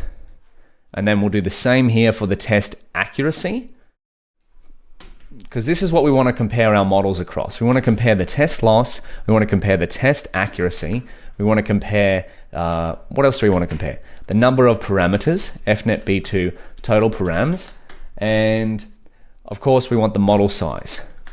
So model size in megabytes, and my bad, I didn't put a key up here for this dictionary. So number of parameters, EfNet B2 total params, and then the model size is going to be pre-trained EfNet B2 model size. And let's have a look. Did this all work? Do we have all of our stats together? Colab's telling me I got an error. I don't have an error. Or maybe I do. Well, let's see. Okay, beautiful. There we go. So we can use these later on to compare our 2 models. So we've done what we need to do for EfficientNet B2, but now we have another experiment to run. So if we come back up here, we wrote down our experiments. We've finished this one, EfficientNet B2 feature extractor. Now my challenge to you is to repeat the exact same steps we've done, but for a VIT feature extractor. So you can go through these steps here. Create a function to create a VIT feature extractor. So basically the exact same steps here, except sub out fnet_b2 for a VIT feature extractor. And by the end, you should finish with a VIT feature extractor stats dictionary. And if you want a hint at how to create one, we did this in PyTorch paper replicating. Right down here, we scroll. Where do we go? Putting it all together. Here we go. This is where we created a VIT feature extractor. So this is what we're up to. We go down to this one. This is 4.0 is creating a VIT feature extractor. So we're up to our second modeling experiment, repeating the steps for fnet_b2, but this time with a VIT feature extractor. See here for ideas. So that's my challenge to you. Oh, excuse me. I want this one here. Give that a shot, and over the next few videos, we'll do it together. And then we can compare our fnet_b2 to our VIT feature extractor. I'll see you in the next video. Welcome back. We are now at creating a VIT feature extractor. In the last video, we collected some of the stats for our EfficientNet-B2 model. So now let's do the exact same with a VIT feature extractor. And I issued you the challenge of giving it a shot yourself to go through the same steps we've done with fnet_b2 as with a VIT feature extractor. So I trust you gave it a shot, but let's now do it together. So the model we're going to use, if we go to PyTorch models or Torch Vision models, we're going to use the same one that we used if we search for vision transformers. Here we go. The same one that we used in the previous module, but it should work for any transformer variant you want to use. Just beware that the larger, so this is VIT base 16, VIT B16, this is VIT B32, VIT large, and this is VIT huge. So base, smallest version, large, intermediate, huge, biggest model. So as you start to increase the size of the model, it decreases our chances of being able to deploy it to a device. So if we have number of parameters here is 86 million for VIT base, and then if we go into VIT huge, we see better results, but we have 633 million parameters instead of 86 million. Just something to keep in mind. So let's go ahead with VIT base. I'm going to copy this into here. So we want this one. So we can go, let's check out the heads layer. Because what we want to do is turn it into a feature extractor. And unlike the fnet_b2 model, where the head layer was called classifier, VIT's head layer is called what? Well, let's find out. Check out the vision transformer heads layer. Because what are we trying to do? We're trying to customize a pre-trained model to our own problem. And one way to do that is to adjust the output layers. VIT heads, wonderful. So let's keep going. If we wanted to have a look at all the layers, we've got all those layers there. We saw this in, if we go back here, we saw this in PyTorch paper replicating in these sections here. But let's keep pushing forward. We're going to create a function to create a VIT model. So very similar to our create fnet_b2 model, we're going to adjust this to work for create VIT model. So let's go def create VIT model, and then we'll set number of classes equal to an integer equals 3, and then we'll set the seed by default to be 42. Then we're going to create a VIT base patch size of 16 pre-trained weights, and we want the transforms, of course. So if we're going to use a pre-trained model, we want to pass it our own samples formatted in the same way that that pre-trained model has been trained on. So let's go weights equals torchvision.models.vitb16 weights. and I'm going to get the default. Recall that .default stands for best available in PyTorch. So transforms is weights.transforms. This is going to be the transforms, the data transforms associated with these pre-trained weights. Finally, we can set up the model to be torchvision.models vitb16, and we'll pass in weights equals weights. So that's just the weights from above. Very similar function to what we did before with fnetb2.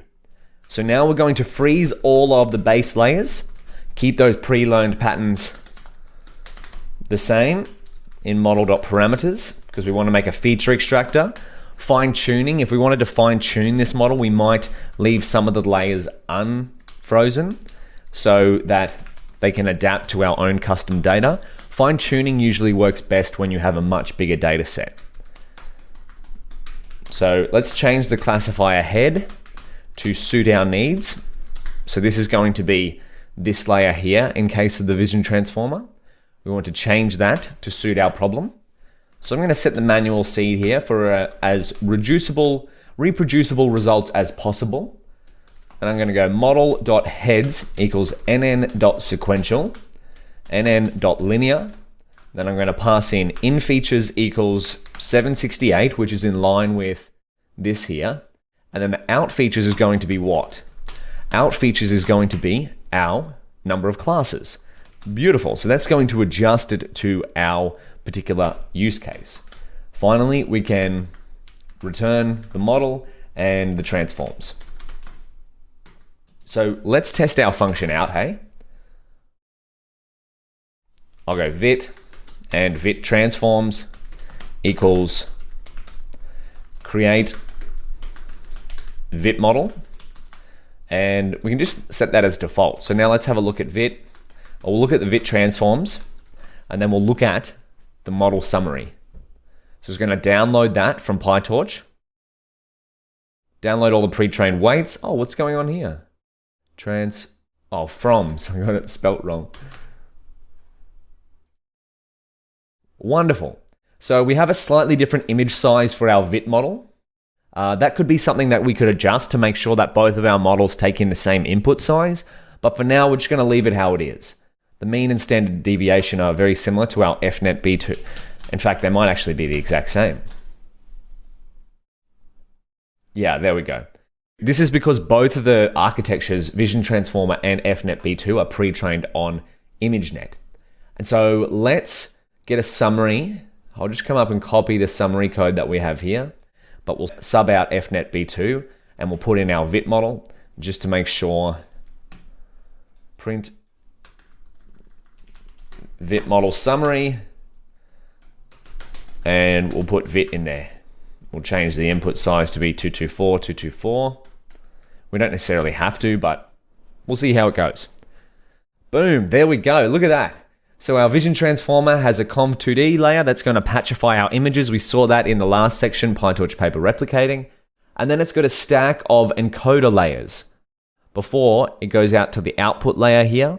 And you'll notice what we've done is we've frozen all the base layers, and the output layer, the heads, is the only layer that's trainable. So we have 85,800,963 total parameters, but only 2,300 or thereabouts of those are trainable. So with that being said, what do we have to do next? We've got a model. Well, it's time to create some data loaders. So let's do that in the next video. 4.1, create data loaders for vit feature extractor. Now, you might want to go ahead and give this a shot yourself. We've done something very similar for fnetb2. The code is going to be virtually the same, except we're going to be focused on the vit feature extractor. So give that a go, and I'll see you in the next video. Welcome back. How'd you go? Did you manage to create some data loaders for the vit feature extractor? I trust you gave it a shot, but let's now do it together. This one will be quite a swift little video. So we want to set up the vit data loaders. What's the main thing we want to pay attention to here? Well, the data transforms, of course. So when we're loading in data to be used with, we're loading in our we're loading in our custom data, pizza, steak, sushi, 20%, test and train. We want to turn those data sets into data loaders. What is the main thing when we're loading data for a pre-trained model? Well, we want to make sure that it's in the same format. So I'm going to create train data loader vit, test data loader vit. We want to make sure that it's in the same format that our pre-trained vit model has been trained on. So let's go data setup.create data loaders. Again, this is using our pre-made function from the going modular section. So that's saving us a fair bit of code here.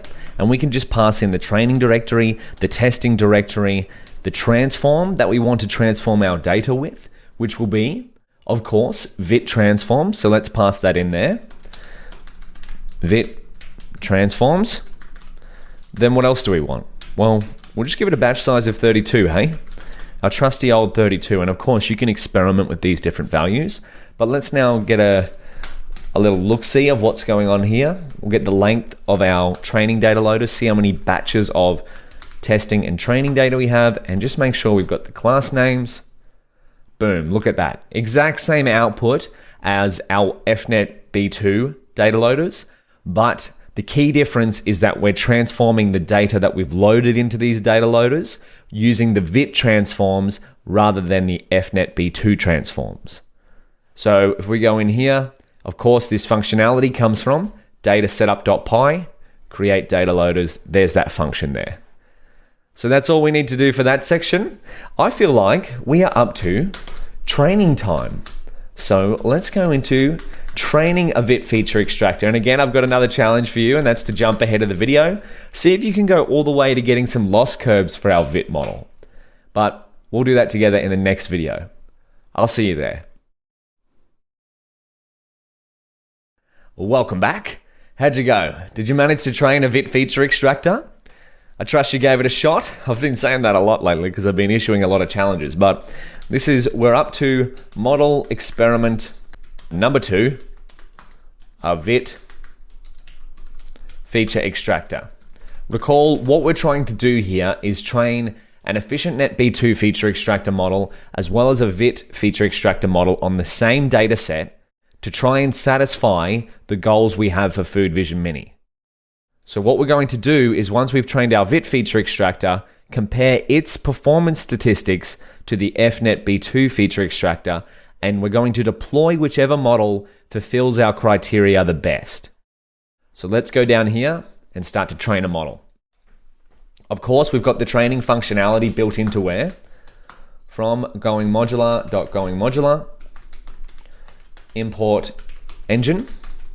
Then we want to go set up optimizer. What optimizer could we use?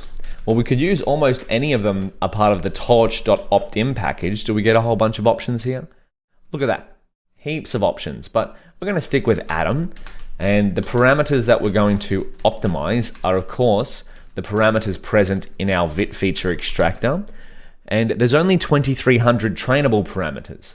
We saw that before when we had this uncommented. There we go. So these are the only parameters that we're going to optimize of this entire model. The rest have been pre-trained on ImageNet. So I'll just comment that out for a little bit of extra space. And the learning rate we're going to stick with the good old default of 1e-3. Feel free to play around with that if you'd like.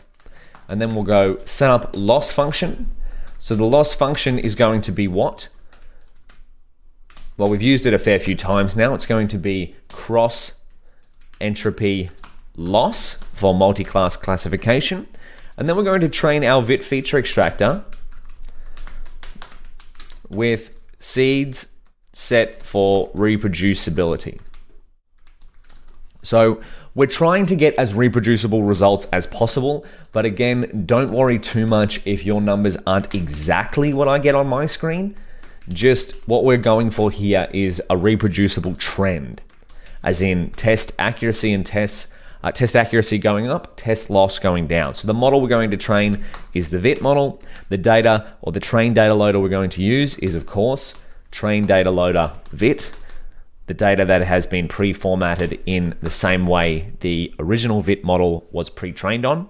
Then we pass in our test data loader vit, Then how long should we train for? We did 10 epochs for FNet B2, so we're going to do the same thing here. Compare apples to apples, that's what we're after. Optimizer equals optimizer, loss function equals loss function, and then finally we'll set the device, the target device, to the current device, and we're off. Look at that. We are training models at a fantastic pace here, so let's see how long this is going to take.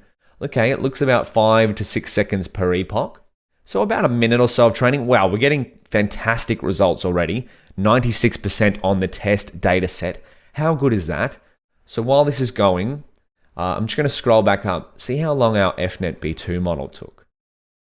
Okay, so that's around 6 seconds per epoch as well. Now, just remember, I'm using Colab Pro, so I may have quite a fast GPU powering my system. But that doesn't mean you can't train a model on the free version of Google Colab Pro. Oh my gosh, over 97%, nearly 98% accuracy on the test dataset, and in quite a low test, over 98% test accuracy. That is fantastic. So I have a Tesla P100 with 16 megabytes or gigabytes of VRAM. That is beautiful. Now, while we're here, let's plot some loss curves. These numbers on a page look fantastic. We have 4.2, we're up to 4.3 here. Let's bring it in.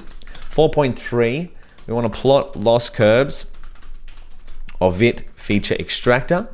I think these are going to be some pretty good looking loss curves. What do you reckon?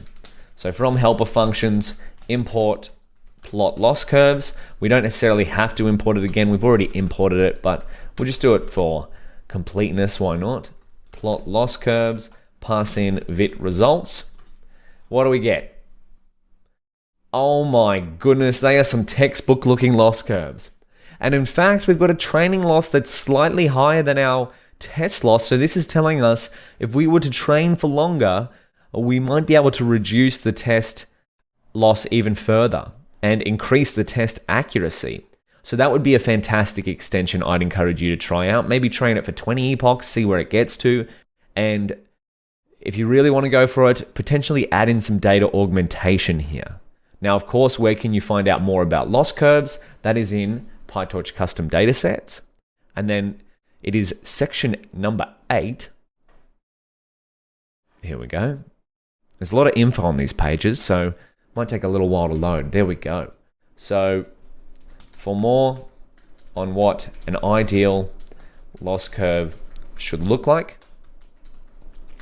see here. So we have trained our model. What should we do next? Well, I believe we've got a pretty good performing model. I'm pretty happy with this, 98.5% test accuracy. What did we do for our FNet B2 model? We saved it, we inspected the size of it, and then we collected some stats about it. So you might want to jump ahead and give these 3 a shot. In the next video, we're going to tackle saving our VIT feature extractor and inspecting the size of it. I think that's a good place to go next. I'll see you there. We are on an absolute roll here, so let's keep the momentum going. We just trained our VIT feature extractor and we got fantastic results on the pizza, steak, and sushi dataset, 20%. And in fact, it looks like if we did keep training for longer, we might get even better results. But that's enough for now. We want to deploy a model as quickly as possible, then we can improve it later on. So saving VIT feature extractor. How can we save our model? So luckily for us, save model, us from the past, we created a little script in goingmodular.goingmodular called utils, which contains the helpful function, utils.saveModel, and we can pass it in a model, which is of course our VIT feature extractor, and our target directory, target dir, which is going to be models, and then the target name. So let's go model name. What should we call this one? Let's give it something similar to our FNet B2 model, but of course it's going to have VIT. So we want pre-trained VIT feature extractor, and then we'll finish off with pizza, steak, sushi, 20%. Now, of course, you can get as creative as you like with your file names. That's just what I'm going to call mine. And we save that. Beautiful. Then we've got our pre-trained model, or our vit feature extractor now saved into models. There we go. We've got our two models, fnet b2 and vit. So now let's, while we're here, check the size of it. So what we did notice is that our vit feature extractor has more parameters than our fnet b2 model. Now, this is important to take into account, is that even though from what it looks like so far, our vit feature extractor model performs better on the test data set than our fnet b2 model, it may have a larger footprint. But let's find that out with code. And that larger footprint might affect where we're able to deploy it. Because if we want to deploy Food Vision Mini as a fast working model to a mobile device or on the mobile web, well, then we can't have exorbitantly large models. So we're going to do the exact same thing we did before with fnet b2, but this time with vit. We're going to get the pre-trained model size, or the feature extractor model size, whatever you'd like to call it. The path to the model is, of course, this saved model that we've saved here. And then we can get stat and st size. That's what we did before, right? Oh, we need to get a little print out here. Print, we might convert this, or divide this by 1 million or thereabouts to convert to bytes. Bytes to megabytes, that is. So pre-trained vit feature extractor model size is going to be pre-trained vit model size and then megabytes. What do we think it's going to be? Oh my goodness, 327 megabytes. Now, what was our pre-trained fnet b2 model size? 29 megabytes, or just under 30. And if we round this, we'll keep it at 327. Now, that's something to take into consideration here. We're gonna plot this later on in a comparison chart, but when you're deploying your model, you have to take into concern what are your compute restraints. Of course, if we had unlimited compute power, we would definitely go the biggest model, best performing model that we could get. But if you have limited compute resources, such on a small computing device like a mobile device or even a Raspberry Pi, which is a small computer, you might not even be able to store a model that's as big as vit. So something like this, a small computer somewhere, or there's even smaller computers out there. So that's why we check out the model size, and we're going to compare it to performance later on. So I think that's all that's left to do for the vit feature extractor, is if we want to compare our models across a whole range of different statistics and characteristics, we would like to start collecting vit feature extractor stats. So we'd like the same statistics as our fnet b2 model, so that way we can compare them directly across a range of different things. So give that a shot, collecting some vit feature extractor stats. We would like the same ones as our fnet b2 feature extractor, such as test loss, test accuracy, number of parameters, and the model size. And then we'll do that together in the next video. I'll see you there. Welcome back. In the last video, we trained our best performing model yet on paper by these statistics here on the pizza, steak, and sushi dataset, and that is a vision transformer feature extractor. And we also realized that its model size is 327 megabytes, which might be fine if we wanted to deploy it, say, on the cloud and we had plenty of compute resources available. But it might be a problem if we wanted to deploy it on a smaller device. Now, of course, it will be highly dependent on what resources you have available, but it's just something to keep in mind. So if we want to compare our vit feature extractor to fnet b2, we want to collect a number of different statistics about it. And the final one that we need is collect the number of parameters in vit. So we want vit total params equals sum torch dot numl, which stands for number of elements for each param or parameter for param in vit.parameters. A little list comprehension here, but what this is going to do is just go through all of the parameters or params in vit.parameters, and it's going to count the number of elements each one of those have. So vit total params, how many do we have? Should be about 85, yeah, just under 86 million. Now, if we want to compare this directly to FNet B2 total params, what do we get? We get just under 8 million. So now we're starting to get a little bit of insight into what our models look like against each other in terms of model size, performance, and parameter size. Why do we calculate the number of total parameters? Because what is one of our goals? We want a fast model. And sometimes, or generally, the more parameters a model has, the more calculations it has to make as a piece of data goes through it. So the more calculations it has to make, and the more compute, the longer latency it takes for a prediction to take place. Not always the case, but it's a little rule of thumb. And of course, rather than sort of think about it, we can test these things with code later on. And in fact, that's exactly what we're going to do, is compare the prediction times between our two models. But before we do that, let's create a VIT statistics dictionary. So VIT stats, we're going to collect a few things. We've got a bunch of information about our VIT feature extractor model here. We want the test loss, which is going to be what? It's going to be VIT results, and then we're going to pass in the test loss, and then we want the last epoch, so it's last loss. Then we want the test accuracy, VIT results, and then we want test ac. We'll also get the last one. Just recall that the VIT results is a dictionary that we acquired during training of our VIT model. There we go.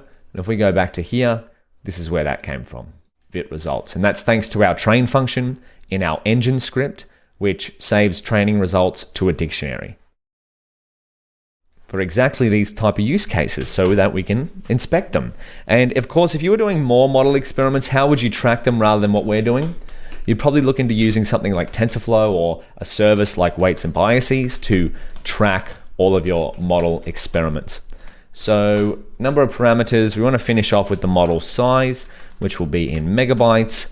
Let's pass it in here, pre-trained VIT model size. And what does this look like? VIT stats. Beautiful. So we've got a whole bunch of parameters here, and this is, if you want to jump ahead, you can start to compare these two and see if the trade-offs are worth it. But I'm going to save that for later. What we're going to work towards next is, I'll get the VIT stats back actually, is we want to now figure out how long each of these models takes to make a prediction. So our goals were, performs well, 95+% accuracy. So that's exactly what we've got. We've got two models, one's slightly better, so VIT is slightly better than our FNet B2, but they both satisfy this criteria. Now we want to see, do they both satisfy this criteria? Do the predictions or the latency of each prediction satisfy the 30 FPS or 30 milliseconds latency? Because we'd like the people who use Food Vision Mini, if we were to deploy it, remember we've got our machine learning engineers hat on here, to, if they upload a photo, the prediction comes back as fast as possible. So let's go back down to here. The next section we're going to be working on, a little spoiler, is making predictions with our trained models and timing them. We've actually gone over all of the tools to do such a thing in previous videos. So if you'd like to give that a shot, we have two trained models, VIT and FNet B2. Write some code to make predictions across all of the test data, the test data set here, and time each one of those predictions so that by the end of it, say you loop over all the samples in the test data set, by the end of that loop, you want to have an average time per prediction so that we can compare these two models. And so eventually, our stats dictionary for VIT and FNet B2 will have an average time per prediction parameter. So give that a shot, and we'll move towards that in the next few videos. I'll see you there. Welcome back. Over the past few videos, we've been building a VIT feature extractor and an FNet B2 feature extractor for our Food Vision Mini problem. And now we want to gather some more statistics about them, or one final statistic, and that is how long each of them take to make a prediction on a single image. So what's our goal? Our goal model is 1, performs well, both models do this, right? 95% plus test accuracy. And 2 we want is fast. I was going to say makes inference fast, but we'll just say fast. So 30 plus FPS if we can achieve it. And of course, back in the keynote, this is what we're doing. So we've built these two models. We know that they both perform well. Let's now build some code to test their speed. So you might have already given this a shot, but now let's do it together, hey? So the first thing we want to do to test the inference speed is let's go to test criteria 2. We want to 1, loop through test images. 2, time how long each model takes to make a prediction on the image. So nice and simple. How about we start off by getting a list of all the test image paths? So we could use a data loader for this, but let's make a function that we could just pass in a directory and loop over all the images in that directory and then make predictions on it with a given model and time all of those predictions. So that's what we want to work towards. So let's write down here. Let's work towards making a function called pred and store to do so. First, we'll need a list of test image paths. So we can do this by going from pathlib, import path, and just before we do, we've got a file path to the test directory. So here's our data, pizza, steak, sushi, 20% test. Let's now get all test data paths. We can go test data paths, we'll turn it into a list, hey? List, and then we'll go path. We'll use the path class to go test directory, and then we'll use the ever faithful glob to search through the test directory, so this file path here, and then star, so anything that comes after that. We've seen this a few times now. So test star, so anything in pizza, steak, or sushi. And then we also want to go another star here. So within the pizza directory, we want everything that's going to be ending with .jpg. And that, of course, is going to be the same across test pizza, test steak, or test sushi. Every file path that ends in JPG. So let's see what these look like. Test data paths. Wonderful. So there's a bunch of file paths to all of our testing images, and we'll just cut this down for some space. We'll get the first 5. Nice. So what do we want to do now? Well, we want to 5.1, let's outline a function. We've said pred and store, but let's go creating a function to make predictions across the test data set. So what do we want this function to do? So let's just go step 1. Create a function that takes a list of paths and a trained PyTorch model, and potentially we want a series of transforms because we need to format each of the images of transforms. Might turn this into Markdown. There we go. And a list of target class names and a target device. So a few things to take in here, but essentially all we're going to be doing is looping over these images, making predictions, mapping those predictions to a class name, and then making those predictions on a given device. So we want to then start off by creating an empty list. Can return a full list of all predictions later. So we want this function to eventually return, let's go here, steps to create pred and store. We want this function to eventually return a list of, let's make it a dictionary, 1 dictionary per prediction. Why do we want this? Well, you'll see later on that a list of dictionaries is one of the most usable data structures for inspecting different types of data. So we'll see that in practice. It's easier to see it in practice than talk about it. And then we want to go, number 3 is loop through the target input paths. And then the rest of the steps will take place inside the loop, except for the return step, of course. Number 4 is then we want to create an empty dictionary for each sample. So prediction statistics will go in here. This is what we're going to fill this dictionary by the end of the loop and then add the dictionary back to the list. So by the time we've looped over all of our test samples, we have one prediction dictionary per sample. Number 5 is we can get the sample path and ground truth class from the file path. So the ground truth label, of course, for each of these samples. For these images here, the ground truth label will be stake, and we want to be able to compare this to our model's prediction. 6, what do we have to do? We have to start the prediction timer. So we're going to open the image first, and once the image is open, then we can pass it to or start the timer and pass it to our model. So open the image, or maybe we start it before we open the image. Yeah, that's a good idea. We'll open the image using pil.image, so Python image library.image.open, and then we can just pass open in a path.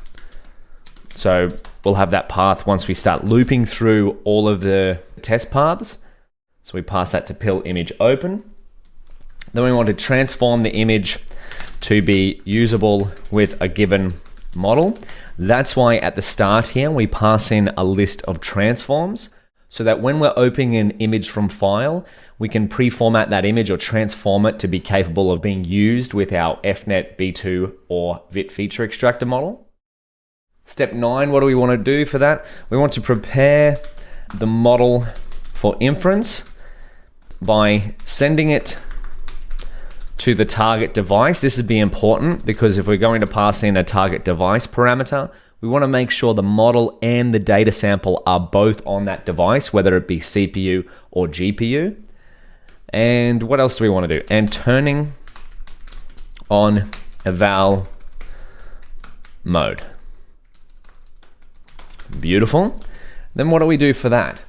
Well, I want to turn on Torch inference mode because we're going to be performing inference, and inference mode is going to help us out by turning a bunch of model settings off that we don't need during inference. And then we're going to go and pass the target transformed image. So this is going to be from the image from step 8 to the model and perform forward pass. Then we want to also calculate pred prob plus pred class. So the raw logits, our model's raw output is going to be the logits. Then we want to go from logits to prediction probability. Then we want to go from prediction probability to prediction class. And then we can, once we have these details, we want to add the pred prob plus pred class to empty dictionary from step 4. That's when we can start to add some information to this dictionary here that we created. Step 12 is we want to end the prediction timer started in step 6 and add the time to the prediction dictionary. So once the prediction is done, we want to stop the timer, add how long it took to the dictionary, and then 13, we don't need to get these comparison metrics, but while we're here, we might as well get it anyway. So see if the predicted class matches the ground truth class. This will give us an indication of how many samples our model was wrong on. And then 14, what else do we want to do? Finally, we can append the updated prediction dictionary to the empty list of predictions we created in step 2. And then 15, of course, return the list of prediction dictionaries. Oh my goodness, a fair few steps here, but nothing that we can't handle. There's nothing here that's out of context that we haven't covered in some way, shape, or form throughout this entire course. We are at milestone project 3 after all. So I'm going to start this off, pred and store, and we want it to return from typing import dict, or do we want a list as well? So this is going to return a list of dictionaries. I think that's correct. Pass. Does that work? Wonderful. Okay, so my challenge to you is to go through these steps here. We've got our list of test data paths. We've got our trained models as well as their associated transforms. So if we come up here, we've got VIT and VIT transforms. We now also have a list of class names. And of course, we have a target device. So try and combine all of these things together, go through these steps, and we want to end up with a list of prediction dictionaries, one for each test sample. And we're going to go through this together in the next video. I'll see you there. Welcome back. In the last video, we outlined quite a set of comprehensive steps for a pred and store function that we want to make. And the whole goal of the pred and store function is to evaluate how long it takes for our VIT and FNet B2 feature extractor models to make a prediction. What's the latency per sample? And we're testing this across the test data set because that's going to not only let us time the prediction per sample, but we can also evaluate our models using this function. So how did you go? Did you give it a shot? I trust you did. But let's now do it together, hey? So I'm going to import a few things here. Not that we necessarily need to import them, but I just want it to be all within the one cell. So that way we can see all of the requirements in a single cell. So we need to import image from pill because we want to open the image. We're importing path, lib, and torch because we want to be able to interact, use some PyTorch functions, and we also want to be able to interact with the file paths here. And what else do we need? Well, maybe we need from timeIt, import default timer as timer. Now this is Python timeIt default timer. This is just Python's default timer. TimeIt, here we go. Default timer. There we go. There's the documentation for that. If you'd like to read up on what it's doing, I'm going to just call mine timer. And we'll go from tqdm.auto, import tqdm. This is going to enable us to get a progress bar. .auto inspects the environment you're working in, such as a notebook or an IDE, and uses the appropriate progress bar for whatever environment you're working in. So we're in a notebook, but we want this to automatically work for us. And then finally, we can import this. From typing, import list and dictionary. This is just because we want our pred and store function. This is a type hint to tell us or our future selves or someone else that looks at this code that this function returns a list of dictionaries. We could put that in the doc string as well, but let's now pass in what it takes. This is going to be step one. Oh, jumped all over the place there. Step one is create a function that takes a list of paths. So let me just copy that in there. We want paths, which is going to be a list of pathlib.path. Then what else do we want? We want a model, which is going to be torchnn.module. That's the type of our model. Then we also want a set of transforms. So transform, we want, it's going to be torchvision.transforms. And we want some class names. That's going to enable us to turn our prediction labels into human readable strings. And then device, let's set by default that our device is equal to CUDA if torch.CUDA is available. So that way this prediction function, else CPU, is going to default to using CUDA if it's available, or it's automatically going to go to CPU. We could of course hard code this, but just by default, it's going to be device agnostic. So that's step one, ready to go. Now, step two, create an empty list. So let's put this down here. Two, create an empty list. So I'm going to call mine nice and simple, pred list equals that. Step three, what else do we need now? We're going to do a little bit of jumping back and forth here, but this is just thinking out loud. Loop through the target input path. So we have a list here. The rest of the steps will take place inside the loop. Okay, so let's go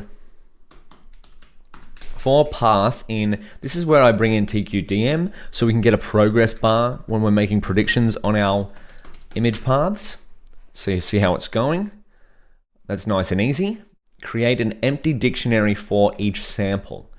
All right, so this is where our data structure is going to come in, a list of dictionaries. Very handy to be able to do. So that means the benefit of a list of dictionaries is that we've got a list here of strings, but if we have a list of dictionaries, it means that we can store a little bit more information per sample, but it's still in an overall list. So create an empty dictionary. What do we want to call this? Predict. So that means each sample it's going to get its own dictionary. And we're up to step 5. What do we want to do? Get the sample path and ground truth class from the file path.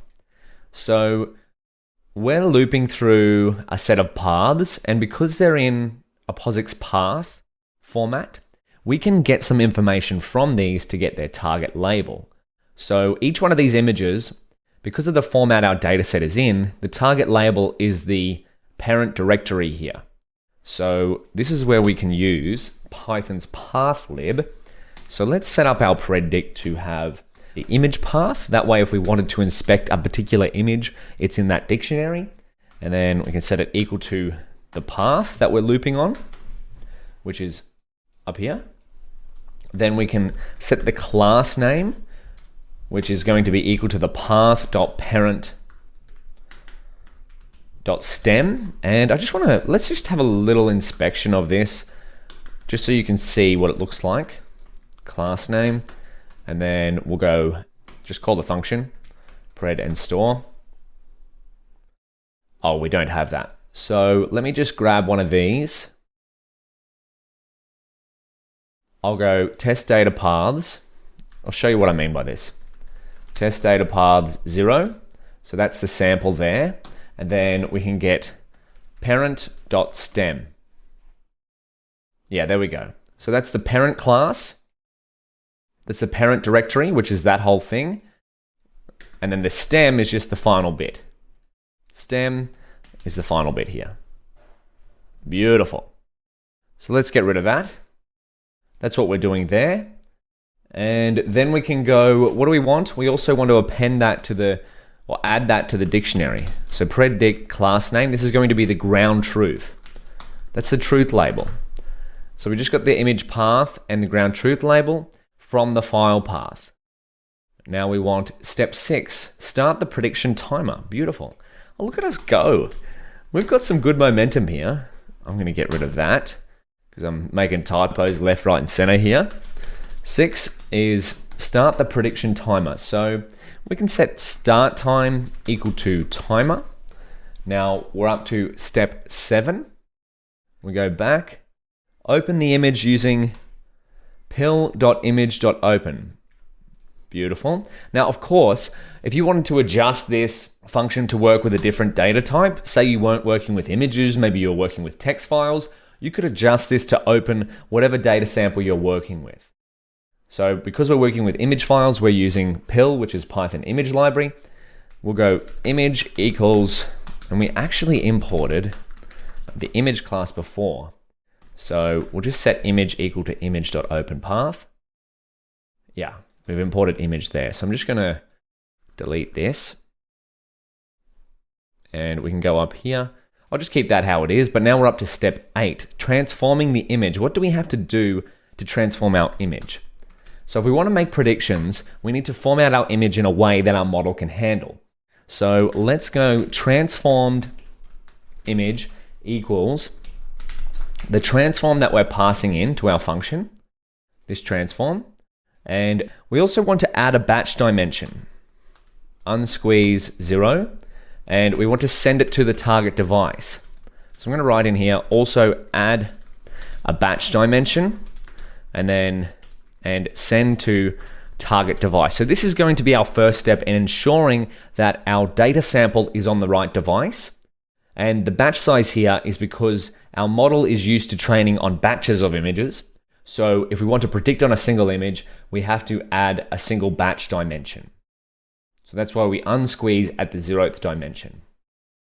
So let's keep going. What are we up to? Prepare the model for inference. by sending to the target device and turning on eval mode. Okay, so we've put our data on the target device. Now let's do the same with the model. So the model equals model.toEval. Well, we'll go to device first, so to the target device, and then we'll turn it on evaluation mode. Wonderful. We've done all these steps before. You see what I mean? We're just blazing through this now. So this is step number 10. Turn on inference mode and pass the transformed image to the model and perform a forward pass, calculate the prediction probability and the pred class. Oh my goodness. A few steps here, but again, nothing we can't handle. So with torch.inference mode, we want to go here, and then let's go pred logit, because the raw outputs of our model are referred to as logits. We want to pass the transformed image to our model. So this is that image that we prepared. They'll be on the same device now because of these 2 lines of code. I've got a little typo there. That's fine. Then we can calculate the prediction probability. How do we do that? Well, because we're working with multi-class classification, we can calculate the prediction probability using torch.softmax on the raw logit across the first dimension. So this is going to be turn logits into prediction probabilities. Then what else do we need to do? Well, we can calculate the pred label as well. The pred label is going to be torch argmax, so the maximum value, or the index where the maximum value occurs in the prediction probability. And then the dimension is going to be across the first. So turn prediction probability into prediction label, or the index at where the highest prediction probability is. And then prediction class is going to be, we can index on our list of class names, and we can get the pred label. Now, a little thing to note here is that this will not work if we try to index, because our class names is a list, a Python native list. This value here, pred label, will be a PyTorch tensor. But if this tensor is on GPU, this will error, because Python variables live on the CPU. So we hard code our pred label to the CPU, so it's able to interact with our class names list here. So I'm going to write down here, hard code prediction class to be on CPU, and I'm going to write Python variables live on CPU. We hard code it to CPU regardless, even if we're using device agnostic code, because our class names variable never goes to the GPU. So what are we up to now? We're up to step 11. Add the prediction probability and pred class to the empty dictionary from step 4. So we've started to collect some information here about our target image. This is the ground truth labels. Now we can start to append our model's predictions about it. So add the pred prob / pred class to the empty dictionary, and we can do this by going predict pred prob, and then we're going to pass it in here. We might round it, and this one's going to be, we want to unsqueeze it here. We'll see why in a second. We want to get the max from the prediction probabilities. Why do we want this? Well, because we're going to get a value of prediction probabilities for every class that we have, but we only want the max. So the max value here, which is going to be equivalent to the value that occurs at the argmax. So we want the maximum prediction probability to go in here. So the prediction probability that our model is assigning to a target label. So we get the max, and we also want to copy this to a CPU because we don't want any GPU errors. So when we analyze it later, it's on the CPU. And finally, we want to just get the item, because if you call .item on a PyTorch tensor, it gives you back just the element that's in that tensor. And finally, we round it to 4 decimal places. A fair bit going on there, but if you step through it, you'll see what's going on. Then we go predict. Let's go pred class equals pred class. We don't have to put this one on the CPU because it's already on the CPU. Oh my goodness. We're nearly through. End the prediction timer. So we've got this, 3 more steps. So number 12 is end the prediction timer started in step 6. We can definitely do that. And add the time to the prediction dictionary. Okay, prediction dictionary. Does that rhyme a little bit? A little bit. So predict, let's put in time for pred. This is the magic number. This is what we want to figure out for both of our models. How long does it take to perform inference per sample, on average, of course. So end time minus start time. and we want to round that to 4 decimal places because that should be enough. What are we up to? 13. A couple more steps. See if the predicted class matches the ground truth class. Now, of course, we don't need to do this, but while we're here, we might as well just make a comparison. So predict correct. So this is just going to be a comparison operator. So class name, the ground truth, does that equal the pred class? And of course, class name comes from the file path, and the file path is up here. So for this given image, the ground truth is steak. So that's an image of steak according to the dataset. And then we're comparing it to our model's prediction class, which is here. So this correct should be true or false, whether these two match. And then what are we up to? 14. I believe we have to append the updated prediction dictionary to the empty list of predictions we created. So we can go pred list. So this is our empty list of predictions up here, pred list dot append, and then we want to append the predict. So now that our prediction dictionary down here is full of valuable information per sample, we can append that to the list up above, and then finally we'll finish off this big function by returning the list of prediction dictionaries and see if the magic happens. Return a list of prediction dictionaries, so return pred list. Oh my goodness. So there is likely an error in here, but I'm going to challenge you to find out if there is. So over the next couple of videos, let's use our function to make some predictions, time them, and store them using our FNet B2 feature extractor and VIT feature extractor. So we've got a function ready to try out. My challenge to you is to try it out on FNet B2 or VIT or maybe both and see how long each model takes to make a prediction per sample. So give that a shot, and I'll see you in the next video. Welcome back. In the last video, we coded out this beautiful looking function to pred or make predictions and time them, given a model, given a path of files, given a transform, given a list of class names, and given a target device. And I issued you the challenge of giving it a shot to make some predictions using FNet B2 and VIT. So I trust you gave that a go, but let's now do it together, hey? 5.2 we're up to, making and timing predictions with FNet B2. So again, we're working towards satisfying or running experiments to move towards satisfying our two criteria or seeing which model gets closest. Right now, they're both performing well. Now we're evaluating how fast they go. So let's go back down to here. So how can we do this? Well, let's go here, make predictions across test dataset with FNet B2. So I want to go here. Let's test our pred and store function. Two things to note.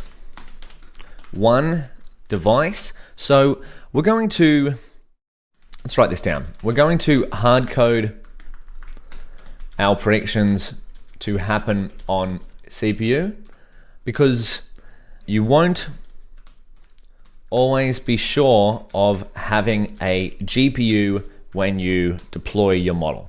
So unless you set it up explicitly, you might not have access to a CUDA-enabled GPU when you deploy your model, say for example to a mobile device or to the internet. However, there are ways of setting that up. What you should be aware of is that devices with explicit CUDA GPUs are usually larger rather than smaller devices, and they usually cost a bit more. That doesn't mean that you shouldn't ever use a GPU, it's just something to be aware of. And then transforms is that we want to make sure each of the models are predicting on images that have been prepared with the appropriate transforms, e.g. FNet B2 with FNet B2 transforms. Otherwise, we'll get disparities in their prediction results. So let's push forward here. We're going to go FNet B2. We'll create test pred dix because our function returns, if we've done it all correctly, it's going to return a list of dictionaries. So let's see it in action, hey? We want pred and store, and the paths we're going to pass in are test data paths, our list of test files, test images. The model we want to use is fnetb2. The transform we're going to pass in is, of course, fnetb2 transforms. The class names we're working with are our class names, pizza, steak, sushi. And then finally, the device we're going to use is CPU. And just as per the note above, is hardcode predictions to happen on CPU. So you ready? Let's make some predictions with our fnetb2 feature extractor and time them. 3, 2, 1, no errors. Oh my goodness, here we go. Oh, look at that, it's pretty quick. 8, 7 instances per second, that's pretty good. Now, what's our goal? We want 30 FPS, so ideally this should be up in the 30s, but maybe our model isn't quite there yet. Okay, wonderful. Now, what does this look like? fnetb2 test pred dix. Let's have a look at the first couple. Wonderful. So this is where the list of dictionaries data structure comes in very helpful. You see how we have one dictionary now per prediction. So if we wanted to evaluate each prediction, we've got the exact image path of where that prediction came from. We've got the ground truth class name from here. We've got the prediction probability. We've got the prediction class from our model. We've got how long it took. So is that, have a look, is that close to what we wanted for our goal? What was our original goal? 30 milliseconds latency. So I think that's a bit slower than our latency goal, but we're going to keep pushing forward and evaluate both of our models. So let's turn it into a data frame, hey? So this is why the list of dictionaries is another great data structure. Turn the test pred dix into a data frame. Oftentimes, whenever I'm evaluating predictions, I like to turn them into a list of dictionaries, so I can do this. Import pandas as PD, fnetb2 test pred df equals pd.dataframe, and I'm going to pass in straight away fnet test pred dix. And then pandas, all going well, will turn them into a nicely formatted data frame. Have a go at that. Beautiful. So there's our image path. There's our class name, prediction probability, pred class, time for each prediction, and whether it was correct or not. So this is one of the main reasons, again, if we go back to our function, that we hard-coded a few of the things to be on the CPU, because pandas works on the CPU rather than on the GPU. So although our function is device agnostic, if we want to evaluate our prediction dictionaries later on, we make sure that the information that's stored in them is back to the CPU. Otherwise, we'll get errors when we try to use our fnetb2 test pred dix variable with something like pandas or matplotlib or numpy. So that's where we put it back to the CPU. Now, we can inspect on this data frame if we wanted to. We can check the number of correct predictions. This is again why the list of dictionaries is such a helpful data structure. So let's check the correct column. This is the correct column over here. Let's see how many were correct. Value counts. Well, it got 145 out of 150 total, so it got 5 wrong. And that's pretty in line with the results we got way back up here for our fnetb2 model.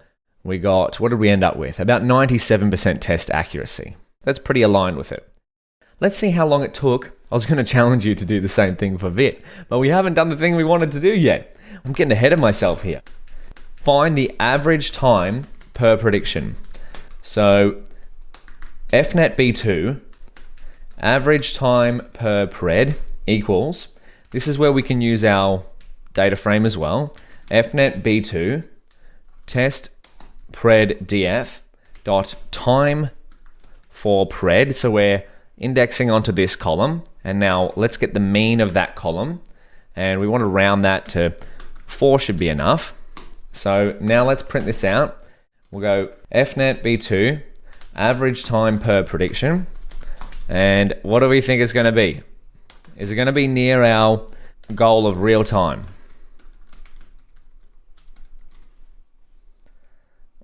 Oh, okay. So it's about 120 milliseconds per image. So it's about 3 to 4x higher than our goal of 0.03 seconds. So, Now, a thing to keep in mind here as well is that that's not necessarily bad. We can still build a deployed model, but I'm going to write a note here. Is that note, prediction times will vary, much like training times, depending on the hardware you're using. So generally, the faster your compute, e.g. CPU or GPU, the faster the predictions will happen. So we're running on a Google Colab CPU right now. Now, I'm not exactly sure what type of CPU it's using, but just for some context, if we go into book version of what we're working through, and we go to making predictions with FNet B2 5.2, these are the results I got on my local PC. So I have a deep learning PC, which has some pretty advanced computer chips in it, such as an Intel i9, and my average prediction time with FNet B2 was around 0.31 seconds. So just under real time, what our goal was. But on Google Colab, again, I'm not sure what hardware Google Colab uses, but it looks like it might be an Intel Xeon XR or something like that. What's the hardware spec for Google Collaboratory? You can check into that. But I got an average time of 0.1396 seconds, so 3 to 4x slower, which is reflective of what we got here. So don't worry again if your value here is not exactly these numbers, but you might have done something wrong if it's like 10x this number or 3x, or if it's faster, hey, run with that. That's a really good thing. But now we've got the FNet B2 average time per pred. How about we do the exact same thing, but for our VIT feature extractor? So that's going to be my challenge to you before the next video, is to take the VIT feature extractor and go through the steps we did in 5.2, except for instead of FNet B2, use VIT, and just make sure to use the VIT transforms as well. And see what's the time for the average prediction for our VIT and compare that to FNet B2. So give that a shot and we'll do it together in the next video. Welcome back. In the last video, we found out the average time per prediction of our FNet B2 model. And we did so using our pred and store function, and then by some fancy pandas data frame tricks. Or not really fancy, we just use a data frame to calculate the mean time for this column. So let's do the same thing for our VIT feature extractor. So we'll go here. You might have already done this. I'm giving out a lot of challenges right now because we are in milestone project 3. So making and timing predictions with VIT.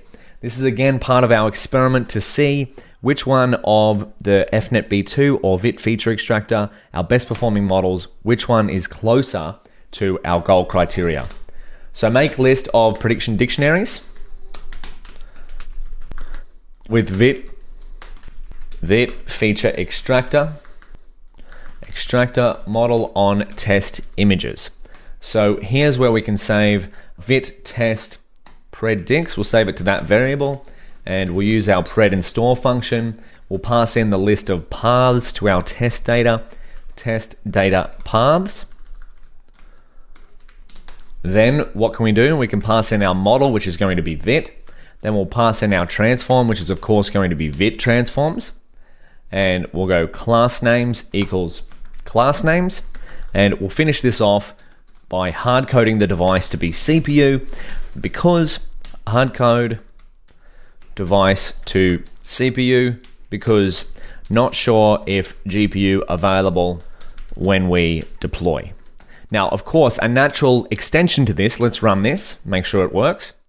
A natural extension to this would be to evaluate the prediction times on CPU and GPU. And in fact, that's one of your spoiler alerts. exercises for the end of this notebook. Make predictions and time them on CPU versus GPU. So, okay, it looks like our VIT model is quite a bit slower from first inspection to our FNet B2 model. Now, why might that be? Have a think about it, and we're going to explore that a little bit later on, but we'll wait for this to go through. And in fact, while we're doing that, we can check the first few. Check the first couple of VIT predictions. So this is why a progress bar is so helpful. I love seeing that go up. So let's go VIT test predicts. We'll get the first two. We'll run that after the cell above is done, and we'll turn them into VIT test predicts. We'll turn them into a data frame, of course. Import pandas as PD. We don't necessarily have to run that, it's already imported, but just for completeness, VIT test pred df equals PD dot data frame, and then we'll go VIT test predicts, and then we can check VIT test pred df. We'll check the head, and then we can also get the value counts. See how many, see, look at this. I think our VIT model performs a little bit slower than our FNet B2 model. See how many correct. We'll go VIT, there we go, wonderful. So we get a similar output as what we got before, a list of dictionaries. There's the original image path, the ground truth, the prediction probability. So it looks like our VIT model is a lot more confident on some of its predictions, but they come at the expense of time. So yeah, these look quite a bit longer. Now, why might that be? Have a think about that. What's different between our VIT model and our FNet B2 model? So let's go test pred df, and we'll calculate how many are correct by checking the value counts of the correct column. As you see, our VIT model performs a little bit better than our FNet B2 model.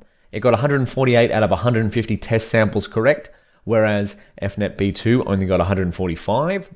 Not too dramatic of a difference, but still a difference, which means our VIT model performs at an accuracy of 98.5 or thereabouts %, slightly better than our FNet B2 model. So let's keep going. How long did each average prediction take? So calculate average time per prediction for VIT model, and we'll go VIT average time per pred equals round VIT test pred df dot time for pred dot mean, and we'll round that to 4 decimal places. We kind of don't need to because it already is, but this is what we're just doing, finding the mean of that column there, and then let's print it out. Print VIT average time per prediction. What do we get? Average time per pred. So what's this going to be compared to, oh my goodness, that's not as close to real time as we wanted it either. It's still under 1 second, so I guess that's not too bad, but it's certainly a lot higher than our FNet B2 average time per prediction. Now, keep in mind this is on CPU. The results may change when you go to GPU, and that's the first exercise for the end of this notebook. So I'll leave that for you to explore, but for now we're going to run with these times. So we have to append that average time per prediction to average time per prediction to VIT stats. Let's add it to the stats dictionary that we've been collecting for our VIT model.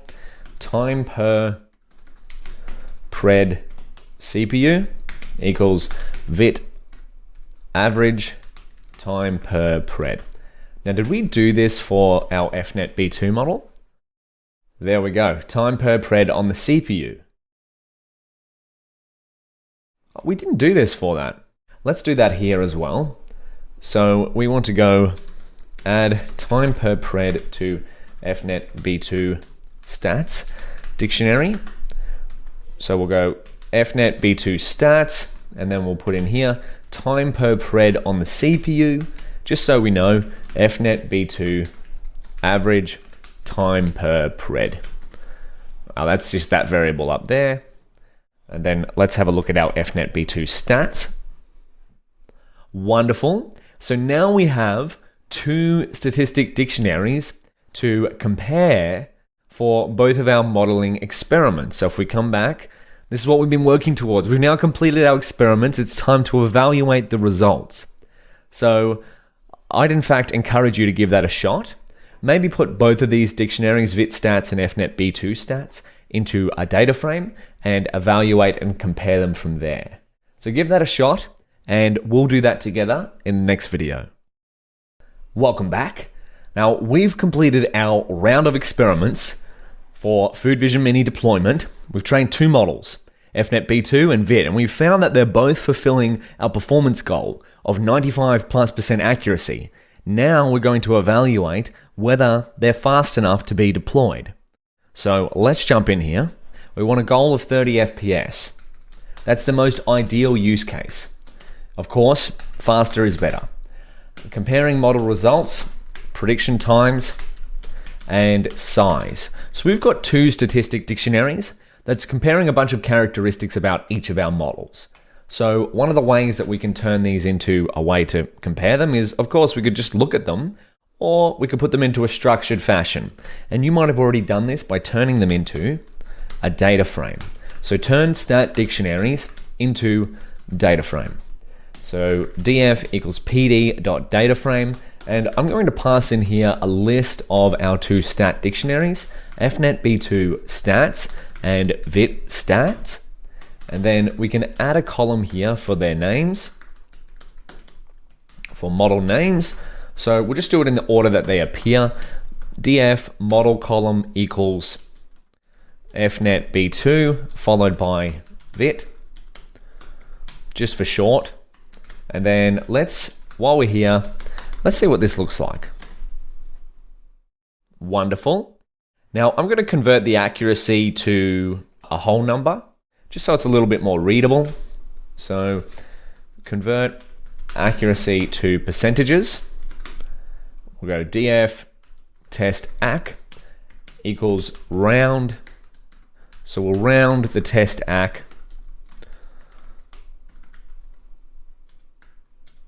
times 100 to 2 decimal places, and we'll see what that looks like. Beautiful. So look at a little bit of a comparison going on here.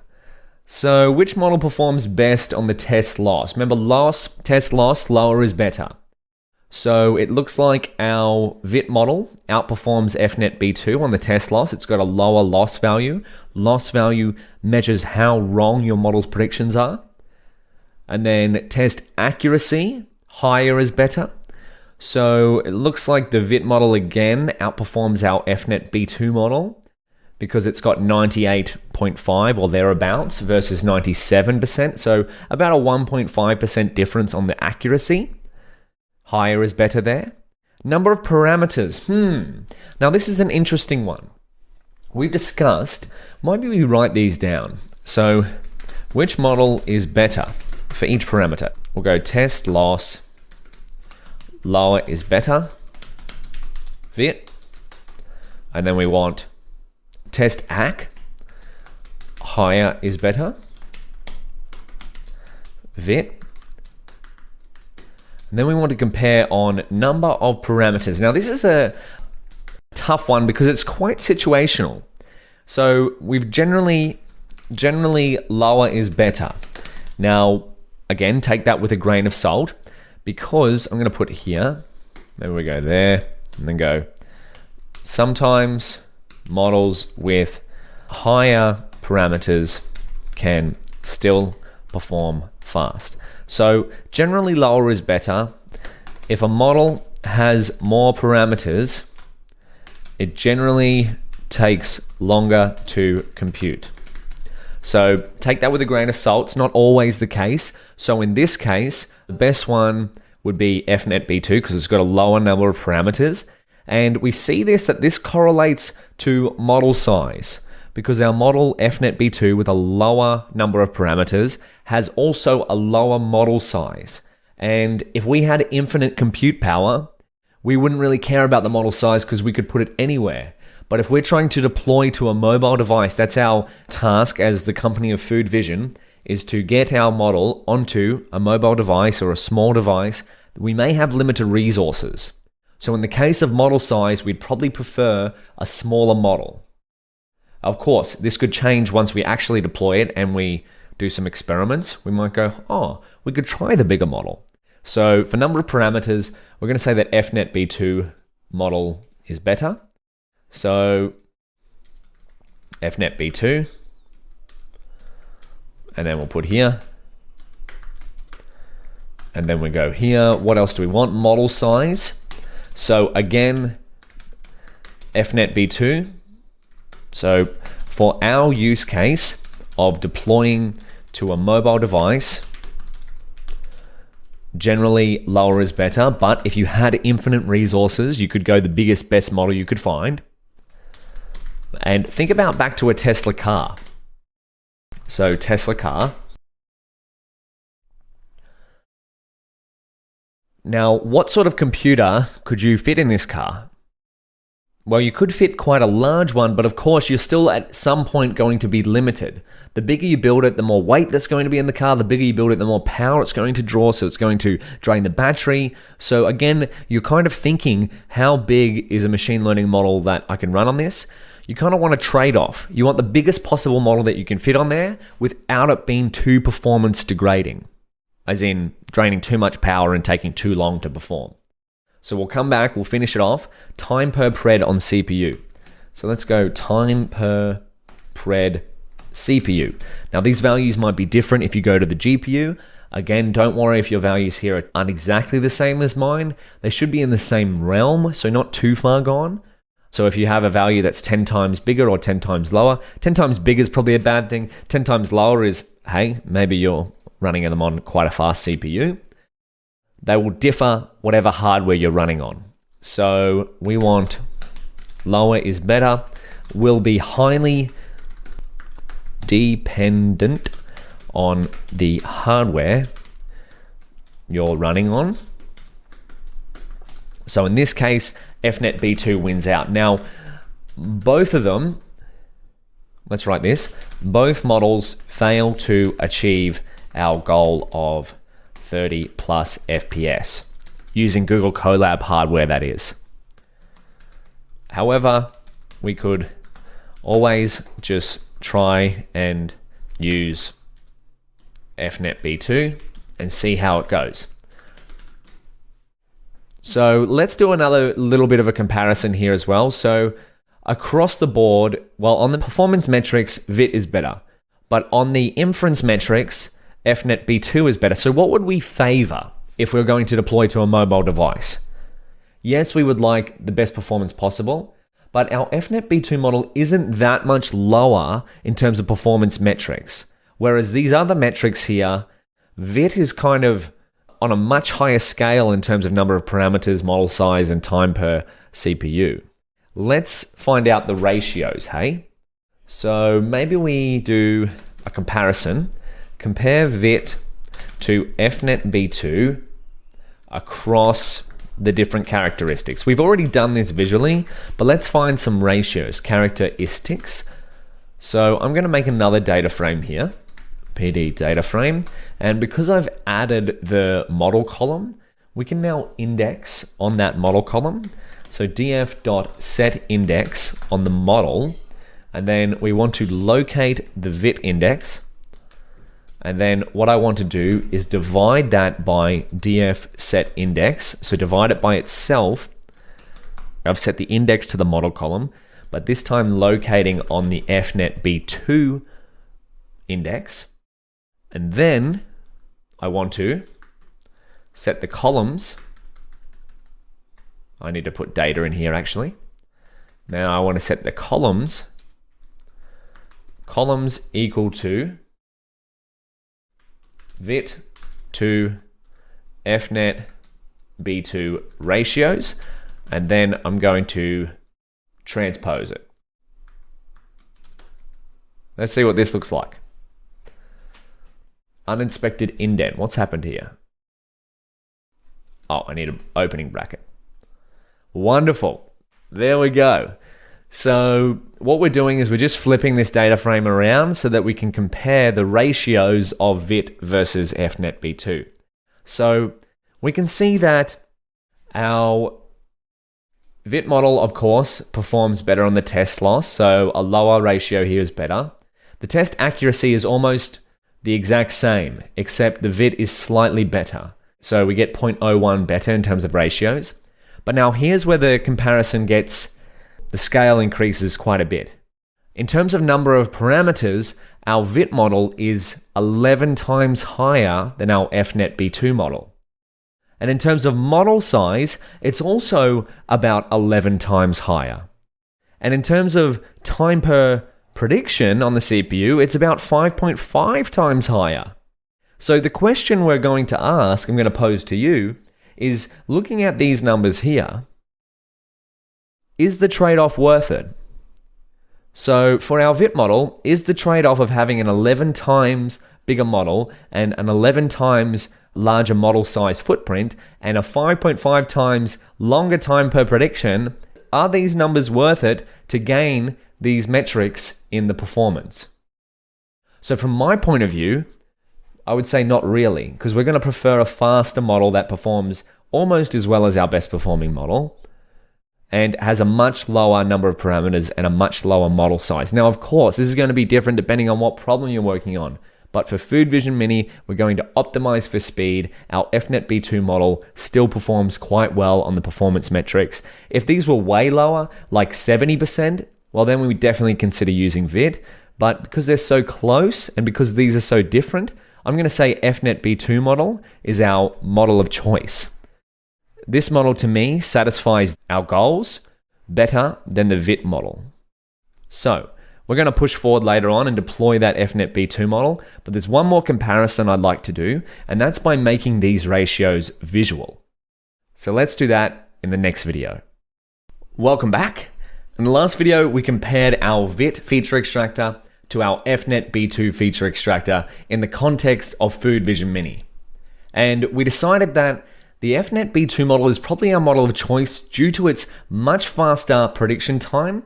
It does have a slightly less performance value than our VIT model, but if we're optimizing for the best experience using Food Vision Mini, we probably want a smaller model size footprint and a faster prediction with pretty good prediction performance than a model that takes far longer to perform prediction on a single image and has a much bigger model size. But again, this is context specific. FNetB2 is our model of choice for now. But let's further visualize the metrics that we've got here, hey? We're going to follow the data visualizer's motto of visualize, visualize, visualize. This is one of my favorite kind of plots to do, is visualizing the speed versus performance trade-off. So let's make this a little bit more concrete of what we're going to do. So we've compared our FNetB2 and VIT feature extractor models. Now let's visualize the comparison with a speed versus performance plot. So we want to create a matplotlib plot with performance, in other words, test accuracy or test loss on one axis, and inference time on the other axis, so time per prediction. So how do we do that? So we can do this, or do so with matplotlib, and then step one is let's create a scatter plot from the comparison data frame to compare FNetB2 and VIT across test accuracy and prediction time. Number two is we'll add titles and labels to make our plot look nice, of course. And number three is let's annotate, because we're going to have two scatter points. One will be for VIT, one will be for FNetB2. And we want to annotate the samples on the scatter plot so we know what's going on. We want to visualize, right? Make things look nice. Make things look pretty and beautiful. So create a legend based on the model sizes. So this is another point. If ever you can make something more understandable, chances are making it visual will often help. So we've got this beautiful table, right? We look at the ratios, but I like plotting things. So let's go through these steps, hey? Number one is create a plot from model comparison data frame. So fig x equals plt, and I'll just import matplotlib, we don't need to. So import matplotlib .py plot as plt. So plt, I'm going to do it as a subplot. I'll set the fig size to maybe 12.8 or 10.7. 12.8 should be enough for now. Scatter equals ax.scatter, and the data is going to be our data frame, which is of course the data frame that we created earlier. So this data frame, we're trying to compare our model's test accuracy to their time per prediction on CPU. And then x is going to be equal to time per pred CPU. So we're passing in the column name there. So time per pred on CPU is going to be on the x-axis, and then our y-axis is going to be the test accuracy. Then we can pass in another variable here, which is C. C stands for color. I'm going to pass in a list for blue and orange. You can pick other matplotlib colors, but blue and orange stand out to me. And then size is going to be, oh well, we pass this in as a list, by the way, so that each one of the samples in here, the first one is going to be blue, fnet b2, and the second one's going to be orange. Then S stands for size. We want our scatter plot, which is a dot plot, oh excuse me, missed a bracket here, to be sized in the same ratio of the model size. We'll see what this looks like later on, but it makes a beautiful visualization. Number two, there's our plot. Actually, what does this look like? All right, so there's our VIP model, orange. There's our fnet b2 model. And here's the prediction time per image, and here's the test accuracy, but that doesn't look too good. So this is why we're going to start making our plot beautiful. So let's go here. Number two is add titles and labels. Titles and labels to make our plot look good. So we want ax.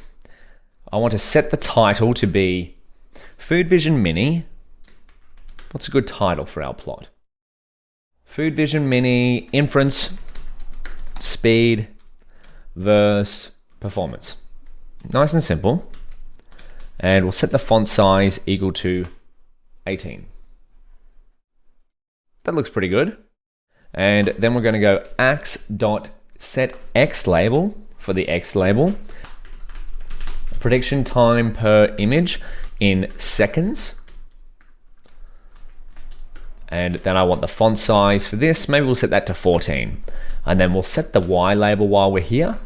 Y label is going to be test accuracy. And this is of course in percentage. I want the font size here to be 14 as well. And then we can go ax.tick params.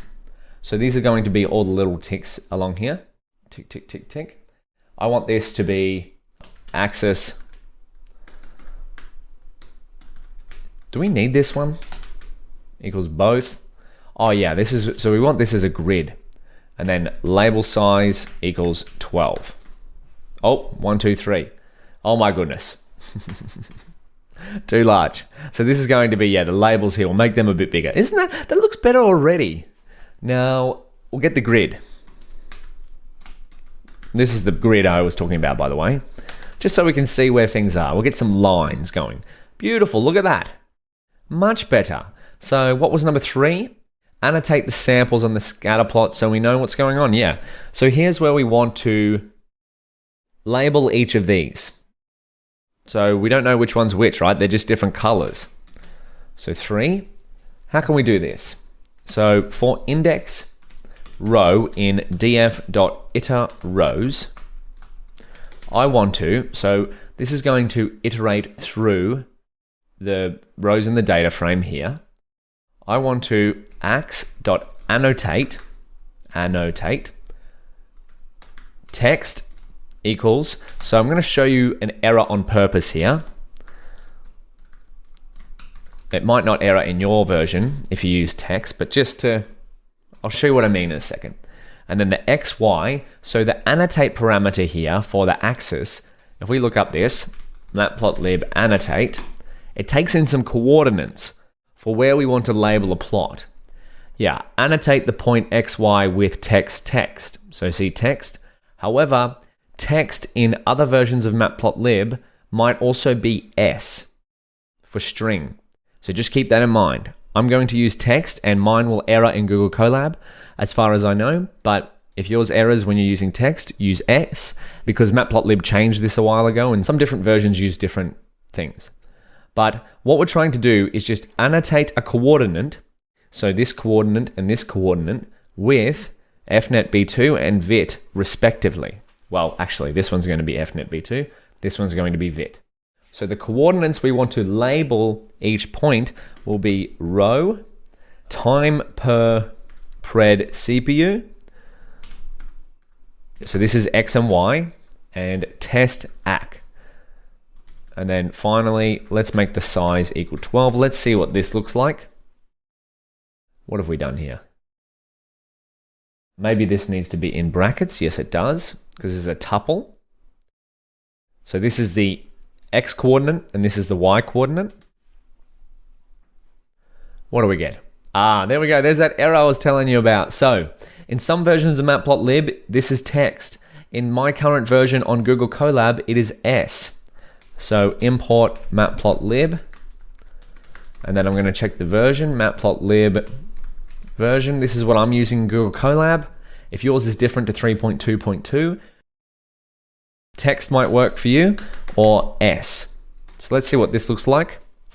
There we go. Well, that's a little bit overlapping, so maybe we adjust this. We're going to add some value to the X coordinate, maybe 0.06. Because why are we doing that? Because of the scale of here. We just want to move this over a little bit, move this over a little bit too. And then we can do the same for the test accuracy. This is going to be a slightly different scale. We want to move it up a bit. So maybe 0.03. How's that look? No, that's good enough for me. Yeah, that'll do. Now, we've got step 4. You see how our plot's coming together? Now we want to create a legend based on the model sizes, because right now our dots are different sizes, but we don't know what the different sizes are.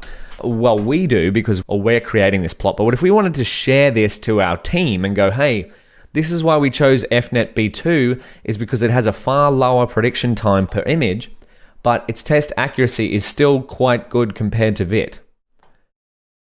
So we want to make sure the plot is as annotated as possible so people can understand it if they're just looking at the plot. So we can do this by creating a tuple of handles and labels equals our scatter element. So our scatter element is up here. Scatter dot, we're going to go legend.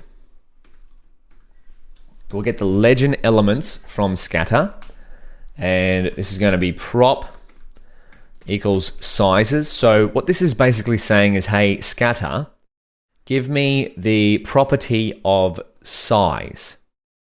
So we're extracting the legend element of the property size from this variable. This is what that's saying there. And then I'm going to set the alpha to equal 0.5. That's going to be the opacity of our legend. Let's see what this looks like in practice rather than just talking about it. Model size legend equals ax.legend. So this is saying, hey, set a legend on this axis, and then we're going to pass in the handles and the labels, and then the location is going to be in the lower right because that just seems like the best place on the plot to be. Instead of upper there, I want it down here. I want the legend down here. Does that need an underscore? No, it doesn't. And then title equals model size megabyte. We'll see what this looks like in a second. And then the font size here again is going to be 12. Let's see what this looks like. Wonderful, look at that. How good is that plot looking? Oh my goodness. Now, save it if we want. Save the figure. so we could share it. We're going to a meeting for the Food Vision team to showcase our work to all of our fellow colleagues. I'm going to save this as Food Vision Mini Inference Speed versus Performance.png. So we need to go to the meeting and we need to show them what we've found. We need to explain why we're... Oh, what's going on here? Oh, I'll just save it to here.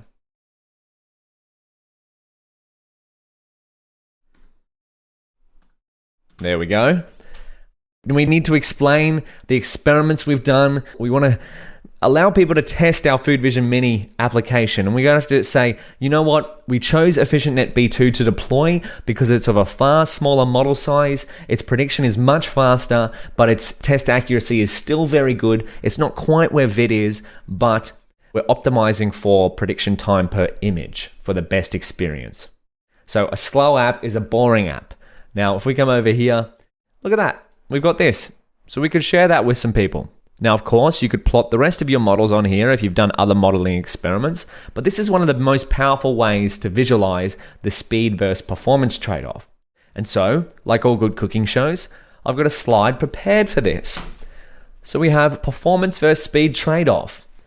So our most ideal position, you might have guessed, is right up here in the top left. We have the highest test accuracy possible, but the lowest prediction time per image.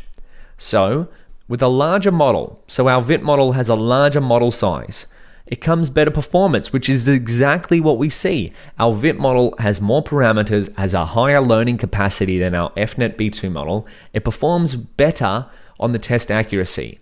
But this is in our case, at the sacrifice of speed. So although it performs better on the metric scale, it takes longer per prediction. So that's the speed versus performance or performance versus speed trade-off. It isn't always the case, and there are researchers and a lot of different techniques coming out to move this dot towards here and, of course, increase this up to here. But that is something I'd leave for you to explore as some extra curriculum. So that's the most ideal position, but for now we're going to run with this because we are optimizing for prediction time per image. So with that being said, I think we've completed our task of Food Vision Mini model deployment experiment outline. We've gone through this experiment. We've got a model that performs well, and we've got a model that performs fairly fast. It's not quite 30 FPS or 30 milliseconds latency, but it's good enough to go forward. So let's, over the next few videos, start to make an interface or a demo to deploy our EfficientNet B2 feature extractor and bring Food Vision Mini to life. So, if you're up for the challenge, join me in the next video. I'll see you there. Friends, welcome back. In the last video, we saw the trade-off of inference speed versus performance. And we decided that for our specific criteria, we're going to go with deploying the EfficientNet B2 model for Food Vision Mini. And by the way, I took a break between the last video and recording now. So if you do the same, don't forget to run all of the cells above so that we have everything loaded and we can start coding from here. So let's create another heading here. Let's bring Food Vision Mini to life, hey?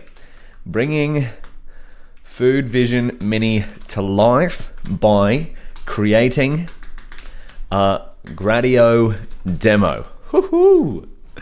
This is very exciting. So let's write this down.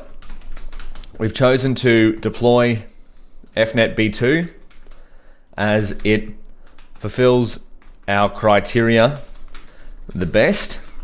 So if we go back right up to the top here, Food Vision Mini model deployment experiment outline, EfficientNet B2 fulfills these as close as possible. Now, of course, it's not as fast as we'd like it to ideally be on the Google Colab CPU. There are ways to try and improve this, such as, for example, if you go improve PyTorch model inference speed, and then you're going to find a plethora of options for that. PyTorch performance tuning guide. I'll let you go and give that a shot. Maybe we want on CPU as well. On CPU.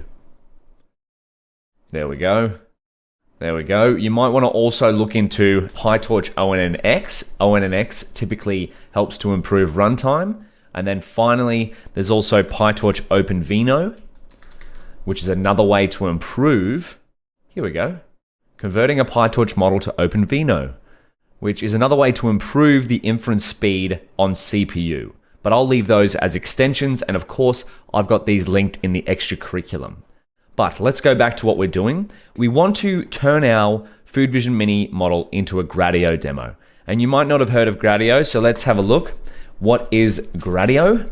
And the best place to find out is the Gradio website, gradio.app. So this is a brilliant explanation of what it is. Build and share delightful machine learning apps. Gradio is the fastest way to demo your machine learning model with a friendly web interface. That's what we want, a friendly web interface, so that anyone can use it anywhere. That's exactly what we want. We want to deploy our machine learning model to the real world so anyone can access it anywhere. And that's what we're going to do. So by the end of the next section of videos, we're going to have our Food Vision Mini in an app that you can try out. So how about we see image segmentation? Is this going to work? Maybe it will. So this is what happens. You have some sort of inputs. Oh, there we go. It's not that great for the food, but of course it's probably not trained on food. But this is the whole crux of Gradio. You have some kind of interface. We're going to code this out in a second. Then a function to map some kind of inputs to some kind of outputs. That's the whole idea of Gradio. So with that being said, let's jump back into here, and I'm just going to copy this line.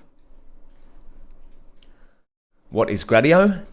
Gradio is the fastest way to demo your machine learning model with a friendly web interface so that anyone can use it. We're going to copy that in here. And in fact, you're quite often going to see these days is if machine learning research is being published, they quite often deploy a demo of their machine learning research with Gradio. So for example, Salesforce, the company, just published a research paper called BLIP, which stands for, there we go, PyTorch code. See, research is done in PyTorch. Bootstrapping language image pre-training for unified vision language understanding and generation.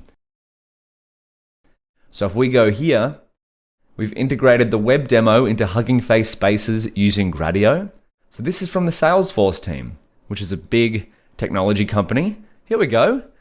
This is what we're going to start working towards, something like this with our Food Vision Mini model. So let's see if we upload this photo of food. There's steak, chicken wings or something like that, and banana, tomato sauce. I ate this a few weeks ago. I can't quite remember exactly what it was. So this is what we want to do. Anyone can go to this link and try it out. Ours is not going to be the exact same, so here we go, an image with a plate of meat, bananas, and sauce. That's pretty good. So let me just give you a sneak peek of what we're working towards. This is my profile on Hugging Face. Eventually, we're working towards creating Food Vision Mini. And this is all done with Gradio. So this is a spoiler alert. We want to upload, submit, Food Vision Mini, an EfficientNet B2 feature extractor computer vision model to classify images as pizza, steak, or sushi. There we go, steak. So this is what we're working towards. So let's get started. We'll go to the documentation here. How do we install? Well, here we go. Let's just see if this will work. Copy that into Colab. Does Gradio come installed? No module named Gradio. Okay, so we're going to have to install Gradio. That's okay. Let's go to PyTorch model deployment. I kind of knew this ahead of time, so I've got this little code snippet. This is from section 7, bringing Food Vision Mini to life by creating a Gradio demo. Let's just copy this so we can install Gradio into Google Colab.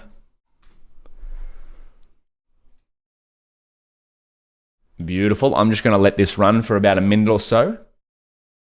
Woohoo! There we go. We've got Gradio 3.1.7 installed. I'm going to delete this cell because we could try out some demos from Gradio, but I'd rather build our own with regards to Food Vision Mini. So just another quick overview of what Gradio is. We have our workflow here that we've been following, some sort of inputs, a machine learning algorithm, some sort of outputs. And in our case for Food Vision Mini, we have food images as inputs, a model/function to learn patterns in those inputs and generate predictions, which are our outputs. So this is what Gradio helps you to do. It helps you create an interface for this particular workflow. You have some kind of inputs, you have a model / a function for those inputs to go through and be transformed into some kind of outputs. And now there are many different types that you could use Gradio for. Many different types of inputs and outputs. In our case, we're going to be focused on Food Vision Mini, but you could use text inputs, you could have some kind of function here, and then you have some kind of output. Then the same thing, you have maybe another text input, then you have a model / function, and in this case, it generates images with relation to your inputs here. So you could try this out. This is very popular at the moment. It's called Stable Diffusion. Let's look it up. This is the fun part of machine learning. Stable Diffusion, Hugging Face. There we go. So I'm going to give this one a like. So you can go chef teaching machine learning, because I like to cook, right? This is a machine learning cooking show. Let's generate some images. That might take a while because it's using a lot of compute. So I'm just going to leave this running in the background, and we're going to come to that later on. But we've covered the overview of Gradio. If you'd like to learn what other kinds of inputs and outputs are available, you can go through the Gradio documentation here, gradio.app/docs. We've got a whole bunch of components: text box, numbers, sliders, checkbox, radio, image, video, audio, files, data frames, time series, variable buttons, etc. It's a very, very powerful library to create machine learning demos. I highly, highly recommend it. That's why instead of talking about it, we're going to practice coding. So I'll see you in the next video. We'll see what Stable Diffusion has cooked up with a chef teaching machine learning. Welcome back. So our Stable Diffusion demo built with Gradio returns some outputs here. I'm not sure what's going on here, but this model works by scraping the internet worth of images. I think this is on the Lion 5 billion data set, and then maps those images to sort of text. And then when we feed in text, it tries to create an image with that text in mind. So there's not much machine learning going on here from my point of view. There's a lot of chefs, so still room for improvement, but it's pretty cool that this machine learning model can just create an image given some text. So how about we go steak dinner? That would be cool if our classifier can work on this image. I'm going to let that run in the background, but this is what we're working towards, Food Vision Mini, deploying it something like that. I've just linked that here. And let's give a little quick overview of Gradio. We've done that, but I'm just going to type it out for completeness. Gradio helps you create machine learning demos. And the reason why we want to create a demo, why create a demo, is so other people can try our models and we can test them in the real world. So remember, deployment is as important as training for machine learning models. If you really want to test them, numbers on a page within the sterile environment of a notebook are very nice, but until you get it into the hands of others, that is the real test data set. And finally, so the overall premise of Gradio is to map inputs, function / model, outputs. And of course, I've got these details here in the Learn PyTorch book. So yeah, inputs, ML model, outputs. And in our case, what we want to do with Food Vision Mini is go from images of food to FNetB2 to outputs. So this is the model we've chosen to deploy because it fulfills our criteria the best. But your inputs and outputs could be any combination of the following. That's how flexible Gradio is. You could have images, you could have text, video, tabular data, audio, numbers, and more. I haven't listed them all. They are, of course, in the documentation. So let's keep pushing forward. What do we have to do now? Well, we've got our inputs, function / model, and outputs. We know them. We know our ideal inputs, food images. We know our ideal model to use so far is EfficientNet-B2, and we know our outputs are some form of label, such as steak, sushi, or pizza. And of course, prediction time for fun. Why not? So what we have to do is create a function to map our inputs and outputs. And this is what we're going to be feeding to our Gradio interface class. This is the main class of Gradio, which is gradio.interface.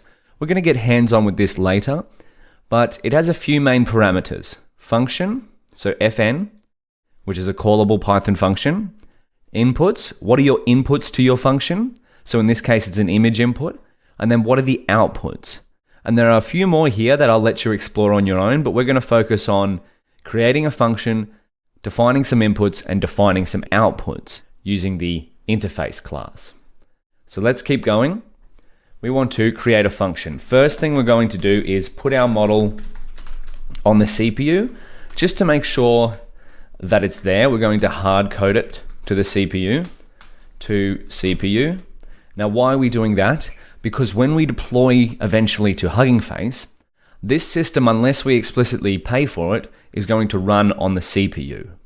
So that's why we want to explicitly hard code our model to the CPU so that it runs on the CPU. There are options to upgrade to GPU, but that's an upgrade, so I'll let you look into that if you want. And then we're going to go check the device.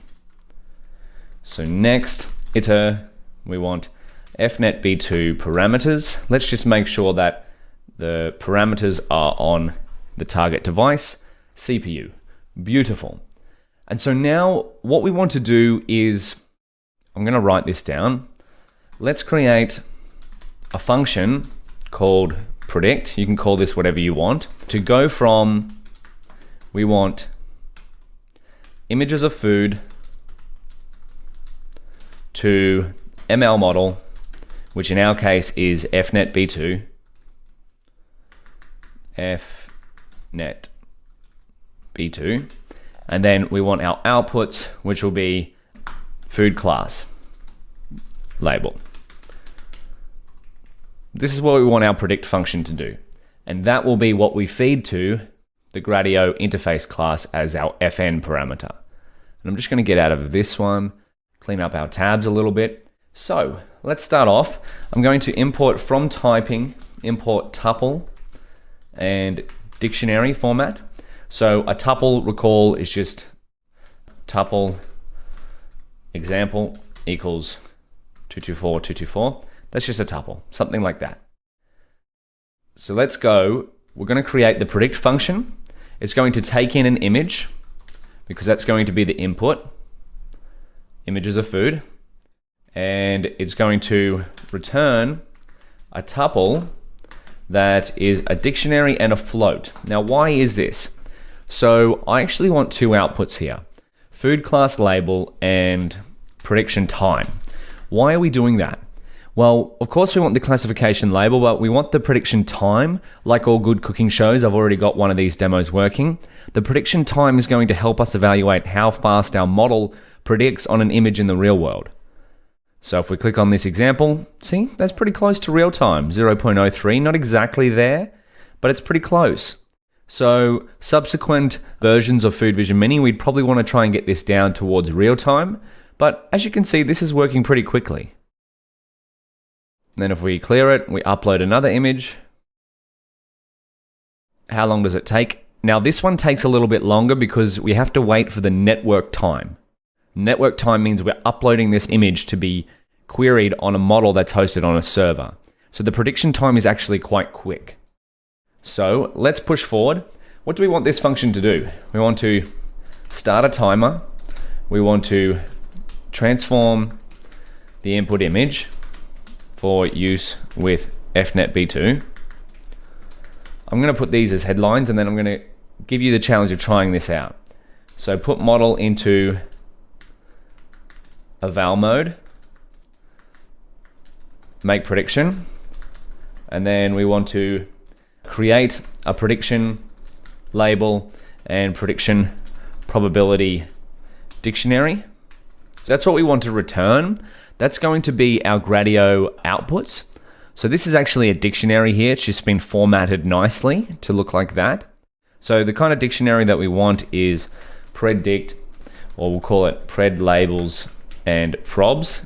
This is just an example. So steak, and then pred prob for steak. And then we want pizza, and then we want sushi to follow that same format.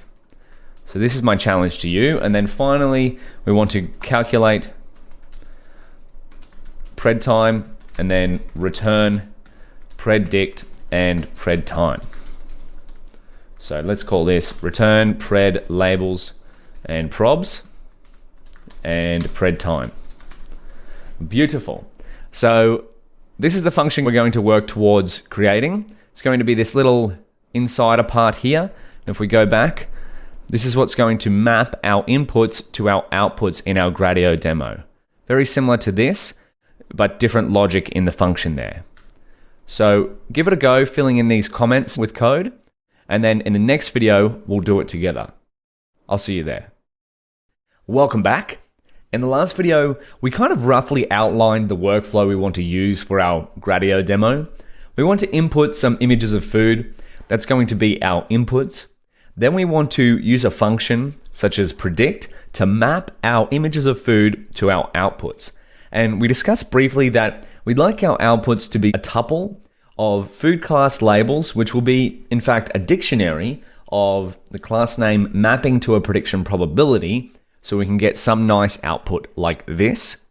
And we also want the prediction time, so that we can continue to evaluate one of our criterias, which is a fast model. So that's what's going to give us this prediction time here. So how'd you go? Did you try out the challenge I issued in the last video of filling in the blanks here? I trust you gave it a shot, but if not, let's now do it together. I just realized I had a typo there. So let's see how we can start this timer.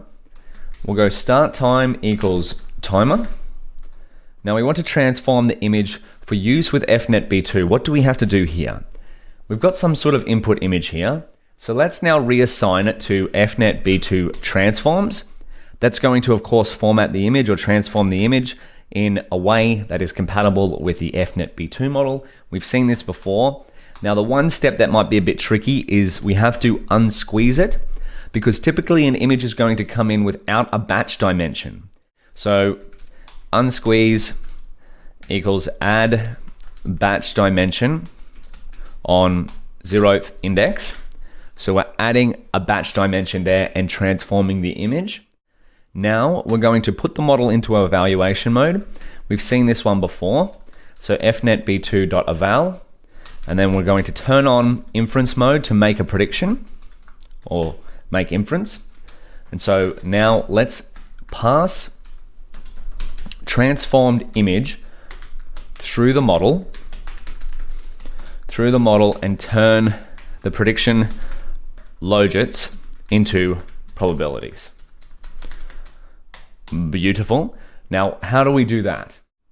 So we can do that by going fnetb2 image, or we can go predprobs equals torch.softmax, pass our image through fnetb2, and we want to call torch.softmax on the first dimension of the outputs of here. That's going to create a predprobs output. So we now want to turn this tensor of predprobs, so one prediction probability per class output, we want to turn that into a dictionary so that we can map, say, steak as a prediction probability of 61% or 0.61. Sushi has a probability of 0.30. Pizza has a probability of 0.09. So we want to turn that into some form of dictionary so that Gradio can manipulate it into something that looks pretty. So we've got our class names list. We might need to use this. Class names. So how about we go class names I, we'll do a little list comprehension here. Class names I float predprobs, turn them into a float, predprobs 0 I for I in range len class names. And then there's a dictionary there. Beautiful. So what this is doing is it's creating a dictionary using a list comprehension, and the inputs to the dictionary are going to be class names, this list here, indexing on the relative index on pred probs for the range in length class names. So for each pred probs sample that comes out, we want to index the relative one to pizza. So pizza is going to get some sort of value, steak's going to get some sort of value, same with sushi. So now we can calculate we're going to see the output of this in a second, so don't worry if it's a little bit confusing, we can step through that. Calculate the pred time, so we need to end the timer here. Pred time equals round timer, we can just do it like end time equals timer. We could do it like that. End time minus start time, and we're going to round that. Let's round it to 4 decimal places. We've been using that fairly often. And then I think that's all we need. Let's see if this works, hey? We want our ideal output to be a dictionary of class names and the prediction time, how long it took. So how can we test this out? Well, let's get a random image from the test data set and pass it through our predict function. So from pill, let's import image so we can open it. And we want to get a list of all test image file paths. We've done this before, but we'll do it again, hey? Test data paths equals list path. We'll do a little bit of practice. Test directory. We'll get a glob for anything that matches this pattern, star/star.jpg. And then if we have a look at test data paths, let's get the first one. Beautiful. And then what can we do? Let's randomly select one of these images. So randomly select a test image path. So we go random image path equals random.sample. That's why we imported random up here. Random.sample. Let's sample the test data paths. And then we're going to go k. Number of samples we want 1. We want the 0th index because this is going to give us the path itself. Beautiful. Now, what should we do here? Well, we want to open the target image so we can pass it through our predict function. So this is just strictly mapping an opened image to a prediction. We can use Gradio's components to open an image here. So this is what's going to be our input in our interface class, but we're going to see this later on. So Gradio provides a lot of functionality for things like opening a file or opening an image or a whole bunch others here, as you can see. So let's keep going forward. For us to try out our function, we're going to use pills image.open to open our random image path. Random image path. And then let's go, predict. Let's have a look at the image actually. There we go, we've got sushi. Now, of course, this is going to be random every time, so let's write down some info. I want predicting on image at path, random image path, so we know where the image is coming from. Then we'll go a new line, and let's go predict on the target image and print out the outputs. So let's try our function, predict, or we'll save predict pred time equals predict image equals image. So this is our predict function. And it's not pred, it's predict. There we go. And let's print out the predict and the pred time. So if everything works, we should get a well-formatted prediction based on a given image. There we go, beautiful. What do we get? Predicting on image at path, data, pizza, steak, sushi, 20%, test, steak. So it's an image of steak. Our prediction, there's our dictionary there. That's exactly what we wanted. That's what this line is generating. So it's looping through each one of the class names, pizza, steak, sushi, and then assigning the appropriate pred prob to that class name. So it looks like our model got this right because its highest prediction probability is on steak. And the prediction time was 0.13 seconds. So let's try that again.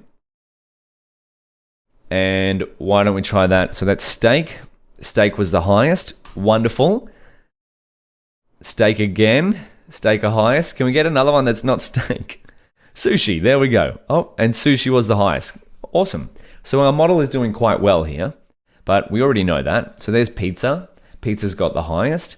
Beautiful. So now we have a function to map our images of food to an ML model to the outputs. That's exactly what we want. So one more thing we're going to do before we turn this into a Gradio interface is to create some examples. Now, why would we do this? So this is what we want to replicate. We've got a function to go from image to this now.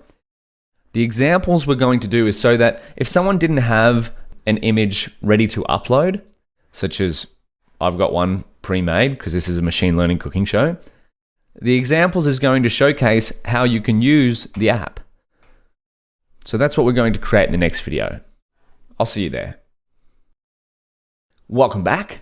In the last video, we created a function, predict, to map our images of food to an ML model, in our case, our FNet B2 model, our best performing model in terms of our criteria for Food Vision Mini, to outputs. And we've got a dictionary mapping each of the classes to a prediction probability and a prediction time, which is what's going to give us this nice output here. So if we click on this image of sushi, because our function maps to a dictionary, Gradio can easily format this into this. And if we had more classes, this would adapt to it too. And we get to see how long each prediction took there as well. So this is what we're moving towards creating. So let's keep pushing forward. What do we want to do now? Well, we want a list of examples. So that way, if someone didn't have an image handy, they could just try out the example and see how our machine learning model works. So let's go 7.3, creating a list of example images. Now, what examples you create will of course depend on the demo you're creating. If you're working with text files or audio files, you could create them, your examples, based on those. But of course, we're working on Food Vision Mini. We're going to be creating a list of example images. And so if we go into Gradio, there is, this is the parameter we want to work with.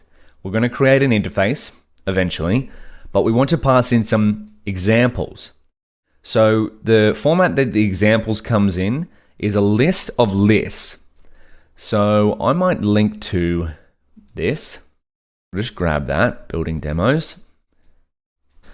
The examples for Gradio can be created with the examples parameter. So see here, there's the documentation for more, but let's create a list of example inputs to our Gradio demo. And we'll see what this looks like in a second, and we'll see it in practice later on. So example list, I want to set this, I'm going to use another list comprehension. Gradio, as I said before, the examples, one of the formats is a list of lists. So see there, list. So that's what we're going to put out in as our input.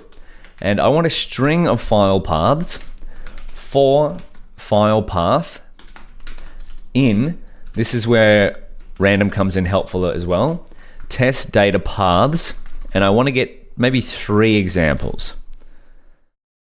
K equals 3. Now let's just see what this looks like. Example list. What have I done wrong? Typo, classic. There we go, beautiful. So what I've done is we've got our random sample list. Or do we have that up here? Oh yeah, let's print it out. So this is our test data paths. Example test data path. And what I've done is I've just selected 3 of these at random. Test data paths. We'll have a look at test data paths. So I've looped through this list going, hey, take this POSIX path, turn it into a string, because Gradio likes to work with strings, for each file path in a random sample of test data paths. So if we just selected this, all this is going to do is turn these into strings.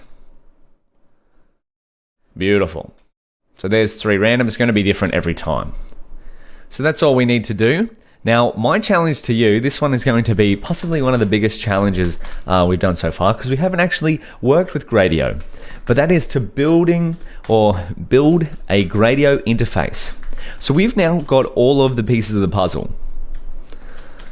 So let's use gr.interface to go from,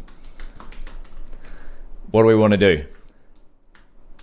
Input image to transform to predict with fnet b2 to output prob time. And how do we do this? Well, you can use the interface class.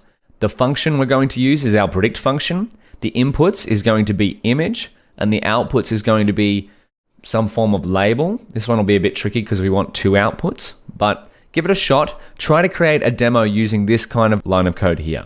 The function will be our predict function. The inputs will be a Gradio image, so you can see that here. And the outputs will be some kind of label. And the examples, of course, will be our example list. So give that a shot, and we'll do it together in the next video. We'll bring Food Vision Mini to life. I'll see you there. Welcome back. In the last video, we created a list of examples that we can pass to our Gradio interface demo. And I left you off with the pretty big challenge of creating a Gradio interface to go from input, map it to a function, in other words, our predict function up here, and then creating some kind of output. Now, that's a fairly big challenge because we've never used Gradio before, but it's nothing I don't think you can handle. So I trust you gave it a shot, but let's now do it together. So I'm going to import Gradio as gr. We don't have to anymore, but I'm going to do it anyway.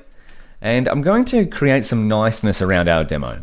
So a title, description, and article.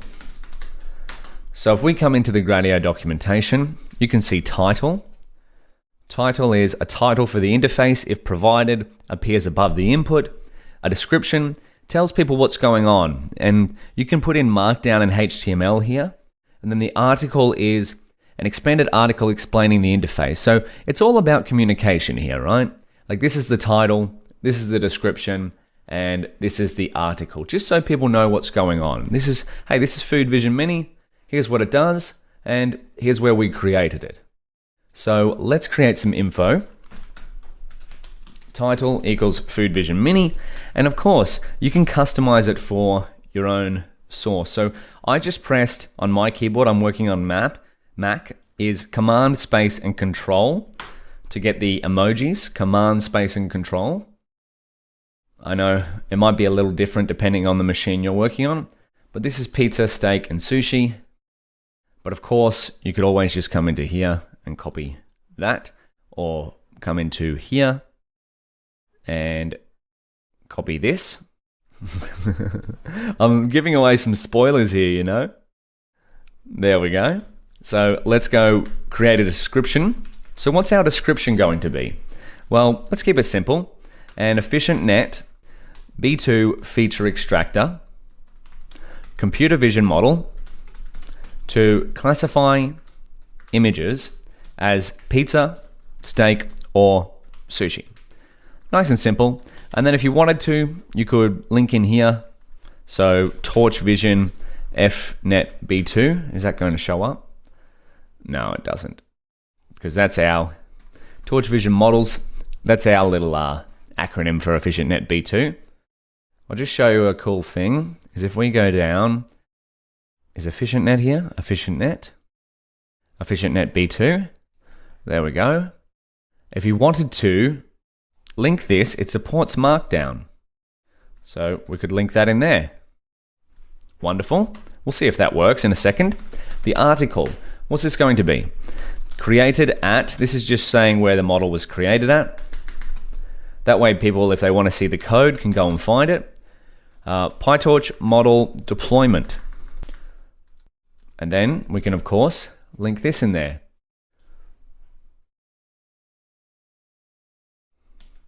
Using Markdown style.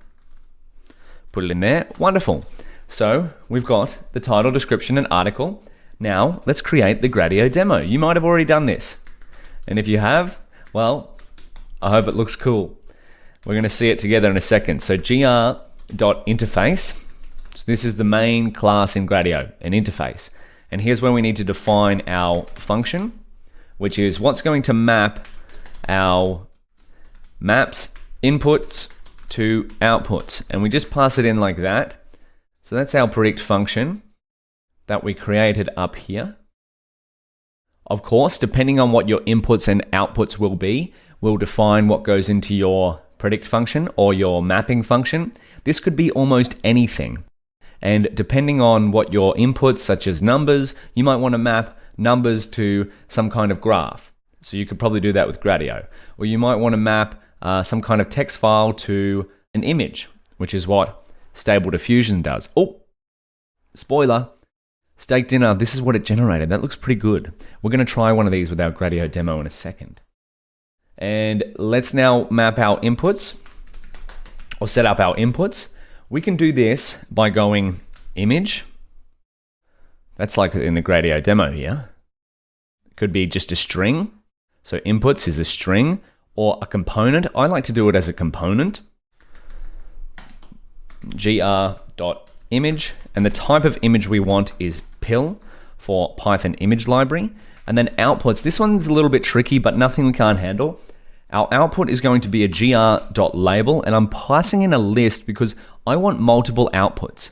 This is one output here, this, how could you say, module, and this is another output. So we have two outputs there. So that's why I'm passing in a list.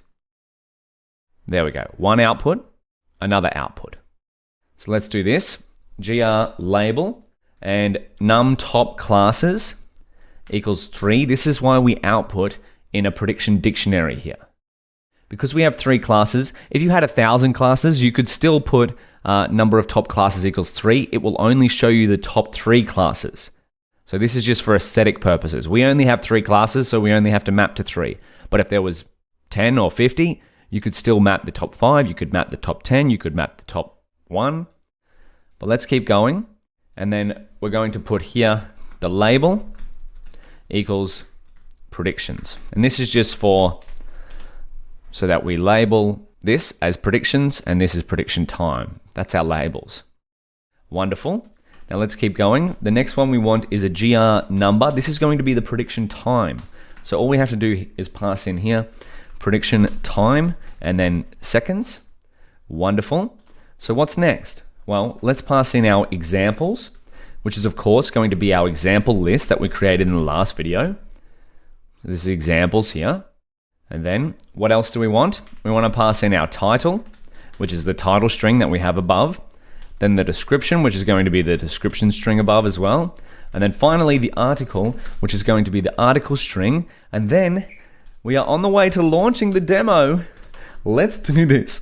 Demo.launch. This is going to take off. So this is a launch. The launch method is associated with the interface class. So if we have launch, there we go, gradio.interface.launch. Launch is a simple web server that serves the demo. That's exactly what we want. Can also be used to create a public link. Oh my goodness. Let's not let any spoilers get in the way here. I'm going to set debug equal to false. So if you want to print errors locally in Google Colab, you can do that with debug. But if we want to share it, we'll set share equals true. And so let's go generate a publicly shareable URL. So you ready? We're going to bring Food Vision Mini to life in a Gradio demo. In 3, 2, 1, no errors. If in doubt, run the code. Here we go. Colab notebook detected to show errors in Google Colab. Debug equals true. There we go. Running on public URL. Some numbers here, .gradio.app. Now this share link expires in 72 hours. So by the time you read this, it'll probably be expired. But for permanent hosting, you can check out huggingface.co/spaces. We're going to look at that later. Here we go. Look at Food Vision Mini. There's our efficient NetB2 feature extractor link. And here's our created at 09 PyTorch model deployment. Wonderful, wonderful. The links work. But now we've got our examples. We can upload them, submit, and let's see what happens. Sushi, beautiful. Let's submit this one. What do we get? Pizza. And then finally, pizza. Oh, look at that. That is so beautiful. So if we go up here, these are from our examples dictionary or our examples list. So we've got 1 image of sushi and 2 of pizza because of course they're selected as random. And then if we wanted to try it on our own image, what could we do? I could upload this image. It's got a steak in it. So what do we get? Steak. Beautiful. And then of course, the flag button here is if we flag it, this is helpful for figuring out where your model goes wrong. So this is going to generate a directory with images in here that have been marked as wrong. But I'll leave that as an extension for you to look into of how you can use the flag button here. For now, let's look at our app running on the internet. So if you were to access this within 72 hours of me launching this here, you would get this say, oh, there's our Food Vision Mini running on the internet. Yes! So of course, as I said, this will only last for 72 hours, so it probably won't work by the time you see it, but this is the same app running as here. We've just hosted it permanently on Hugging Face Spaces. So how about we try out our Food Vision Mini demo with, this is the spoiler from before, a steak dinner generated by Stable Diffusion Demo. This is like meta machine learning. We've generated an image using machine learning, and then we're going to classify it using machine learning. So I'm going to download this image, or maybe I can just drag and drop it, hey? Can I go into this tab? Maybe that didn't work. I want to go there, and then this one, I'll go there. Split it up. Let's try this. Oh, not working. I'm going to save this as steak. There we go. How's it going to go? Steak. Oh my gosh, how cool is that? So we generated an image using a machine learning Gradio demo, and then we classified that image using a machine learning Gradio demo. So congratulations, you've just brought, or we've just brought Food Vision Mini to life through the power of a Gradio demo. So that's how powerful Gradio is. Within a few videos, we've gone from not knowing anything about it, installing it, to deploying our machine learning model as a demo that we could share with anyone. Now, this link is of course going to expire in 72 hours, so we couldn't share it after that. Now let's work towards hosting it permanently on Hugging Face Spaces. And in fact, you might want to jump ahead and see how you can do this. To do so, we're going to need a Hugging Face account. So I've signed up for a free one here. This is my profile, Mr. D. Burke. You can get a spoiler of what it's going to look like, of course, at this link here. So jump into the documentation there for Hugging Face Spaces. So you can search this as going Hugging Face Spaces docs and have a little bit of a read, have a play around and see how we can, yeah, there we go. Hugging Face Spaces offer a simple way to host ML demo apps. See how we might be able to host our Gradio app. But we're going to explore this together over the next few videos. So I'll see you there. Welcome back. In the last video, we did the very exciting step of bringing Food Vision Mini to life with a Gradio demo. So now we can upload an image and try it out, and we could even share this with our friends. However, we also learned that the link expires in 72 hours. So we have this link available now, but look what happens if we go to an old link. So this is what happens. You get no interfaces running right now.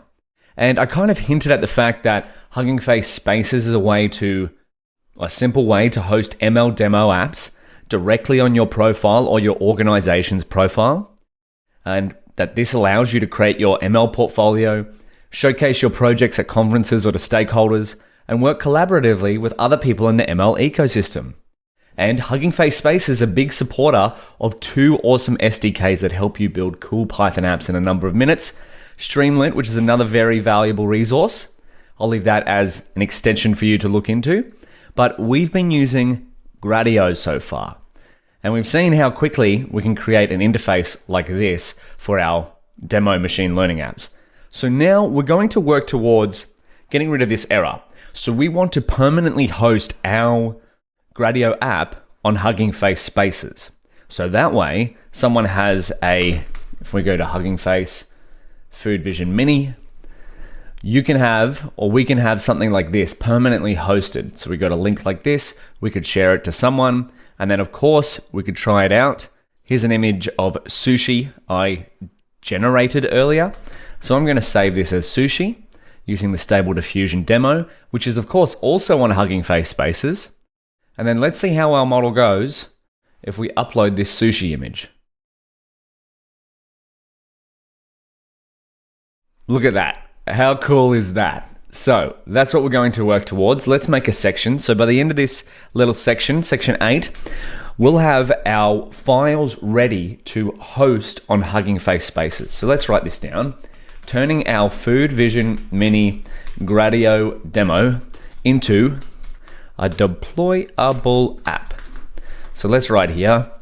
Our Gradio demos from Google Colab are fantastic, but they expire within 72 hours. And we've seen this. No interface is running because it's expired. The same thing in the documentation. This is PyTorch model deployment. So there's no interface running here, but I've put in a little GIF just demonstrating what we've done. So what we're going to move towards doing is a permanent hosting on Hugging Face Spaces. To fix this, we're going to prepare our app files so we can host them on Hugging Face Spaces. Turn that into Markdown. Wonderful. So let's create 8.1 and we'll quickly define what is Hugging Face Spaces. We already kind of have done that, but we've got the link above there. And let's just copy in this line here. Hugging Face Spaces offers a simple way to host ML demo apps. So we'll go in here. And there are actually many different ways that we could host our machine learning model, but we're using Hugging Face Spaces and Gradio because of its ease of use and widespread adoption by the machine learning ecosystem or the machine learning community. So if you go to Spaces, huggingface.co/spaces, here are all different demos that people around the world are hosting. Stable Diffusion is the one that we've been looking at. That's very popular at the moment. And then, of course, if you learn more about Spaces, create and host awesome machine learning demos, use cases, build your portfolio. So I like to think of Hugging Face as the GitHub for machine learning. So if you've used GitHub before, and it's okay if you haven't, I'd highly recommend GitHub and Git tutorial free code camp. We're going to cover the bare basics that you need to use Hugging Face. Yeah, there's a great resource for learning GitHub and Git. Git is a file tracking system. So what we're going to move towards is tracking all of the files that make up our app. And we want to add those files to Hugging Face Spaces. So you can also craft collaboratively and showcase your work. So if GitHub allows you to showcase your coding skills, you can think of Hugging Face Spaces as a place to showcase your machine learning skills. For example, if you go to my portfolio, I've got 2 demos here and I plan on making a lot more. So to showcase my machine learning projects. Oh, don't look at this one though. That's a spoiler for what's to come. So let me just get out of all of these. We've got a fair bit of stuff going on. Hugging Faces, Spaces. We're going to work with that. Gradio, we've got some experience. If you'd like to learn a little bit more about Gradio, please feel free to go through the docs. But let's come back to here. Hugging Face Spaces.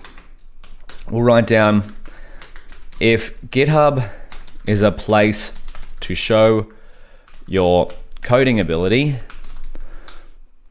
Hugging Face Spaces is a place to show your machine learning ability through sharing ML demos that you've built. Wonderful. So we've covered what we're going to work towards. By the end of this section, as I said, we're going to have something that resembles Food Vision Mini. Something like this. We're going to take all of the code that we've used to build this demo in Colab, put it on Hugging Face, and deploy it as an app that we can share. So we're going to keep looking in the file structure of what our app is going to look like in the next video. I'll see you there. Welcome back. In the last video, we looked at Hugging Face Spaces. And now, of course, if you'd like to learn more before we dive in and just start coding, you can 100% go through the documentation, but we're going to practice learning about Hugging Face spaces through coding. So let's go 8.2, deployed Gradio app structure. Now, what a Hugging Face space is, let's just jump into here. Support 2S, awesome SDKs. What's an overview? Makes it easy for you to deploy ML-powered demos, creating a new space. There we go. We can create a new space by going up here, new space. You will need a Hugging Face account for this, by the way. But what a Hugging Face space is yeah, here we go. Under the hood, Spaces stores your code inside a Git repository, just like the model and dataset repository. So Hugging Face also allows you to store your models and datasets, but I'll leave that as an extension. So thanks to this, the same tools we use for all the other repositories on the hub, Git and Git LFS. Git is a file tracking tool, remember? And Git LFS is for Git large file storage. So for large files, say files over 10 megabytes, you might have to use Git LFS, or you will have to use Git LFS, sorry. There we go.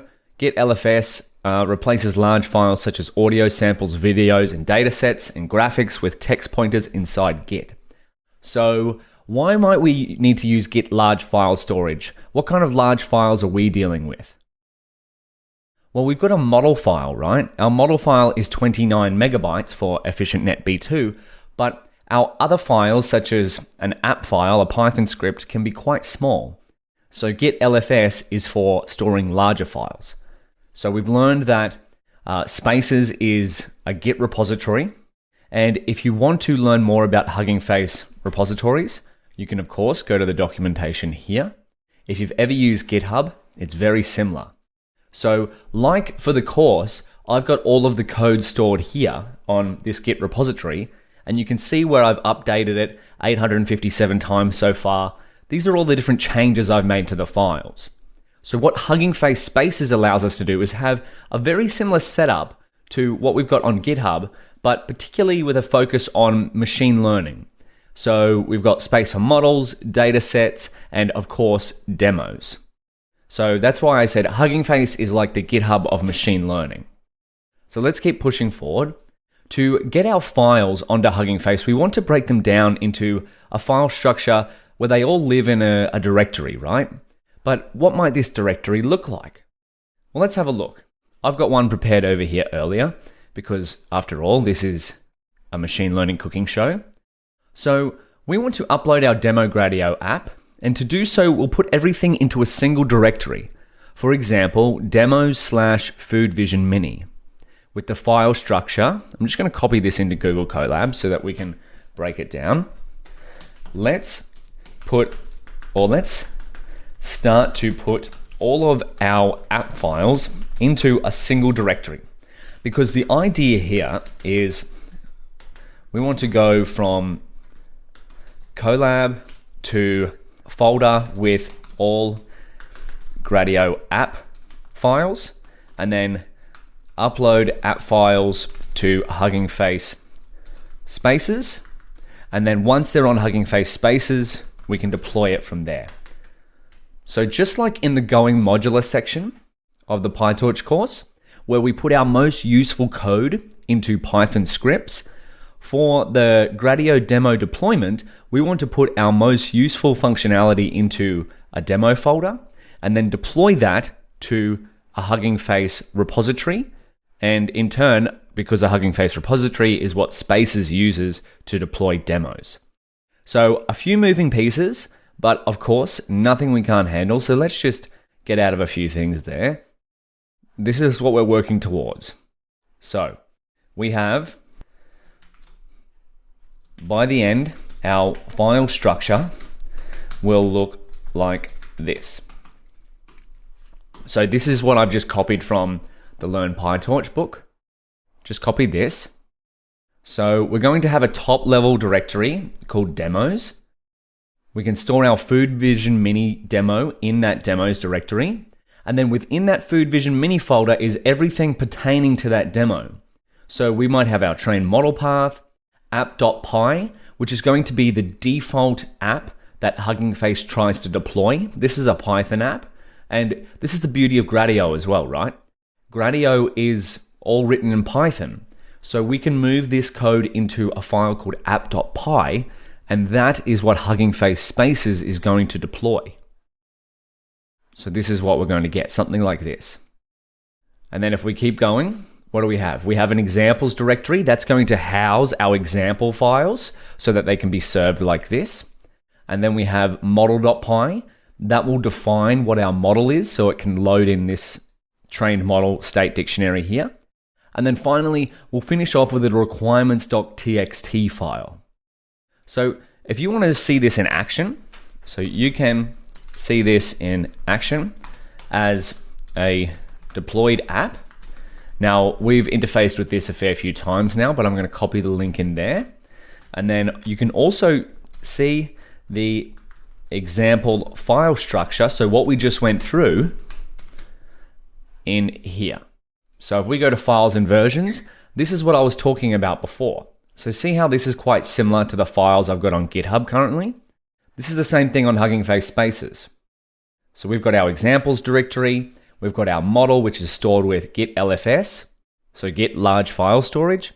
We've got a readme, we've got app.py, model.py, and requirements.txt. So if you want to look into here, we've got a few things going on. We've got Gradio right down here. This looks very similar to the app that we've just wrote in Google Colab.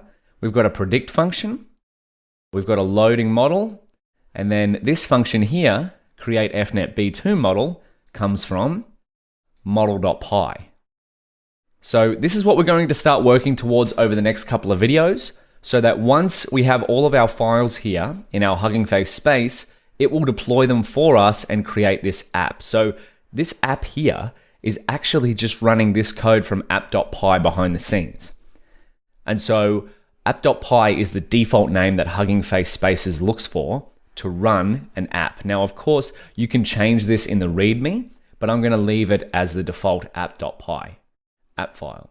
Now, we've covered a fair bit of ground there, but there's nothing that you can't find out from within the Spaces documentation. So we're going to keep moving towards working on replicating this working structure here.